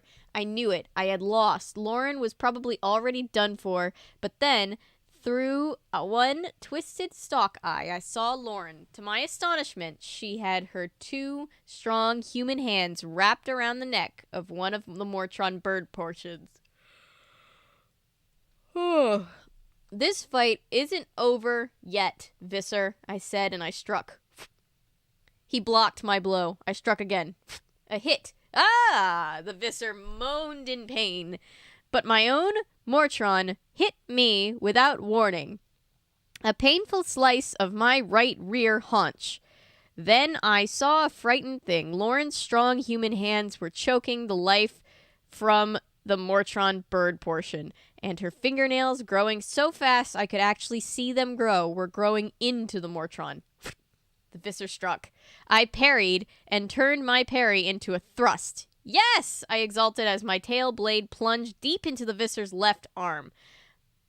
But the remaining Mortron was coming back around, aiming straight for my face this time.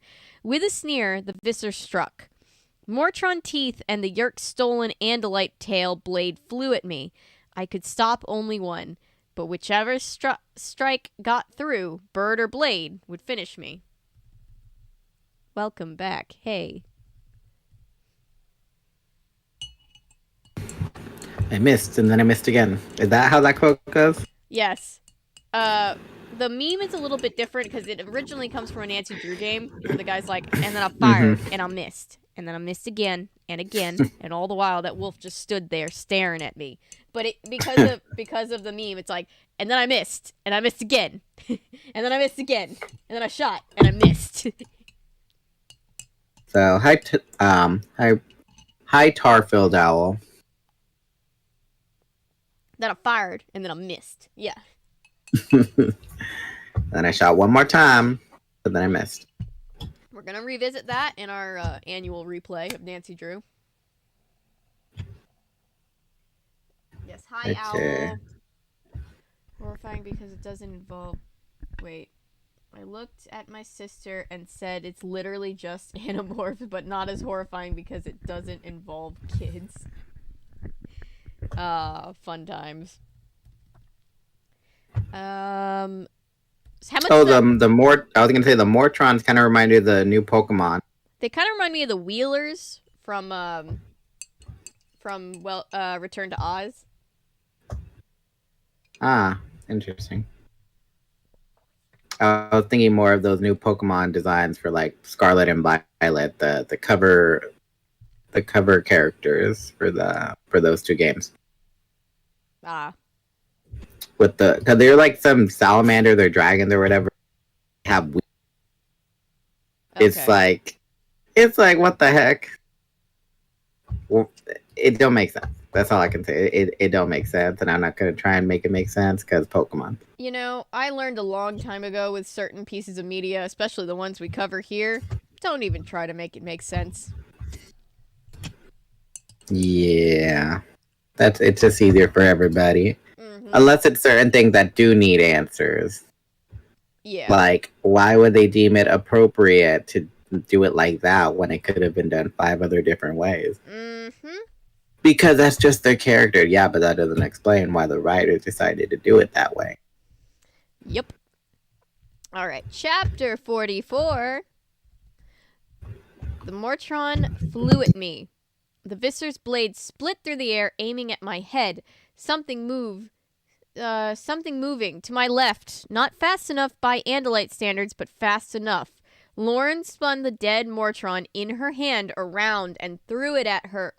Threw it with all her might. The Mortron slipped off the end of Lauren's claw fingernails. It flew through the air and hit the other Mortron head on.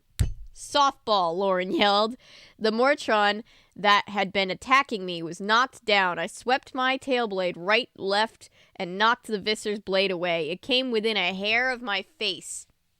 Lauren calmly picked up her softball bat from the spot where it had fallen, and she annihilated the last Mortron, the one that had been tangled in her hair. I think it was the very moment when I decided I could definitely get to like humans. At first, they seemed almost ridiculously weak, tottering around on their 2 legs, having to make sounds to communicate, lacking anything in the way of tail or other defenses. But humans had some definite possibilities. Nice throw, I said. It's called a pitch, Lauren said. She smiled. Thanks. Your Mortrons are done for, Viscer, I said to him. It's just you and me now, tail to tail. The Yeerk slug, called Viscer 32, glared hatred at me through his stolen Andalite eyes. That's the second time in 2 chapters he's glared hatred at somebody. You think you've won, And then he missed, Andalite? and then he missed again. You think you've won, Andalite? You think you can kill me now? Guess again. You haven't thought it through, but then again, I have the advantage of adding Aileron's Andalite knowledge to my own. What do you think will happen when whoever is left behind in the universe once it is broken apart? I had to struggle to think. An artificial universe composed of the thoughts and memories of 3 different individuals. What? Over your head, isn't it? A collapsed timeline returns us each to our own proper space-time location. So you go back to the Jahar, back to being sucked into a black hole. I can live with that. Yeerk, I don't care how you die. Here from my tail.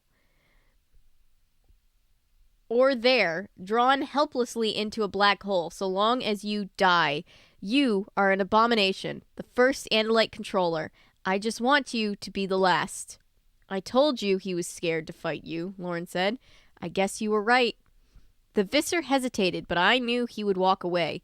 I could feel his resolve failing, but his malice, his evil, remained strong as ever. The day will come, Elfangor, when I will destroy you. I will make it personal. I will make it very personal. Then he turned and plunged back into the vortex wall. That's the end of him. No, I don't think so, I said. I won't say I had a vision. I don't believe much in supernatural things. But I felt deep down that the Viscer and I would find our timelines entwined again someday.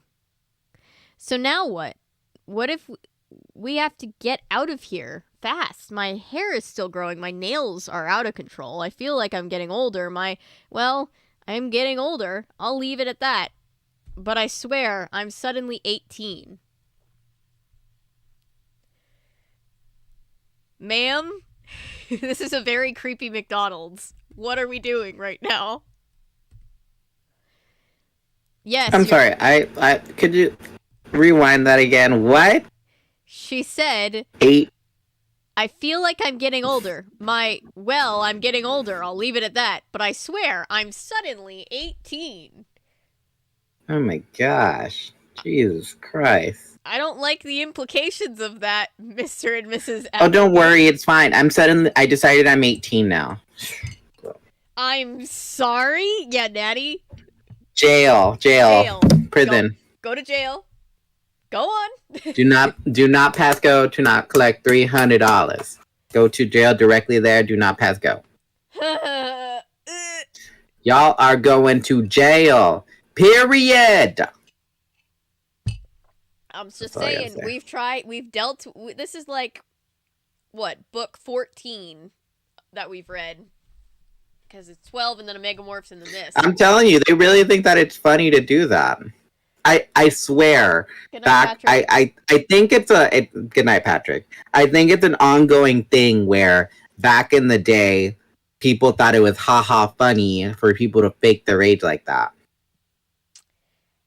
It just like it's just the most generous reading of it is just strange. The worst reading of it, I don't like the worst reading of it, but it's also just like,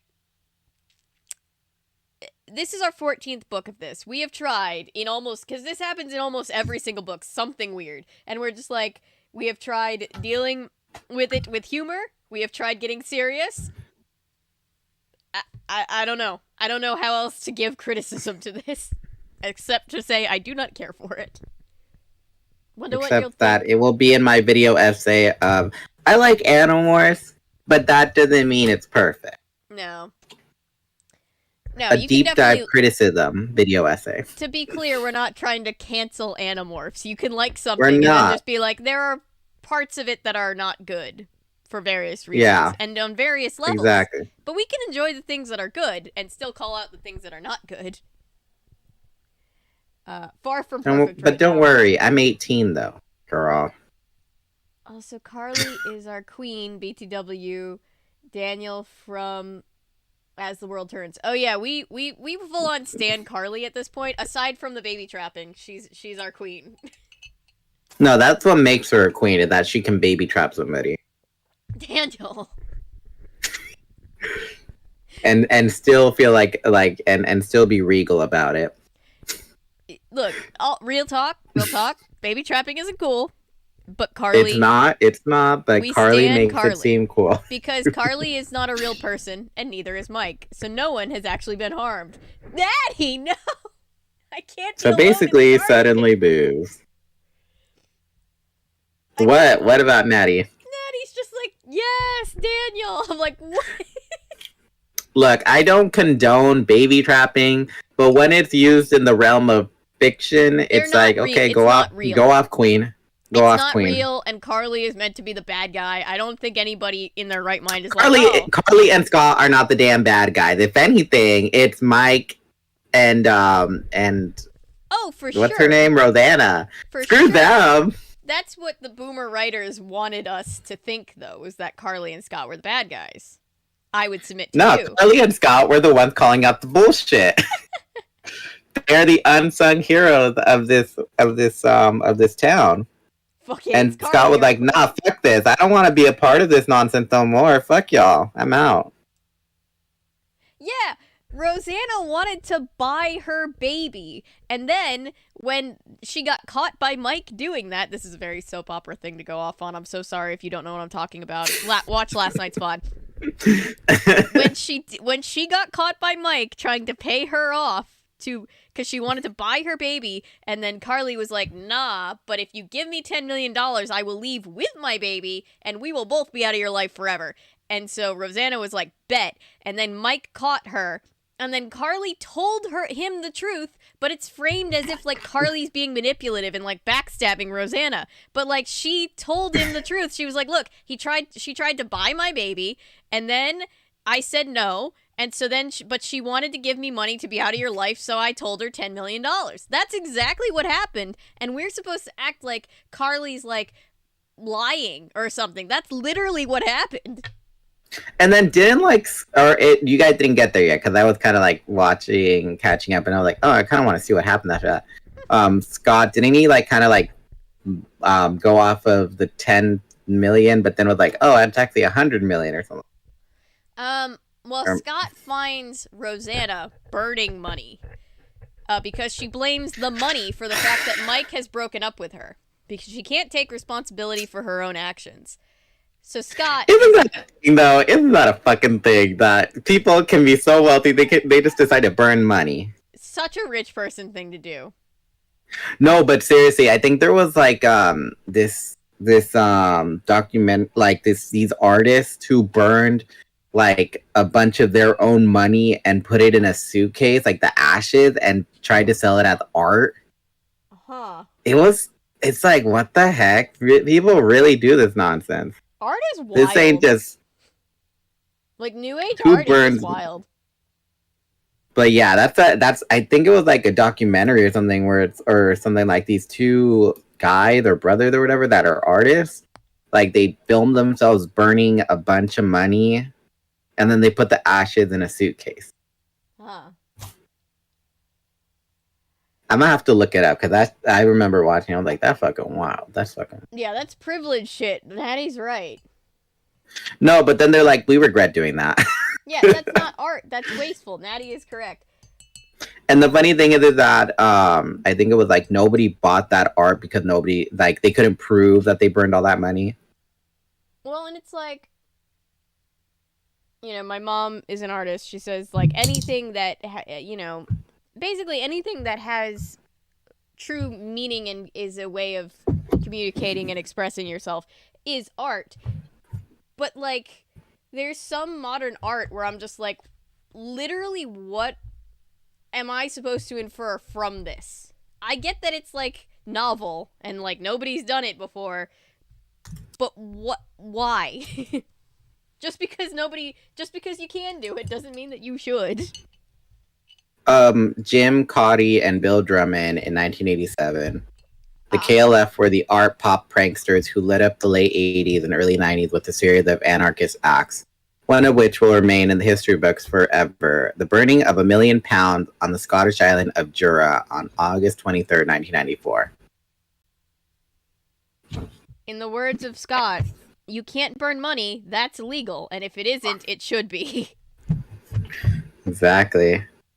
The K Foundation burned £1 million. Wow. That's what it is.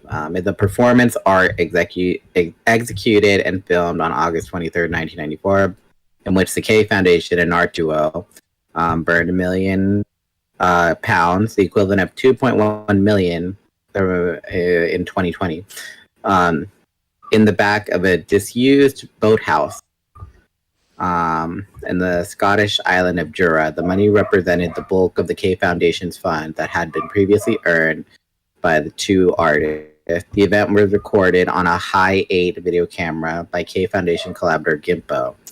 On the 1-year anniversary of the burning, the film was released as "Watch the K Foundation Burn £1 million," and was toured around the UK. It was the first clickbait. What? It was clickbait. It was clickbait. Well, like the YouTube videos that's like, we spent $1 million on Jello. Not clickbait. That's just what I'm picturing. Oh yeah. With Drummond and Cauty engaging audience in debates about the burning and its meaning, in November of '95, the duo pledged to dissolve the K Foundation and to refrain from public discussions of the burning for a period of 23 years. Drummond subsequently made a decision to discreetly speak about the burning in 2000 and 2004. Initially, he was unrepentant, but in 2004, he admitted that he regretted burning the money.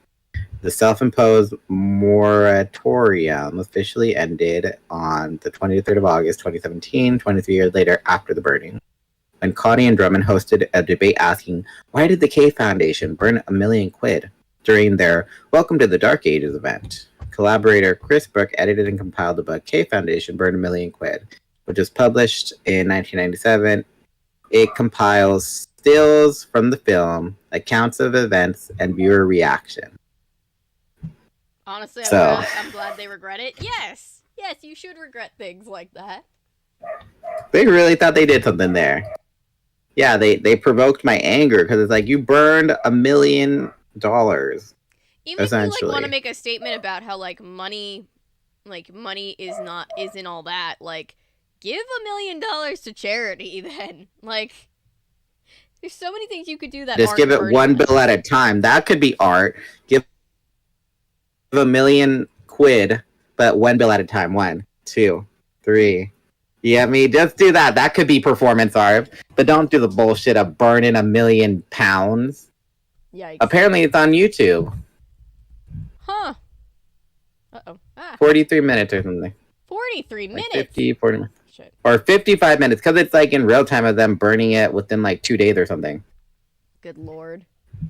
Alright, back to the And now back to our regular scheduled program. I saw a digital art of the two Jurassic Park X Transformers. Super Dinosaur now. That was chaos. The valuable thing destroyed at end of Glass Onion. Do you approve of the act of destruction? I'm not sure what that's referring to. Okay, back to I'm suddenly 18. Yes, your face is changing, and I too feel myself changing. We must leave. But this time, there could only be one person directing the time matrix. We have to go somewhere real, somewhere that is part of the true universe. The Andalite world? No, I said heavily. What would I do if I went back to my own people? I mutinied against Alaron, my prince. I left Arbron behind to live as a Taxon, and I know too many secrets. I suddenly had the time matrix. I know that my own people did use a quantum virus in the Hork-Bajir War. What might they do if they suddenly had the time matrix? I guess sometimes even good people do bad things. I mean, that's what it's all about, isn't it? If we use the time matrix to win the war, we will no longer be Andalites. Not what I think of as Andalites, anyway. We have to win this war by being ourselves, by living up to our own standards, not by becoming as brutal and ruthless as the Yeerks are. You mean, what's the point of winning if by winning you lose what you were fighting for? In the words of Dr. Facilier, you got what you wanted, but you lost what you had. Fighting for... yes, that's exactly what I mean. I can't give my people the time matrix, and I can't let the Yeerks have it either. And I cannot be destroyed, and it cannot be destroyed, only hidden. Lauren looks strangely at me. You're going to hide it on Earth. Earth, yes. And this time, no nosy, greedy Skrit-Na will stumble across it. What do you want me to do? Imagine your Earth, your home, just as it is today. Picture every last detail, your mother, your friends, your hollow human house. Picture the time just after the Skrit-Na took you, an hour afterward. Picture it, like, Sicily, 1923. That was like, what, a week ago? Did all this happen in just a week? Yes, just a week. And we need to go back in time. Back before your mother would have noticed you missing. But not before the Skrit-Na took you, or we would undo this entire timeline. Maybe we should erase this timeline. Save Arbron. Save Alaron. And the two of us never meet? I wouldn't want that. Me neither. But more importantly, we wouldn't know the exact effects of rewriting all that history. It may mean that Skrit-Na escaped clean with the time matrix and delivered it to the Yeerks. No, we have to keep our timeline intact. And as long as the you've been this last week doesn't encounter some second you, we'll be fine. There's one more problem. This me has aged. I'm older. I must be almost 18 now, judging from the way I've grown. People would notice. Moving on. I'm just moving on. People would notice. Yes, but imagine that they don't. Imagine that they don't. Imagine that you are 18 and that everyone who's ever known you expects you to be 18. Is this really going to work? I don't know, Lauren. Nothing else I've tried has worked so far. He really has failed up. She smiled with her human mouth. Then I'll take care of driving the time matrix. Let's go. She placed her hands against the time matrix and closed her eyes.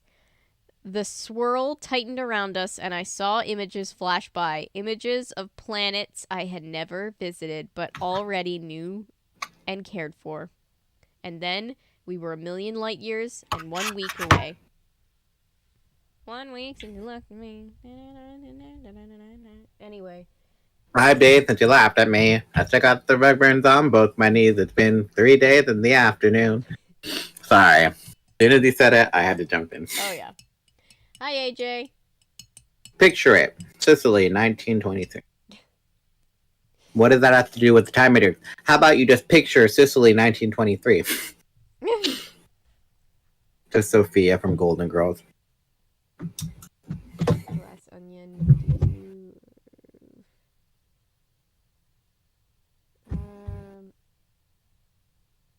Failure. How many more chapters? Oh, we only have 10 more pages. Woo! Yeah, thank goodness, because damn, I've never gone from despair to anger in just less than 5 chapters, because yeah. I feel older. I'm like, yeah, see, this is something do stupid shit, win stupid prizes, Lauren. I was on your side, Lauren, until you started with that bullshit. Well, no, like, she apparently is 18 now, but let's not think about the... No, okay, fine. She can say that, but she ain't gotta say it out loud. She can just, like, keep it in her head. She ain't gotta be telling Elfangor, I feel older and this and that's like, girl. Relax. Calm down. Jeez. Yeah, one thing I learned very early on in covering nostalgic children's content is sometimes you just start a project being like, oh, this cute, fun thing from my childhood, and then you read it as an adult, you experience it as an adult, you're like, what the fuck? Mm-hmm. Who was responsible for us back in the day? This is what we were reading as children? All right. I mean, it's harder to, what is it? It's harder to censor book than it is media.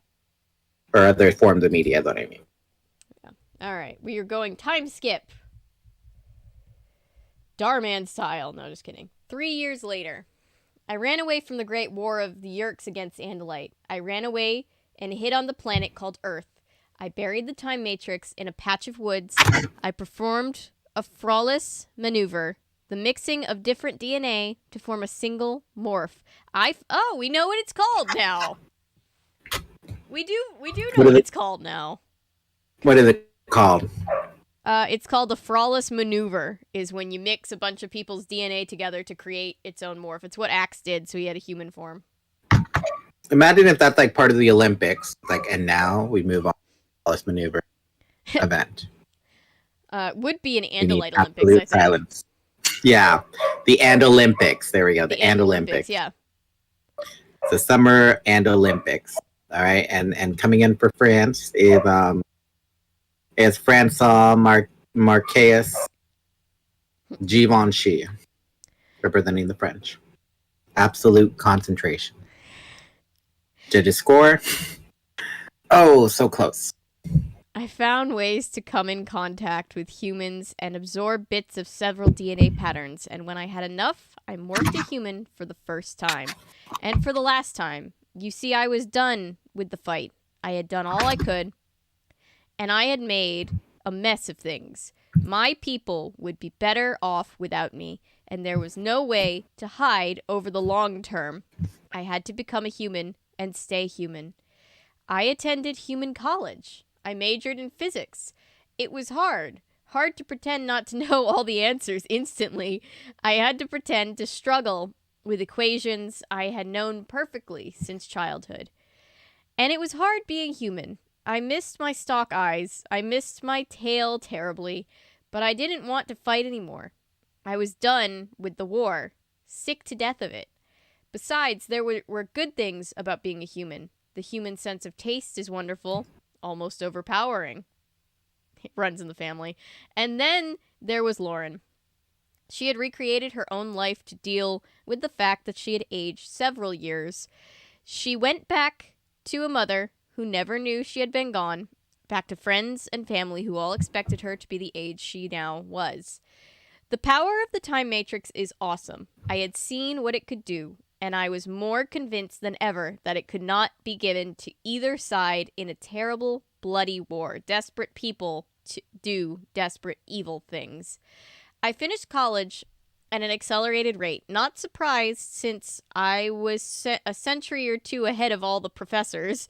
I began graduate school, but I was bored there too. I had a job writing software for primitive human computers.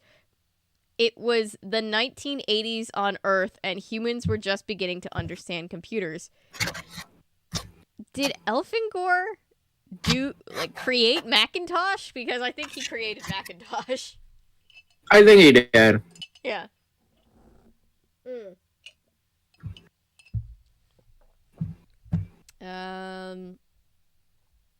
He became Steve Jobs.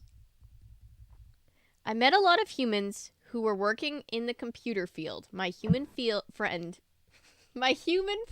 Bill used to come over to my room and we would exchange ideas. Ha! Oh, goodness. I have Elfangor in a roundabout way. I now can blame Elfangor canonically for my Windows 11 update. And I will until the day I die. There we go. See? I'm sure Apple can say, blame Elfangor. Blame Elfangor, yes. I now just want like a picture of like everything, like a computer screen glitching out, and on the computer screen it just says blame Elfangor. Yeah.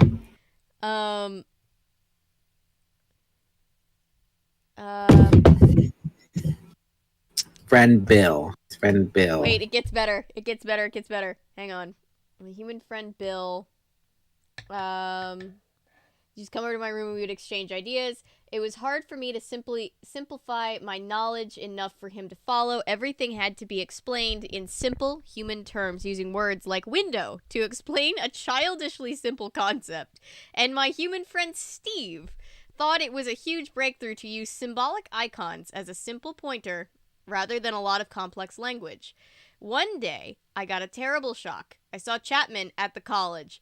I was with Lauren at the time. Chapman did not recognize her. He did not know her at all. It made no sense. We had left Chapman back on the Jahar, tumbling toward a black hole. He should have been swallowed by the black hole, crushed and annihilated. Lauren tested him. She went up to him and said, "Hello, Chapman. Heard from your old friend Visser32 lately?" He'd stared at her like she was confused. Then Chapman recalled nothing. His memory had been erased. I tried to put it out of my mind. I told myself Chapman had a twin. Or that it was some unknown physics of black holes, but it nagged at me. From then on, I felt a sense of being watched, and I wondered if, or when, the power that had rewritten Chapman's memory would make itself known. But the most important thing I did as a human was marry Lauren. Aww. My ship is canon. I love it. We had come to care about each other. That's why Visser32 hates Elfangor. He wanted to marry Elfangor, and he's like, how could you do that to me? Didn't our time together mean anything, Elfangor?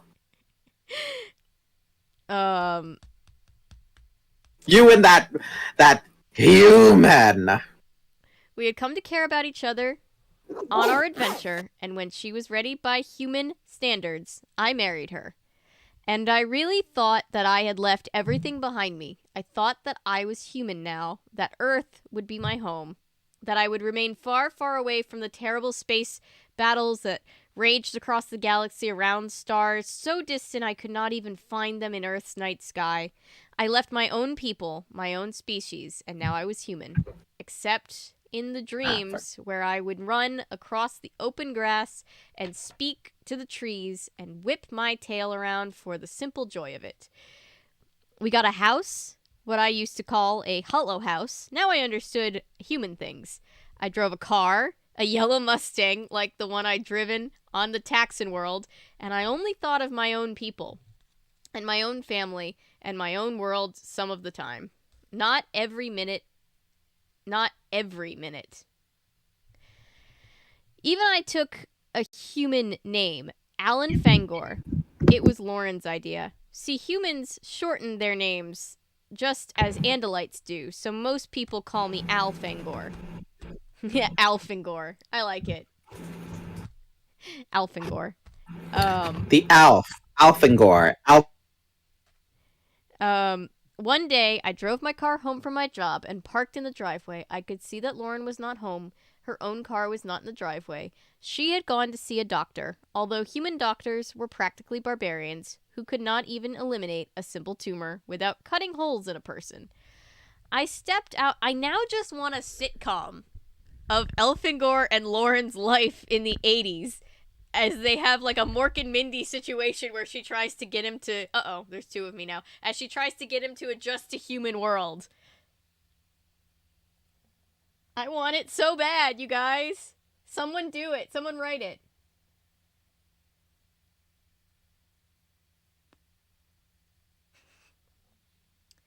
Daniel, come back. Computer froze. Uh-oh. I'll give it a second.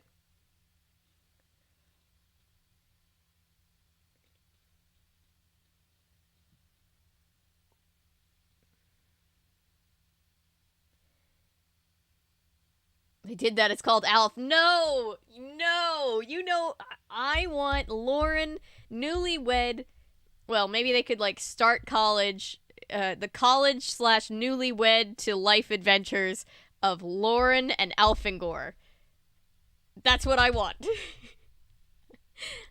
I want the domestic fluff fix of Elfangor having to learn to be a human husband.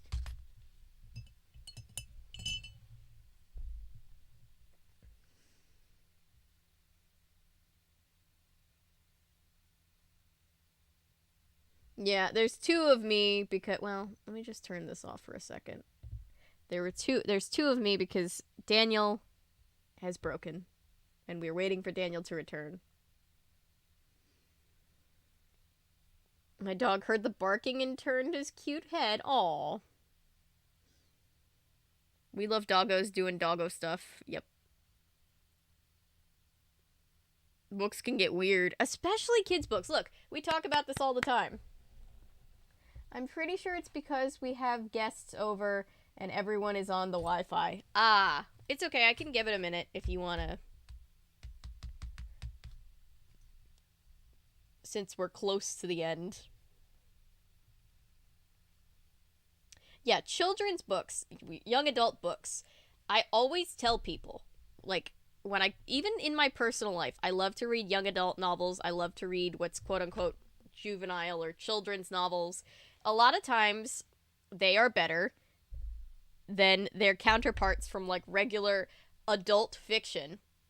Obviously, there are some regular grown-up novels that are good, but, like, you're really missing out. I tell people this all the time. You're really missing out if you think that you're too old to experience the crazy world of children's literature, because they get away with some wild shit in those books.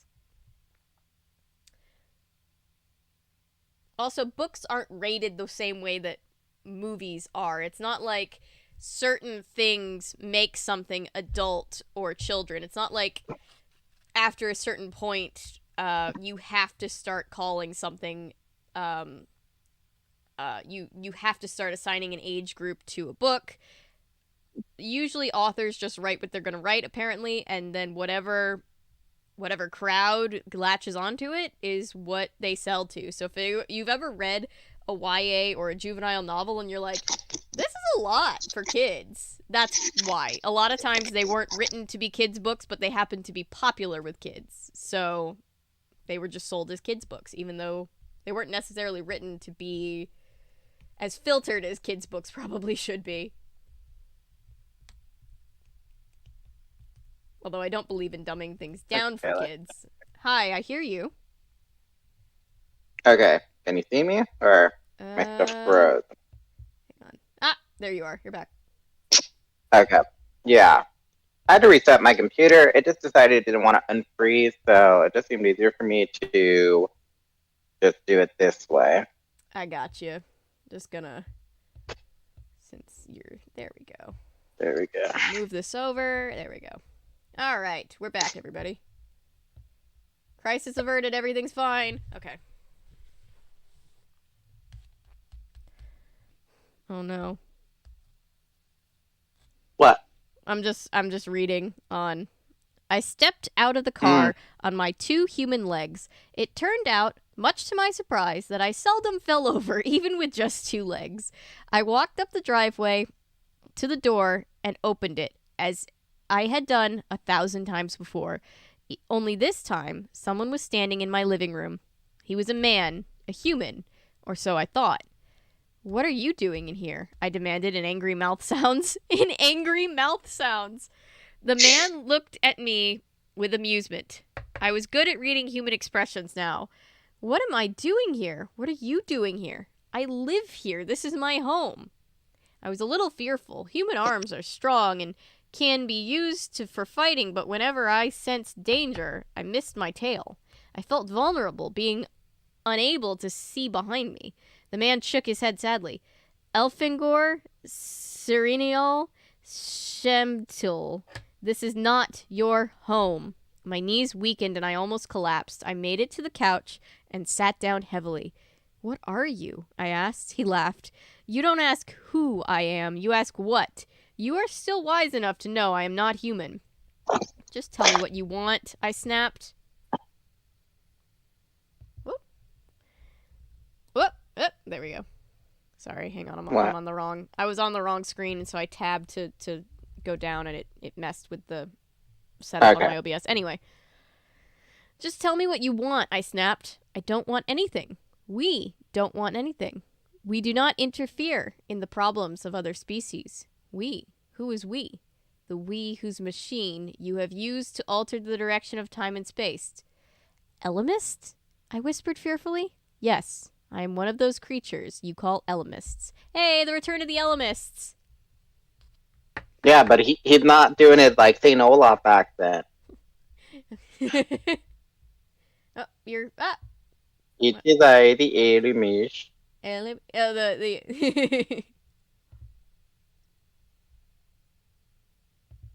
Oh, your screen is down, which is fine. I'm just going to turn off Discord capture for a second.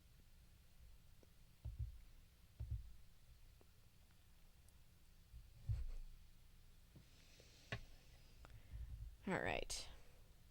Almost done, guys. We got 8 more pages. And then Anyone ever seen Invincible? Says AJ. I have not. What is Invincible? It's some Amazon cartoon for adults. It's supposed to be gory on purpose, so I don't get what he's talking about when he says, yeah, you can get away with a lot of crap with books. Just look at how gory comics get.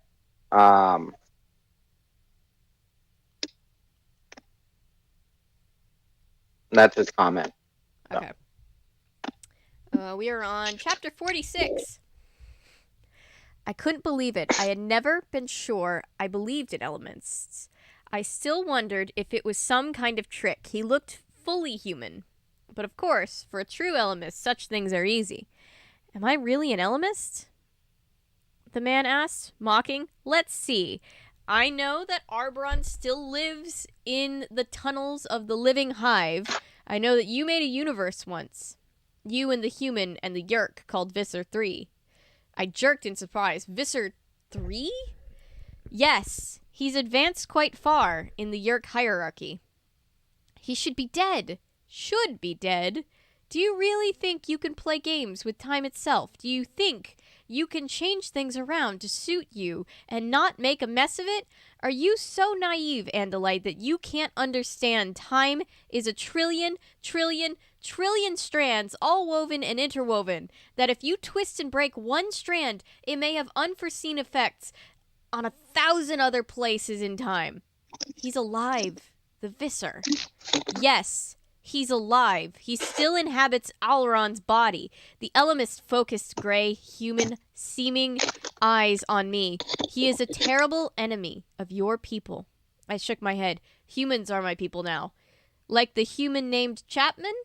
Is he one of your people? You. It was you. You brought him back here and erased his memory. I undid an error in the time-space continuum. Chapman plays a part in what is still to come. I don't care, I said harshly. I don't care about wars in far-off space. Far off? Do you really think you're safe here, Elfangor? Do you assume the Yeerks will never come? I felt my throat clutching up. It happened to humans when they are upset or afraid. Will they come here? Elfangor, the first Yeerk advanced scouts are in orbit above Earth right now. I said nothing for a long time. I looked out of the window, expecting to see Lauren's car pull up any moment. But then I realized what a fool I had been. If the Ellimist didn't want us to be interrupted, we wouldn't be. There's nothing I can do, I said at last. I tried my hand at being a hero. I failed. Failed? You kept the time matrix from falling into the hands of either side, Yeerk or Andalite. You saved the galaxy. I couldn't save Arbron. I helped destroy Alaron and deliver him to the Yeerks to create the abomination he became. I wasn't able to destroy the abomination. I was weak. I was foolish. You refused to slaughter defenseless prisoners. You refused to destroy yourself in order to win a battle. You are wise for a primitive creature. But you have altered the course of time by using a time matrix, and that has created awful problems for your people. For both your peoples. Your peoples need you. I laughed. No one needs me. You are not where and when you should be, Elfangor. The galaxy will get along without me. The galaxy... the Ellimist leaned forward and put his face close to mine. No, it won't. What do you want from me? I yelled, suddenly enraged. We want nothing. Liar! Why are you here if you don't want anything? We do not interfere in the affairs of other species. Then go away, get out, leave me alone. We do not interfere, but sometimes we repair what has been shattered. I froze. What stupid game was he playing? He wouldn't interfere, but he would? Which was it? What did he want? What do you want? Nothing. But I can tell you that... what do I want? Nothing. But I can tell you that you have twisted and distorted time. Things are not as they should be. Battles are lost that should have been won. What should be safe is now endangered. I can't go back, I pleaded. I'm not an Andalite anymore. I'm human. I have a wife. I have a place here. All a product of your meddling, the Ellimist said. The human girl Lauren was meant to marry a human. You were meant to be a warrior, a great hero to your people, a mentor, and a guide to your brother. I have a brother? He was born? I knew my family was preparing. In this broken timeline, no. But you should.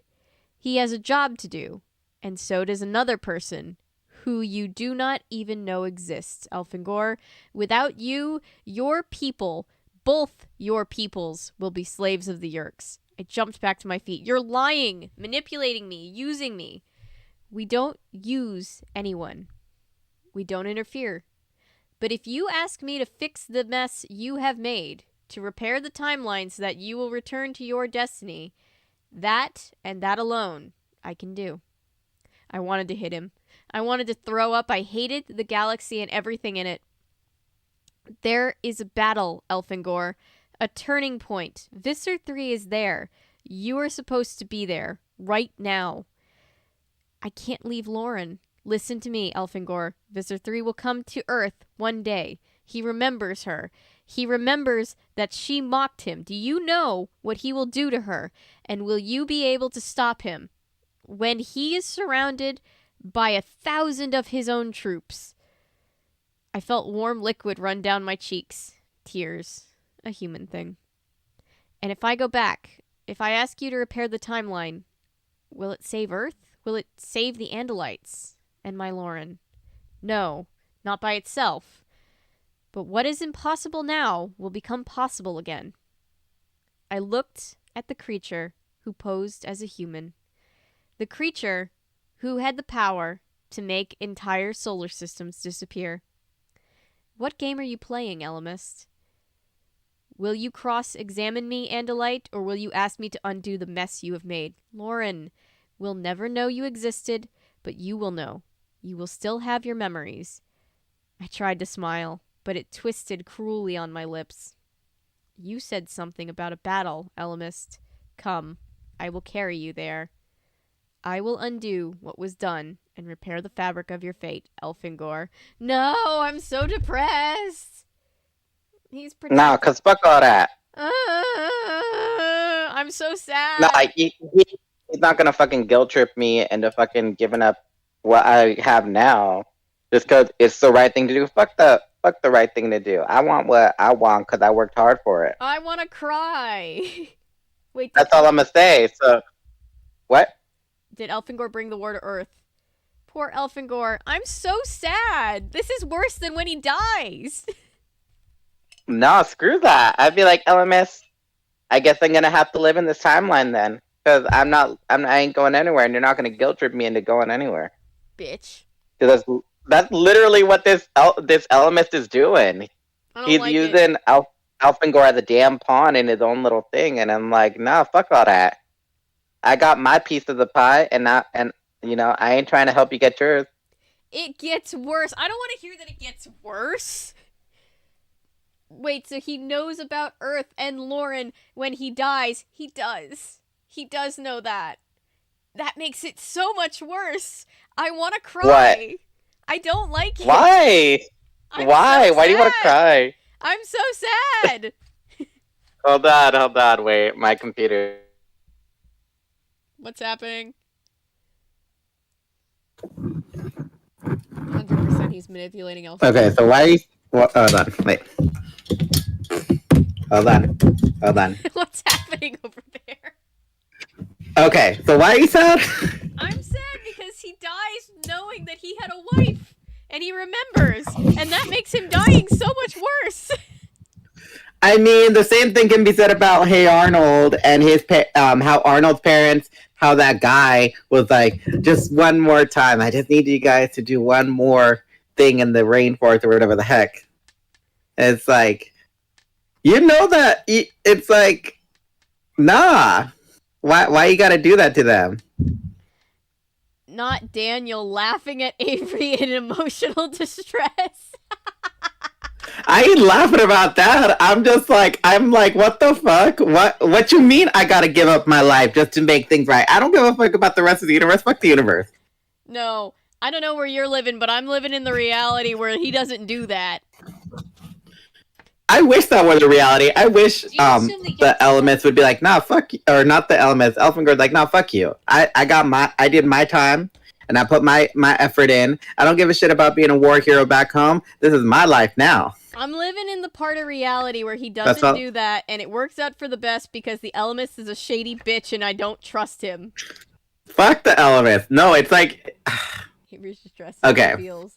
No, because I'm mad now, because it's like, this reminds me of, and you'll know what I'm talking about when I say Kingdom Hearts 3, where it's the Elemist is one entity, and then you got another entity that's the anti-Elemist or something, and they're just making battle with each other like as if it's like whatever the fuck, a Tuesday night, game night, and it's like, you're fucking with people's lives here! You can't do that! Yeah, so Natty and I just, I think, read ahead to the same part. So Natty's yelling, and I am internally yelling, so I'm just gonna read it.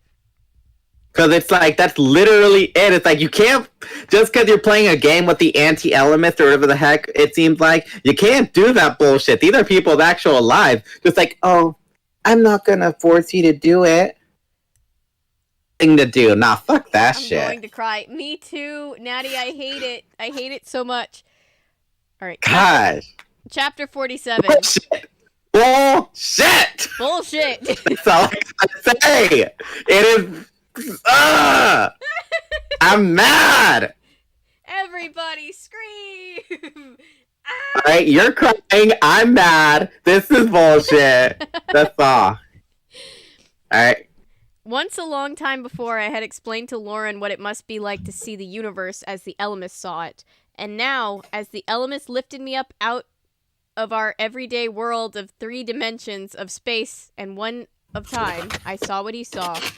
What I had used the time matrix, I glimpsed the lines of time interwoven, but now I saw 1,000 times more. It was beyond sight, beyond sound. It was some new sense, some new awareness.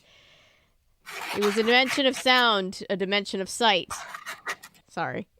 trying to lighten the mood. I could feel the lines of time flowing through me. I could see the taste and hear and touch and smell a billion possibilities all flowing through me. I saw the Ellimist himself as he really was, an indescribable being of light and time and space, huge but without a place alone, but not the only one of his kind. I saw and understood the vast power that trailed the lines of time through his grasp, and yet against the enormity of all that had ever been and that would ever be. I saw his limits too. The Ellimist was mighty but not all powerful. I saw a young Andalite who looked like I had once, so serious, so determined to prove himself. I heard his name in my mind. Aximili Iscaruth is still. Hello, little brother, I said silently. I saw Arbron still alive on the Taxan world. I felt his Taxan hunger, but I also felt his Andalite pride. Hello, Arbron. You have become the hero I always wanted to be. I saw Lauren, and wrapped around her timeline now was another human who would be her mate. I had been written out of her memory. It tore at my heart to realize that I was now a stranger to her. And yet, I saw that some part of my own timeline still intersected her own. I still touched her future in some way. My line and hers converged, and then, from those two lines, came a new line, an emerging, just beginning to grow. What does it mean? I asked Ellimist. You have a son, Elfangor. In a flash, I saw the truth. That's why Lauren wanted to see the doctor. Wait. I saw that coming. I'm gonna snap the Ellimist and have the frickin' Twizzler. That fucking pencil. Fuck him. We're all just so mad. I saw it as soon as she was I will throw hands for Elfangor, because bitch, I ain't about to fucking have this bullshit happen just because he's playing a little game with the other Ellimist or whatever the fuck. I love these. I don't give a shit about the timeline. That's all. You and Natty are going into ultra rage mode. I'm crying. We're all like having a moment right now. I'm also because it's like, what the fuck? You can't. No, that's. For the record, I'm also angry too, but I cry when I'm angry. It's very unhelpful when you're in fights. Gosh. Okay. You have a son, Elfangor. In a flash, I saw the truth. That's why Lauren had gone to see the doctor. She would have come home and told me we had a child. No, you can't take me away. I have a son, I cried. That changes everything. Don't take me away. You are away, Elfangor-Sirinial-Shamtul. What was broken has been repaired. You are where you must be. The child will be raised as the son of another. But my son! What will happen to him? Will he still exist? I saw the tiny line that was my son flow through time. I saw pain and hardship and loneliness for him. But then, like a distant nova, I saw a flash of light. Far at the edge of a still uncertain future, across the galaxy, my brother's line reached to join with my son's, and 4 other bright, shining timelines formed together with those 2. I knew I was watching something incredible and important, and I knew this union of 6 timelines, 1 Andalite, and 5 humans was the entire point of the Ellimist's non-interference. So you don't interfere with the affairs of other species, I asked him. Was that sarcasm, Elfangor? The Ellimist asked, and then he laughed, a huge laugh that was reverberated through the tendrils of space and time. You're gonna spit in my face and laugh. It is all just a game for you. Yes, the Ellimist said. All laughter is silent now, but we are not the only great powers of the galaxy. There is another, older even than we are, and he plays a dark game, Andalite. It is with him that we play, so hope that we win, Elfangor-Sirinial-Shamtul. Hope that we win. I saw a battle ahead. I saw my own body twisting and changing shape. I opened my eyes, tested my Andalite tail, and all at once, I was on the bridge of an Andalite fighter. Jesus! I need to take a walk. Daniel is silent. Daniel is broken. I hate this series. So, here's the important question. Which one is Elfangor's kid? We're done. We're so done. Daniel. Daniel. Is it Marcus? No, because the description of Lauren isn't Marcus's mother. I think it's Jake, right? Because right? No, it can't be because Jake isn't the old. No, wait. Wait. Oh. I have so many questions. Okay.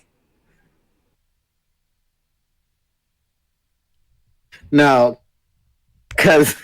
Are you okay? No, I would have somebody. Brain broken. Did you die? Did your computer die, or did you just fight some?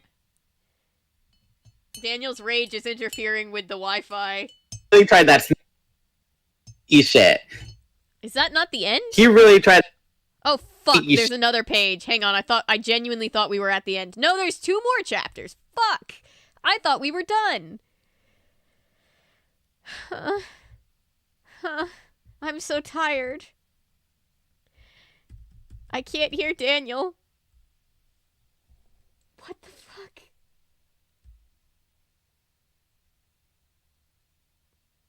I thought we were done. We're not done. We have 2 more chapters.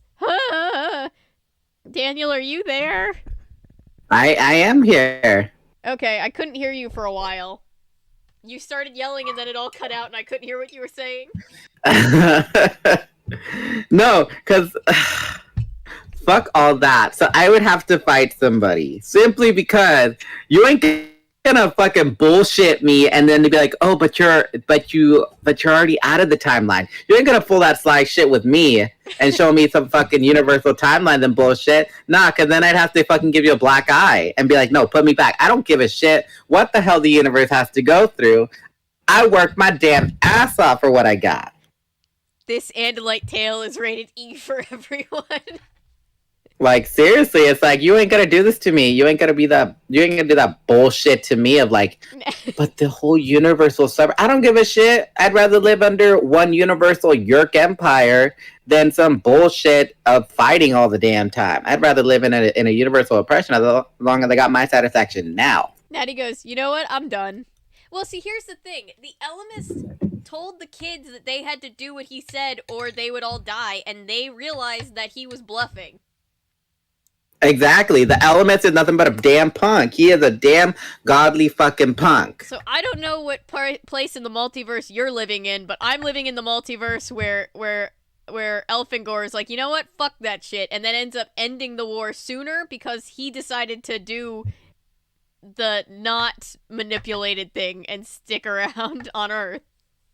So the whole thing of like, oh, one of them is a child and he's going to go through a lot of suffering. That's probably because it's not Jake, because Jake doesn't see he's the most oldest. normal. It must be Tobias, but wasn't Tobias raised as an orphan?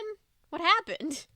No, it's like, oh, his mom just decided not to, like, something like that. It was like his mom just walked out of his life or some shit like that.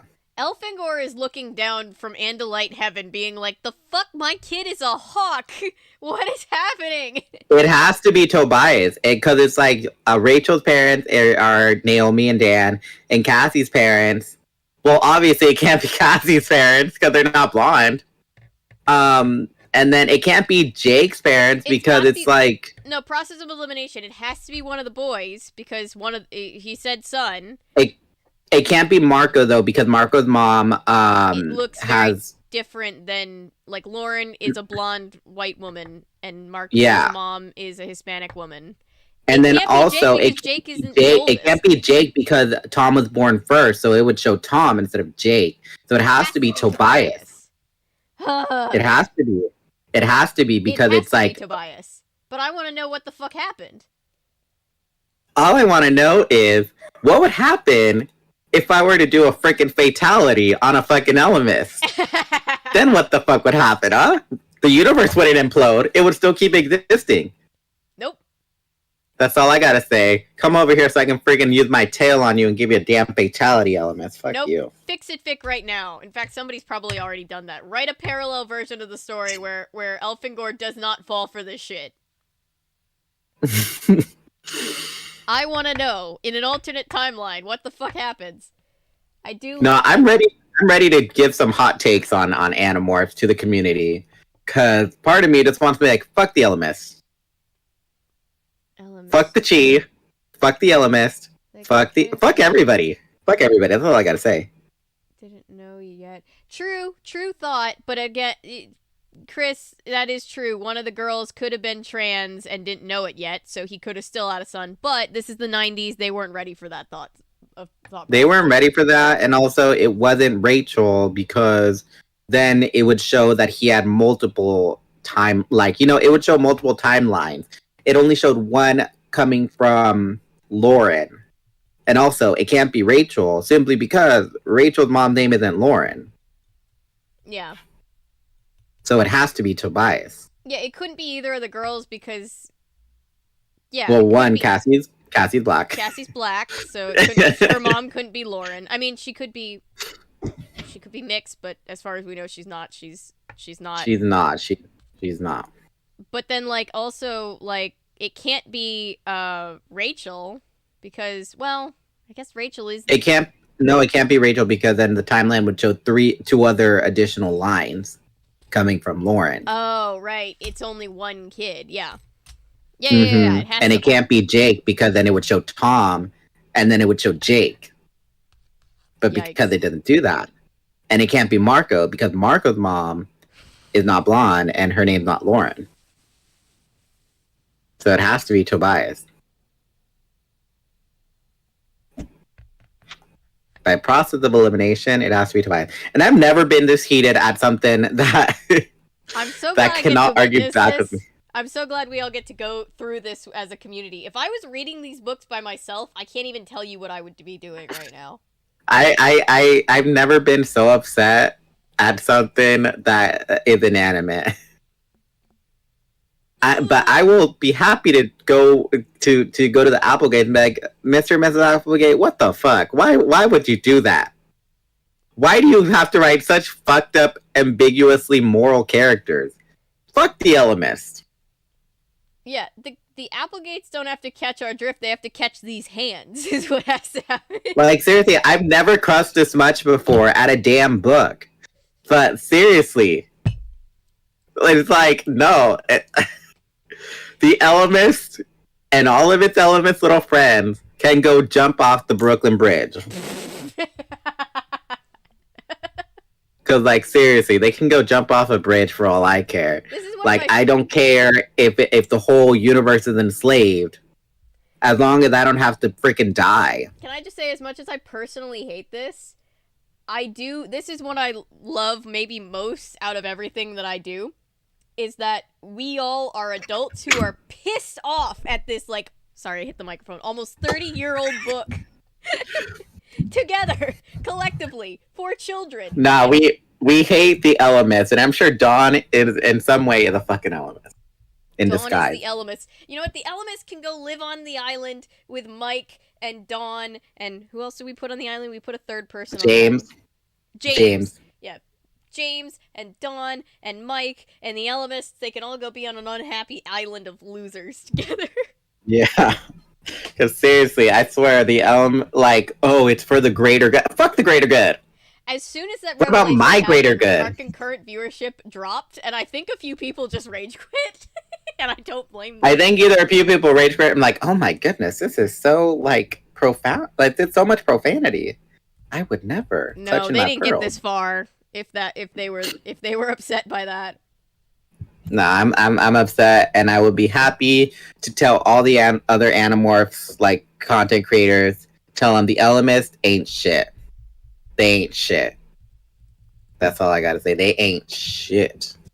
All right. For the bullshit that they do on Elfangor. Elfangor failed, and the one time he gets some reward for putting in the effort, it gets snatched away from him. And guess what? He has to die for it. So he ended up being a failure. He failed, and then he failed, and then he failed some more. I'm just gonna read the last 2 chapters because I need to get off and go stare at the wall. No, we need to finish those, and then I'm sure we can just like, I don't know. Yeah, we can just like talk to chat and fume a little. Fume a little bit. Yeah. Steam, blow off some steam with chat, cause. All right, chapter 48. I heard the chaotic thought speak voices. This is the right chapter, right? Yeah, okay. I heard the chaotic We don't even know. That's how mad we are. I'm so mad. I heard the chaotic thought speak voices of crying, dying Andalites in my head. Main engines down. We have lost maneuvering power. We're all dead. Stop. We're at dead stop. Break off! Break off! He's on me! I looked down at my display. The Star Sword lay helpless, unable to move. Yeerk bug fighters swarmed around her, firing Draken beams at maximum power. The defenses were falling as I watched one of the dome ship's engines was blown completely away from the ship, an explosion, without sound, in the vacuum of space. The Yeerk pool ship sat like a fat spider gloating over its kill. The Star Sword was finished. The Yeerks could finish her off at leisure. But still, the warriors aboard the dome ship fought on. I heard their thought-speak cries, the few remaining Andalite fighters. Syrian, watch out, bug fighter on your tail. Separate the dome. Give them 2 targets to deal with. And then, to all fighters, this is the captain. We are beginning self-destruct sequence. Clear the area. If anyone is still alive out there, get clear of the Star Sword. We will implode the engines and blow a hole in space. Maybe we can take some of those bug fighters down with us. Self-destruct in 3 minutes, he said heavily, and then added, we have done our duty.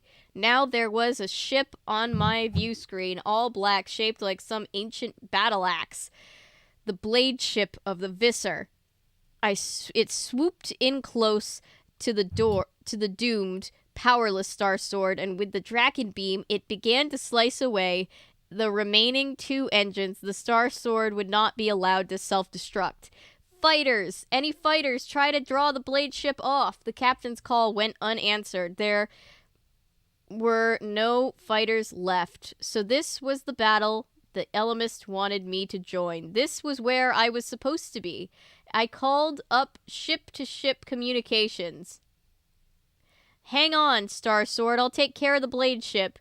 Who is that? Elfangor. I mean, Arish Elfangor. Sirinial-Shamtul.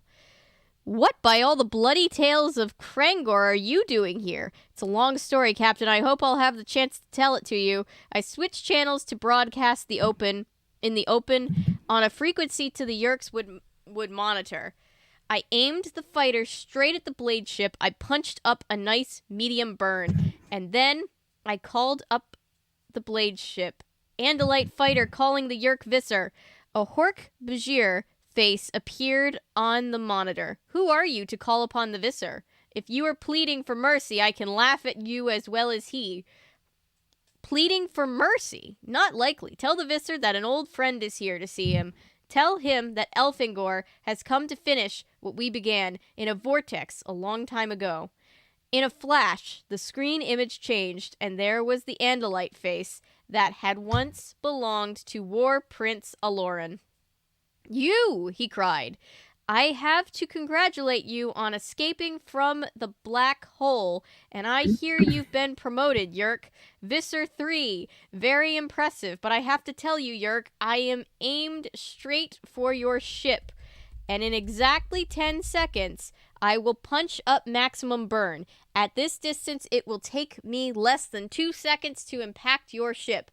You're bluffing. 10, 9. You'd be killed as well as me. Yes, I would. 7, 6. All Draken beams on that fighter. Visser 3 shouted to his crew. The blade ship turned to bring the Draken beams forward where they could be aimed at me. You don't have enough time, Visser, I said, and once I punch a maximum burn, it'll be too late. 4, 3. His main eyes blazed hard at me. 2, 1. Get us out of here, top speed, Visser 3 screamed as his helmsman. The blade ship's engines glowed bright, and the ship broke away from the Star Sword. The blade ship's engines glow... I already read that. You think you've won, Andalite? Visser 3 sneered. You're still just one fighter, and your dome ship is crippled. I'll swing around, move off, and finish you in my own good time.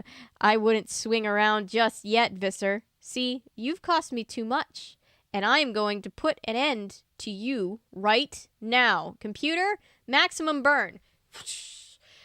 My engine lit up, and I was blown back across the fighter cramped bridge. Boom! My fighter hit the neck of the blade ship, slicing the diamond-shaped bridge away from the rest of the ship, but I didn't see that. The impact knocked me out and tore both the fighter's engines and its shredder completely off. I should have died, but I didn't. Minutes after I crippled the blade ship, the Andalite dome ship, Tailstrike, came out of zero space less than a light year away.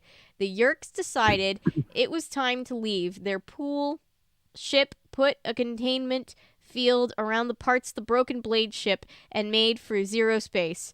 When I woke up back aboard the Star Sword, I was already a hero. The lost Arishth, who had returned mysteriously years after disappearing and had flown his fighter in a bold suicide mission.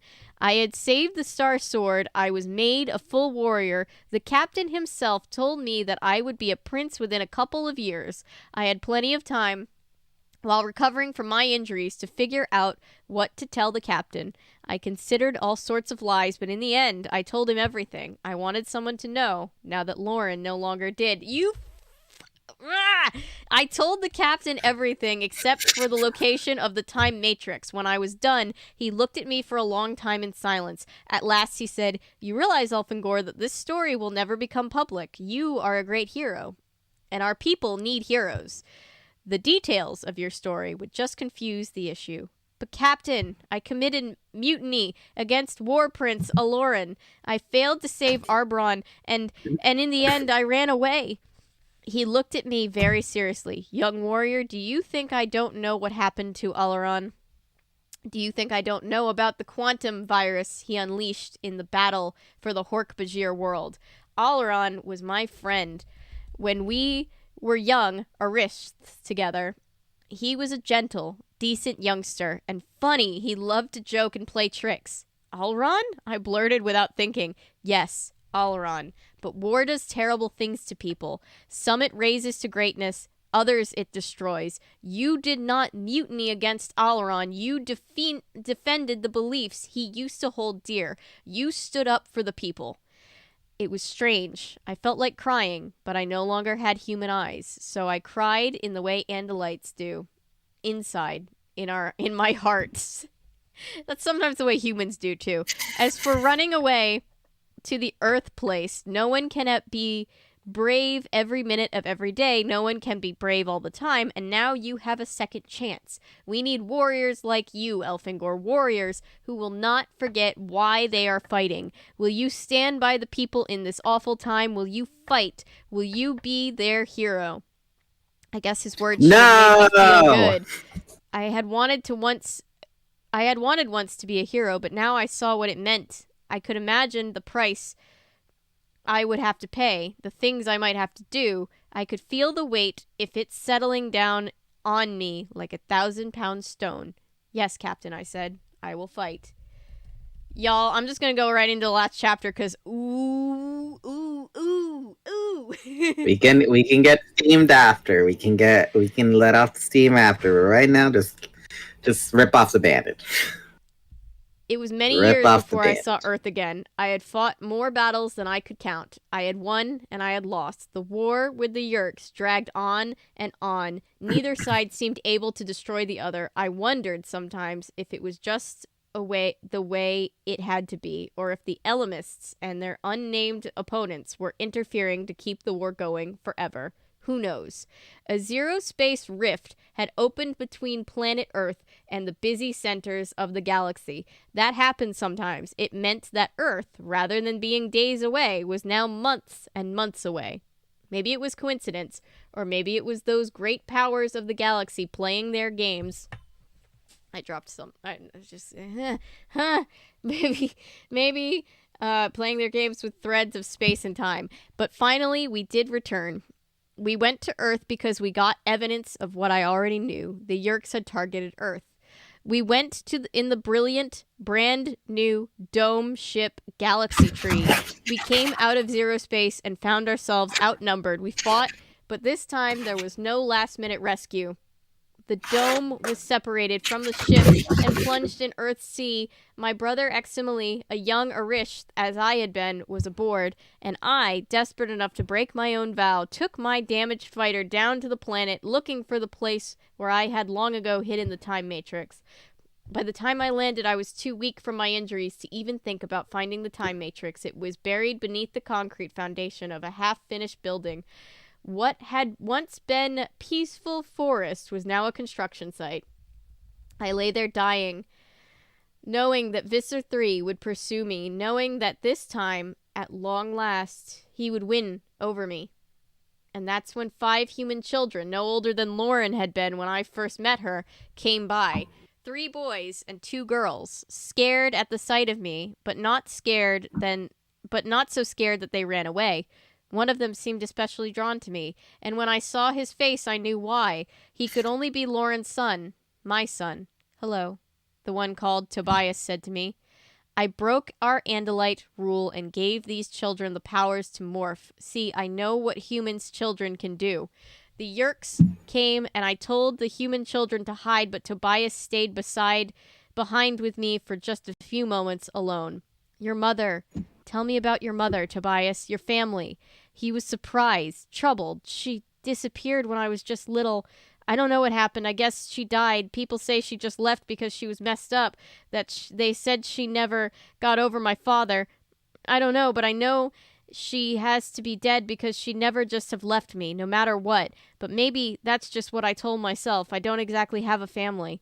It was a fresh stab of pain in my heart, and yet I knew now that all was not lost. Go to your friends, Tobias. They are your family now. That's when I knew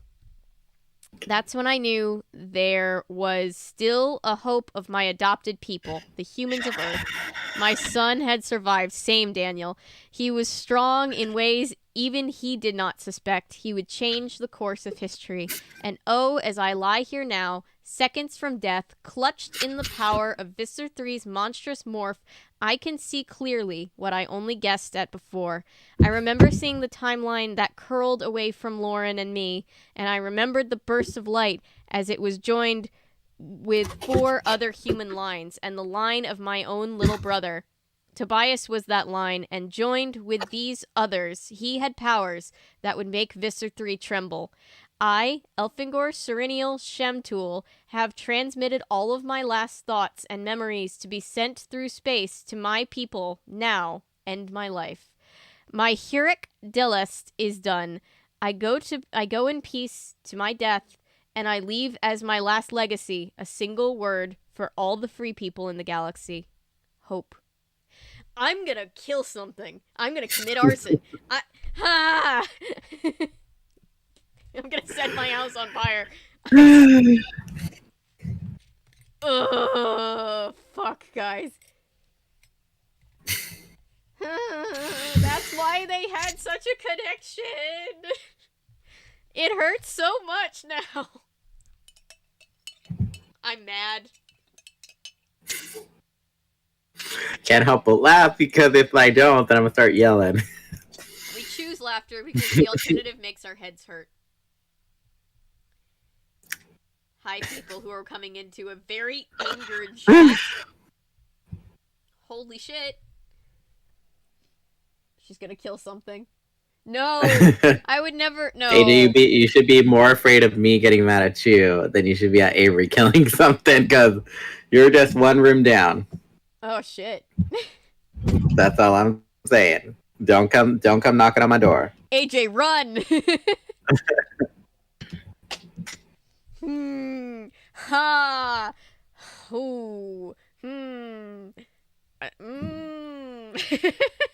Okay, what's more upsetting? the Elemist being a sneaky asshat. Yes. Or yes, that's more the fact that Elfangor didn't really have a damn choice.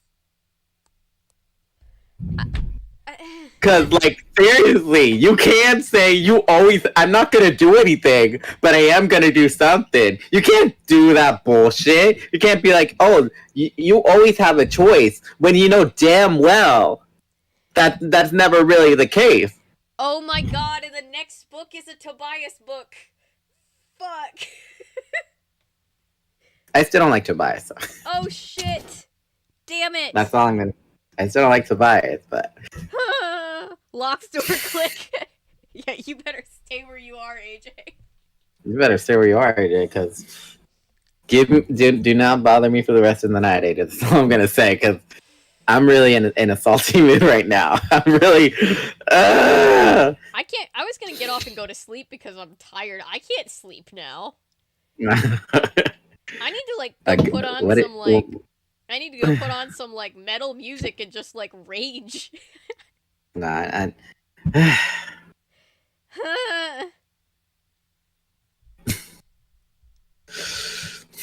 I thought it was sad depressing. I never thought I'd get angry at this series. I feel all the things at once and I don't like it. Oh, your face is back. Hang on. Because, seriously. I know, Christopher B, you read this book series, and it's funny when you know what's gonna happen and people do that stuff, but at the same time it's like, I know you were just as mad as we were at one point at the fact that the Elmists really thought they could be holier than thou and be like, but it's for the greater good. Cause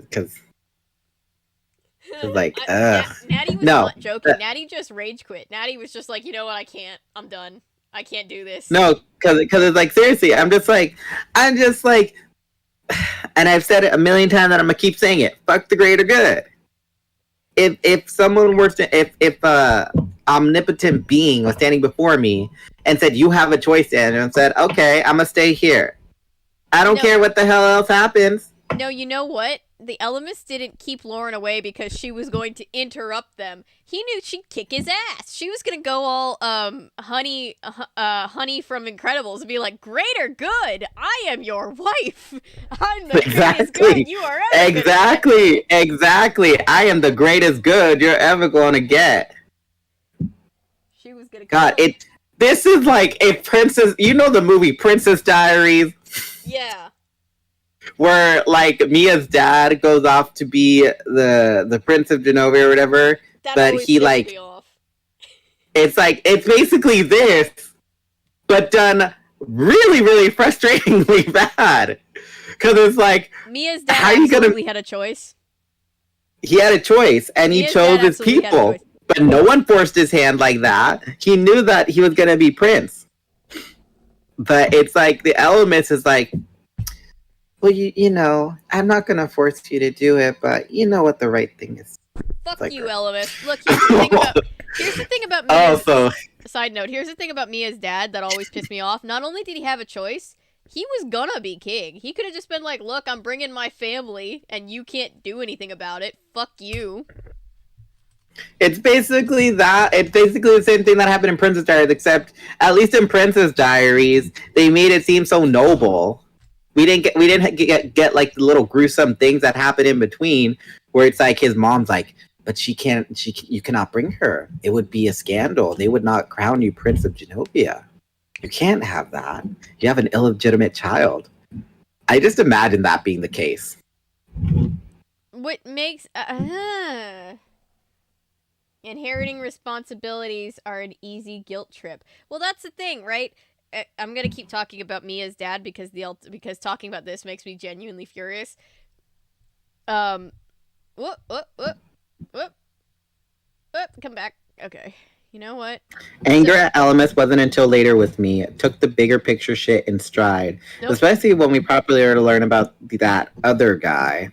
I don't give a shit about the other guy. Fuck the other guy. Fuck the other guy. Here's the thing. We know from a previous book that the Ellimist is a bullshit artist because the kids called his bluff and they were like, you know what? No, we're not doing what you want us to do. And then they're like, oh, you can't see the future. You can just guess, like the rest of us. You don't fucking know. So Elfangor could have stayed and could have saved the world. He didn't have to choose because the Ellimist didn't know.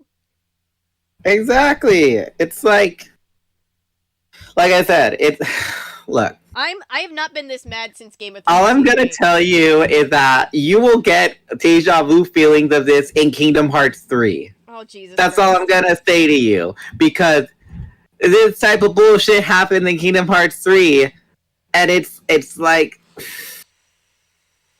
it's like you I can't fathom a sentence because it's like I can't think of a proper sentence. I'm not even sure. I'm incoherent right now. I'm not sure at the moment that Kingdom Hearts 3 could make me this angry. It might, but I haven't been this angry since Game of Thrones Season 8. You will probably be angry because it's not like a I'm gonna fuck you over moment. It's more of like, this is total bullshit. I quit the plot. I quit the plot. I haven't been this angry since Game of Thrones Season 8, which made me very angry. I haven't been that In angry hindsight, you might actually despise the next one. I bet I would, because I don't like Tobias. I've said it before, Christopher B., and I'm going to say it again. And here's my little tangent of the night. I don't like Tobias because Tobias is a punk, all right? He's a salty punk. I don't get your hatred for Tobias. Like, so far I haven't had much of an opinion on Tobias, but I feel like I'm going to like him after this next book because... No, because Christopher B. said in hindsight, you might actually despise the next one. I don't know what that means, though. But let me tell you why I don't like Tobias, and I didn't like him for a while, and I knew I didn't like him, and I knew he was that person I knew he was. Because when, at the start of the series, he's like, oh, I'm just this, like, awkward shame person, blah, blah. But then as soon as, like, the books and the series keeps going, Jake was all like, you need to get yourself a battle morph. Like, no, I'm fine with what I got. I actually like this. Like, he was starting to show signs of he didn't want to be told what to do and just wanted to do his own little thing. And then, guess what? He ends up being a red-tailed hawk for the rest of the damn series. Yeah, but that's because he just decided not to listen. Yeah, I'm fully with you on that. So then after that, when things start to progress more and, like, Jake's starting to come up with plans, and Tobias is like, oh, well, that's not gonna work, or, oh, you really think... Like, he's always a naysayer, and it's like, well, what's your idea, Tobias? But I'd also be a naysayer if I had to listen to Jake all of the time. Like, not that I don't like Jake, but Jake also makes bad decisions. But Jake didn't want that responsibility. He's trying to do the best with the role he was given. He was pushed into that role. So it's like, Tobias could have been like, oh, you know what, Jake? Your plans haven't been working out. Let me try leading for once. But he never does that. He's always been like, oh, well, I guess that'll work. Or this or that. And it's like, are you just going to keep being salty? Or are you going to, like, lead? Because if you're not going to be the leader, then shut your mouth. That's all I got to say. Because it's basically that. And then it's like... And then, and the fact that so many people like Tobias because he's so angsty and an outsider, but they fail to see the fact that he can be such a salty punk. Like, it's like, oh, why do I have to follow what you say, Jake? It's like, you got any other plans? Are you gonna make up a plan? Are you gonna take responsibility for, the plan failing if it fails? At least Jake has plans, and at least he accepts the failure that comes with those plans. But you're like, oh, I'm just gonna fly. I don't do enough for the team. He sulks a lot. He does. And then also, like, he makes it seem like everybody else's problems are not comparable to his. Oh, at least, you have a family to go home to. I mean, I have to stay in the forest. He is a But it's bird. like you shouldn't compare problems, but he is a fucking bird and a child. Okay, but also it's like, it's the fact that, oh, now you're a bird now. It's the fact that you don't have to go home to those terrible people who kept shipping you back and forth. You don't have to deal with school. You don't have to deal with a lot of stuff. Yeah. It's like you that was your past life, and now you are this. So you basically can live your life without the burdens of the human world. And he's like, yes, but I'm a bird. Look, you don't have to suffer being a bird and a human at the same time. It's like, Jake told you since book 1 to get a battle morph. That's I don't even have it in me. I don't even have it in me to think that far ahead because I'm ready to go on like full Tyra Banks mode yelling at somebody. The elements, just the elements. I was rooting for you. We were all rooting for you. How dare you? I learn something from this. Be quiet, elements. Be quiet. What is wrong with you? Stop it! I have never in my life yelled at an Elemis like this. Gosh. Christopher Reed says, oh, rest assured, Tobias ain't my fave, especially not given a moment I'll be calling out later, even counting the most intense real-life moment he gets afterward. And then, like, also, I really, like, Rachel, like, gives him the sympathy, because, like, he's like, oh, I don't feel like I do enough for the team. And, like, Rachel entertains that, but then, like, I feel like he does stuff to kind of, like, manipulate that into making it seem like you know, deep like affection. You get me? Wait a minute, you know what? I just realized something. What? Axe is his uncle.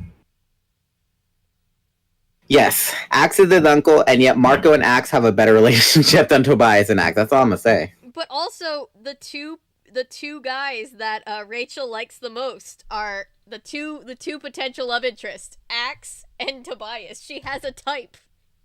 She's keeping. She has a type. She has a type. Aliens. Yeah. She's the Lauren of this team. Yes.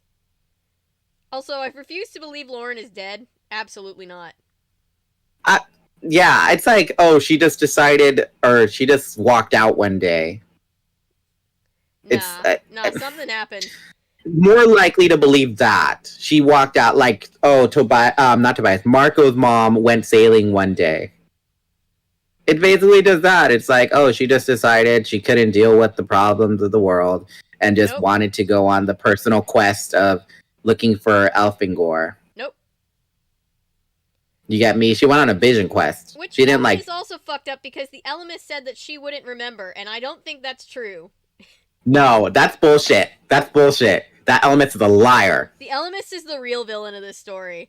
They are. It's like, you know, when your mom says, oh, just tell me the truth and I'm not going to yell at you. Yeah. Yep. The biggest lie. That's basically the Elemist. The Elemist is like, just, you know, if we choose this, she won't remember a thing. Then she's like, then Tobias says, my mom walked out because she just couldn't let go of the thought of my father leaving. And I'm like, yeah, she won't remember, huh? You stupid bitch.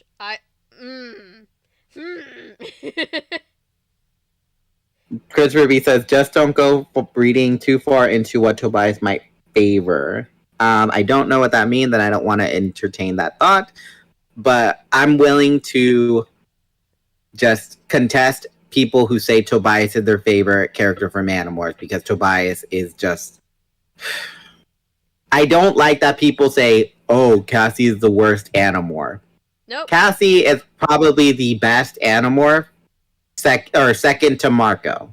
Marco's the best, Cassie is second best. Only because Marco is Tobias. If Tobias actually, was not contributing, but like if he actually gave some plans every now and again, contributed to the strategy talk. Because Tobias, first off, his dad was a wreck at the start of the series. He thinks his mom's dead. He finds out his mom's Mr. One, and he has to deal with all that stuff. Oh, you mean Marco? Yeah, Marco. And then but also he's like trying, and it's like he's like, oh, I don't want to do this, I want to do this, but he keeps doing it anyway, and helps to come up with plans that help the team to succeed every now and again. That's what Tobias should have been doing, and Tobias wasn't. We talked about this last night while we were watching As the World Turns. We're like, why do we like Carly so much when we're not supposed to? And I was like, well, because she's trying to actively change her circumstance. I had an acting teacher that was like, look, the audience will always go for the person that is trying to actively change their circumstance, and they will not like the person who wallows in self-pity, and there's a life lesson there. Exactly. It's like Tobias, if people were to reread this, they would be like, wow, Tobias really is like just wallows in his pity. He's a sad boy. And it's like, yeah, that's fine. You can be a sad boy, and that's can kind of be relatable. But it's like, if that's all you are from beginning to end and start to get worse because you're like salty about things, because you're not the one, because you have to follow what somebody else said, because you're not the leader, because this or that or the other. It's like, I don't get why people really like Tobias if that's what he turns into. Yeah, I get you. And it's also just like, it's also just, I keep losing my count on this because I'm so pissed. Knits, you know that thing, you know the Wallace and Gromit thing that's like knits angrily? Crochets? Yeah. Crochets with deadly intent. Yeah. But it's also just a thing of like, another reason why I'll always prefer the Axe and Rachel ship over the Tobias and Rachel ship, just solely because, regardless of what happens, Axe is the one actively trying to do shit. Axe or Tobias? Axe. Axe is the exactly. one. Axe is the one who's like, I gotta do something. He might not always do the right thing because he's a stupid teenager, but he's always actively trying. And that's what like, I get that Tobias does reconnaissance, but it's also like he doesn't really like be like, you know what, I know that like he could have been like, you know what, I might just be a bird now, but I still got an idea of how this could work. Yeah. Here's my plan. Yeah. But he never does that, and it's so like frustrating, the fact that he can be sad boy and people love him, but people hate Jake because Jake becomes an empty husk of who he was, because he has to take on the burden of war, being the leader. People don't like Cassie because she's brings morality to everybody, but people love Rachel because Rachel's got attitude and spunky and like gung-ho.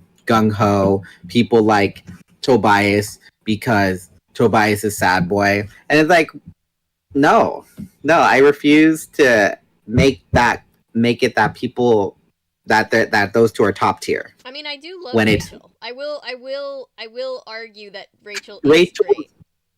Rachel's great because she, like, I'm not saying Rachel's a trash person, because Rachel isn't a trash person. But what I'm getting at is that Rachel is great, but she is reckless. Oh yeah, she needs somebody like Cassie to keep her on the yeah, and people love her because she's like, because of that. But if that were Cassie, people are like, oh, Cassie's a fucking idiot. Cassie just deals with so much bullshit. And by I know, she works hard and just gets paid peanuts. You know, Cassie is just the one who's genuinely out here being like, but what's the right thing to do? And that's that's why she's such an outstanding character. By the way, I just have to imagine somebody stumbling across this live at like 2 a.m, like I do with live streams, and are just like, are they having just an in-depth, heated like discussion about fucking Animorphs? Yes, we are. Yes, we are, because my goodness, the Chronicles of Andalite really, really had to give us the bird. I have not been this angry since Game of Thrones Season 8. And that's what you would think. That was really. I was gonna say you would think we'd be angry about the book where nothing happens because it was a time warp, whatever the fuck. No, I don't. But that book was fun, at least. That book was fun, and I don't care if none of that stuff happened. It was a fun book. Yeah, Jake. It's the fact. Jake knows it happened, so it means something. But it's the fact that this guy who had his reality shattered because he thought his people were the good guys, because he believed in what they fed him, and he had these dreams of being a hero. Had this what is it called? This phony, what is it called? The imposter syndrome, because his real friend is the one that was the true hero. His commander made him like was a terrible person outside of being controlled by Visser 3. He failed so many times, and yet he is willing to, he's willing to say, I am no hero. But the fact that the Elements is like, no, you have to be a hero. You don't get a choice. You have to be a hero. But he's like, I am not a hero. Leave me alone. And it's like everybody else that he tells this to, he tells these people, he's like, I am not a hero. All of this happened. He's like, yeah, but nobody's going to believe that because we're not going to tell them. Yeah, it's bullshit. Like, Elfangor really just, he could not catch a damn break. He really couldn't. No, that was harsh. Like, seriously, he had the worst luck. Yu-Gi-Oh! Arc 5. I don't know what that means, but you know what? I am going to consider myself fortunate. You think GOT was an insulting waste by the end. You have no idea. GOT. What's GOT? Game of Thrones. I mean, both can be true, right? Game of Thrones can be an insulting waste of time at the end, and so can Yu-Gi-Oh! Arc 5. No, Game of Thrones... like Twilight? Wasn't Twilight a waste of time because she woke up and it was all a dream or something? No, they did a fake out scene, and then that wasn't how it actually ended. Okay. Her baby, though, was really creepy looking. No one likes the baby. I've never seen a group of people hate a baby more. What about the Ice Age baby? Oh, God, I forgot about the Ice Age baby. God damn it. Chat, vote in the poll now. What's worse, the Twilight baby or the Ice Age baby? God, I just...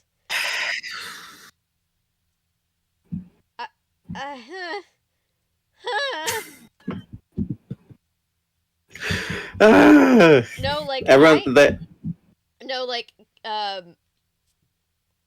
No, Madison and I have had these debates because Madison liked Game of Thrones the way it ended. I did not. And, like, I'm so angry at Game of Thrones that I won't even watch, like, House of the Dragon just because I'm just pissed. But even then... You know what? Speaking of Madison, you should get her to read Animorphs. She would love it. She would love it so much. She would love it, and she'd hate the Andalite Chronicles. Yeah.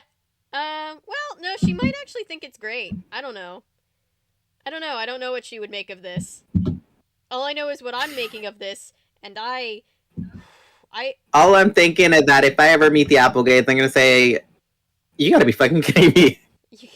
You gotta be fucking kidding me with this bullshit. I thought Anna Martin was persona non grata right now. Nah, they are on equal level. They're my headcanon of them being rivals still rages on because they really both like pull me in emotional extremes. Anna Martin gets me mad because she decides to sucker punch us every chance she gets. Every time. The Applegates really think that it's cool to fuck with somebody. You gonna fuck with our emotions like that? Don't do that. Don't do that. Don't do that. Ooh. What? I'm just processing. Yeah. But tomorrow you get to be with Gabe. And what are you guys doing? I think I'm just gonna have him play a Nancy Drew dossier game because after what we went through last week, I can't deal with anything crazy this week. The whole wizard thing? No. We watched the old episodes of Tyra Banks' daytime show, and it was awful. It was the most ridiculous thing in the world. No, you don't. Where she dressed up as a homeless person? No, it wasn't even that one. God, it was. I don't even know where to begin. The phony psychics were the most piss-offable part that was the most piss off episode, I think. But there were other episodes too where I was just like, you know what? Piss off. It was so cringe. We put on Bob Ross because we needed a break. Yeah, I don't think I could have. I think Animorphs would have been, this TV series would have been canceled if they decided to pull the bullshit of the Andalite Chronicles. They would have had to retcon it. They would have had to never air it again. They would have been the banned episodes because it's like people would have been pissed. It was just so pissed. Make it a movie. Okay, fine. If you want to make it a movie, that's fine. Make that its own movie. Yeah. But don't ever, like...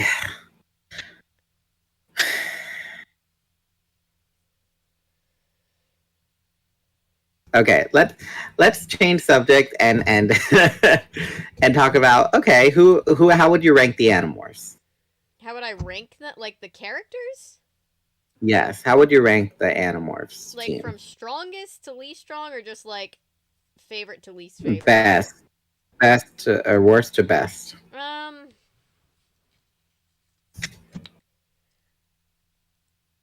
think Cassie gets the number one. Well, for me, Axe gets the number one spot, if we're counting Axe. Okay, And so like, far. And then it's like Cassie and Rachel are both good, and I think they work best when they work together. But I think just on principle, Cassie has to be above just because she's the morally upright one. Yeah, the only thing she ever messed up on was trying to be the mama skunk. Yep. She almost fucked herself on that one.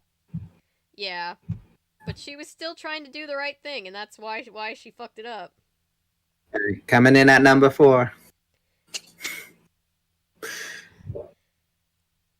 You gotta say Marco. Oh, yeah. Sorry, I forgot about Marco for a second. Marco's definitely number 4, and then, like, I don't know, Jake and Tobias can fight it out for the last spot. For me, it's Marco, because he's my son. Yeah. Marco, then Cassie, then it's going to be Jake. Because those three always are the ones that keep the operation going. Yeah. Without them, Rachel ain't coming up with plans. Tobias ain't coming up with plans. Axe kinda, but it's like his stuff is like, we don't have the stuff you need type of plans. And then after those three, in that order, Marco, Cassie, Jake, it's going to be, I'm going to say Axe. Because, like I said, Axe at least... Actually, no, fuck that. No. I'm going to say Rachel. Because, well, Rachel tries to better herself as a person. Yeah. Then I'm going to say Axe, because Axe is a liar. Axe lies a lot. But again, he's brainwashed by the same people Elfangor was brainwashed by, so...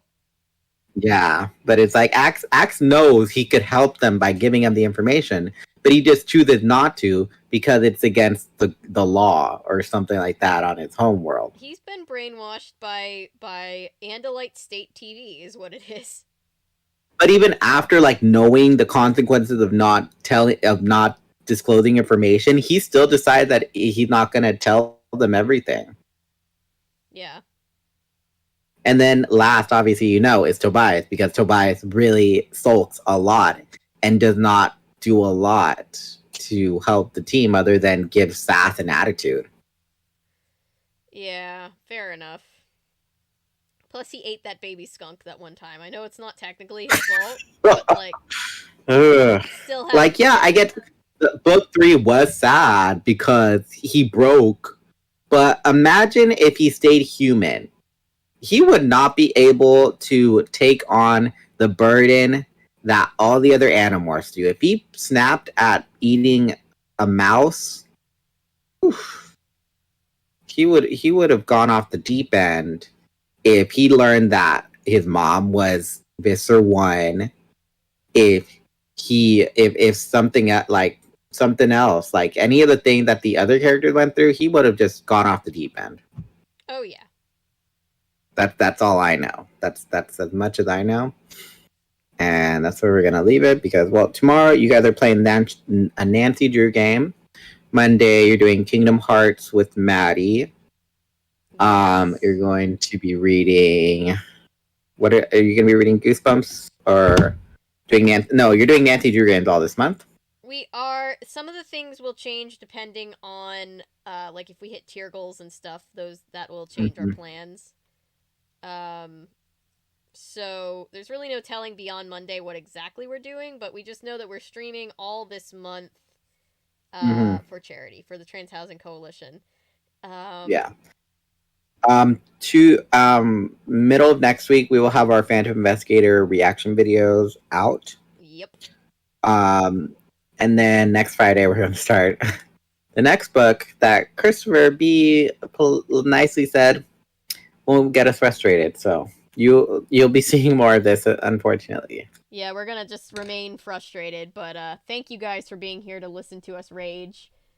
Yeah, thank you for that, because without you we wouldn't have the viewer count and the membership count in the Discord.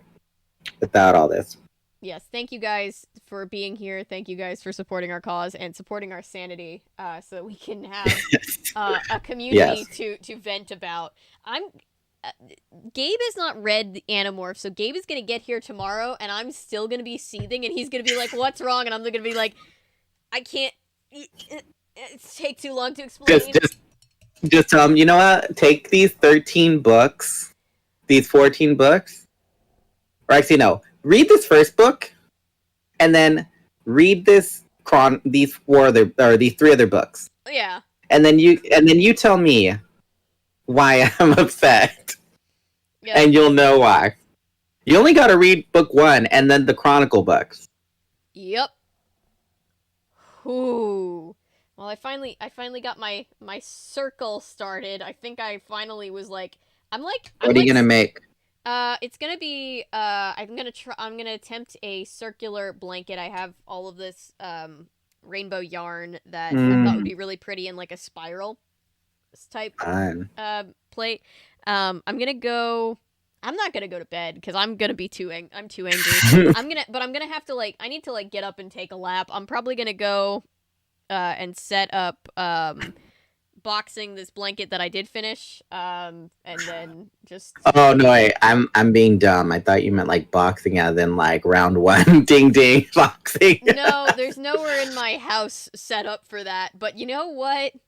I don't know. I'm ready to do some kickboxing. I'm just I'm just strangle the curtains behind you. Just strangle them. I'm ready to kickbox an Ellimist is what I want to do. Just throw all the books on the ground. Just toss everything on the ground, dump everything on the ground. That's the thing. I can't even throw the book because we're reading in we're reading in digital form. I can't take it out on the books that didn't piss me off. That wouldn't be fair to them. Just take it out on the California Diaries of Dawn. That's fair. I could do that. Just the Dawn books and that Sunny Diary 3 where it's like, the fuck, there was a lady with Alzheimer's at the end. Yeah, fuck the pennies. Fuck the pennies. Fuck the pennies. Fuck the elements. I just... So yeah, That's all we can say. That's all we can say. We'll let you go. We'll let you go so that we can get off and, I don't know, pace around our respective rooms. Yeah, we'll probably rant to each other. Probably, yeah. I'm concerned for AJ now. Yeah, I think it's fine. He's in his room. I'm in my room. I gotta make myself another coffee. Oh, yeah. Because I'm just ugh. I need something to mellow me out. Ooh, but yeah, we'll see you guys. Thank you for hanging out with us. I will have my door locked. Oh my god. Well, we will see you guys we will see you together next week. I'll see you tomorrow. Yes. Something, don't let the Yeerks infest your brain. And actually, good night, sleep tight. Don't let the Yeerks take over your brain at night. And I would like to add to this, if a fucking Ellimist shows up at your doorstep, you don't do shit. Yeah, good night, sleep tight, fuck the Ellimist, and all that. Nice to be here. It was good to have you here, Tarfield Owl. Good to have all of you here. We'll see you next time. But yes, don't let the Yeerks crawl into your head at night, and don't take any of the Elvis shit. Yeah. I know all that stuff. Yeah. All right. Bye, guys. Bye.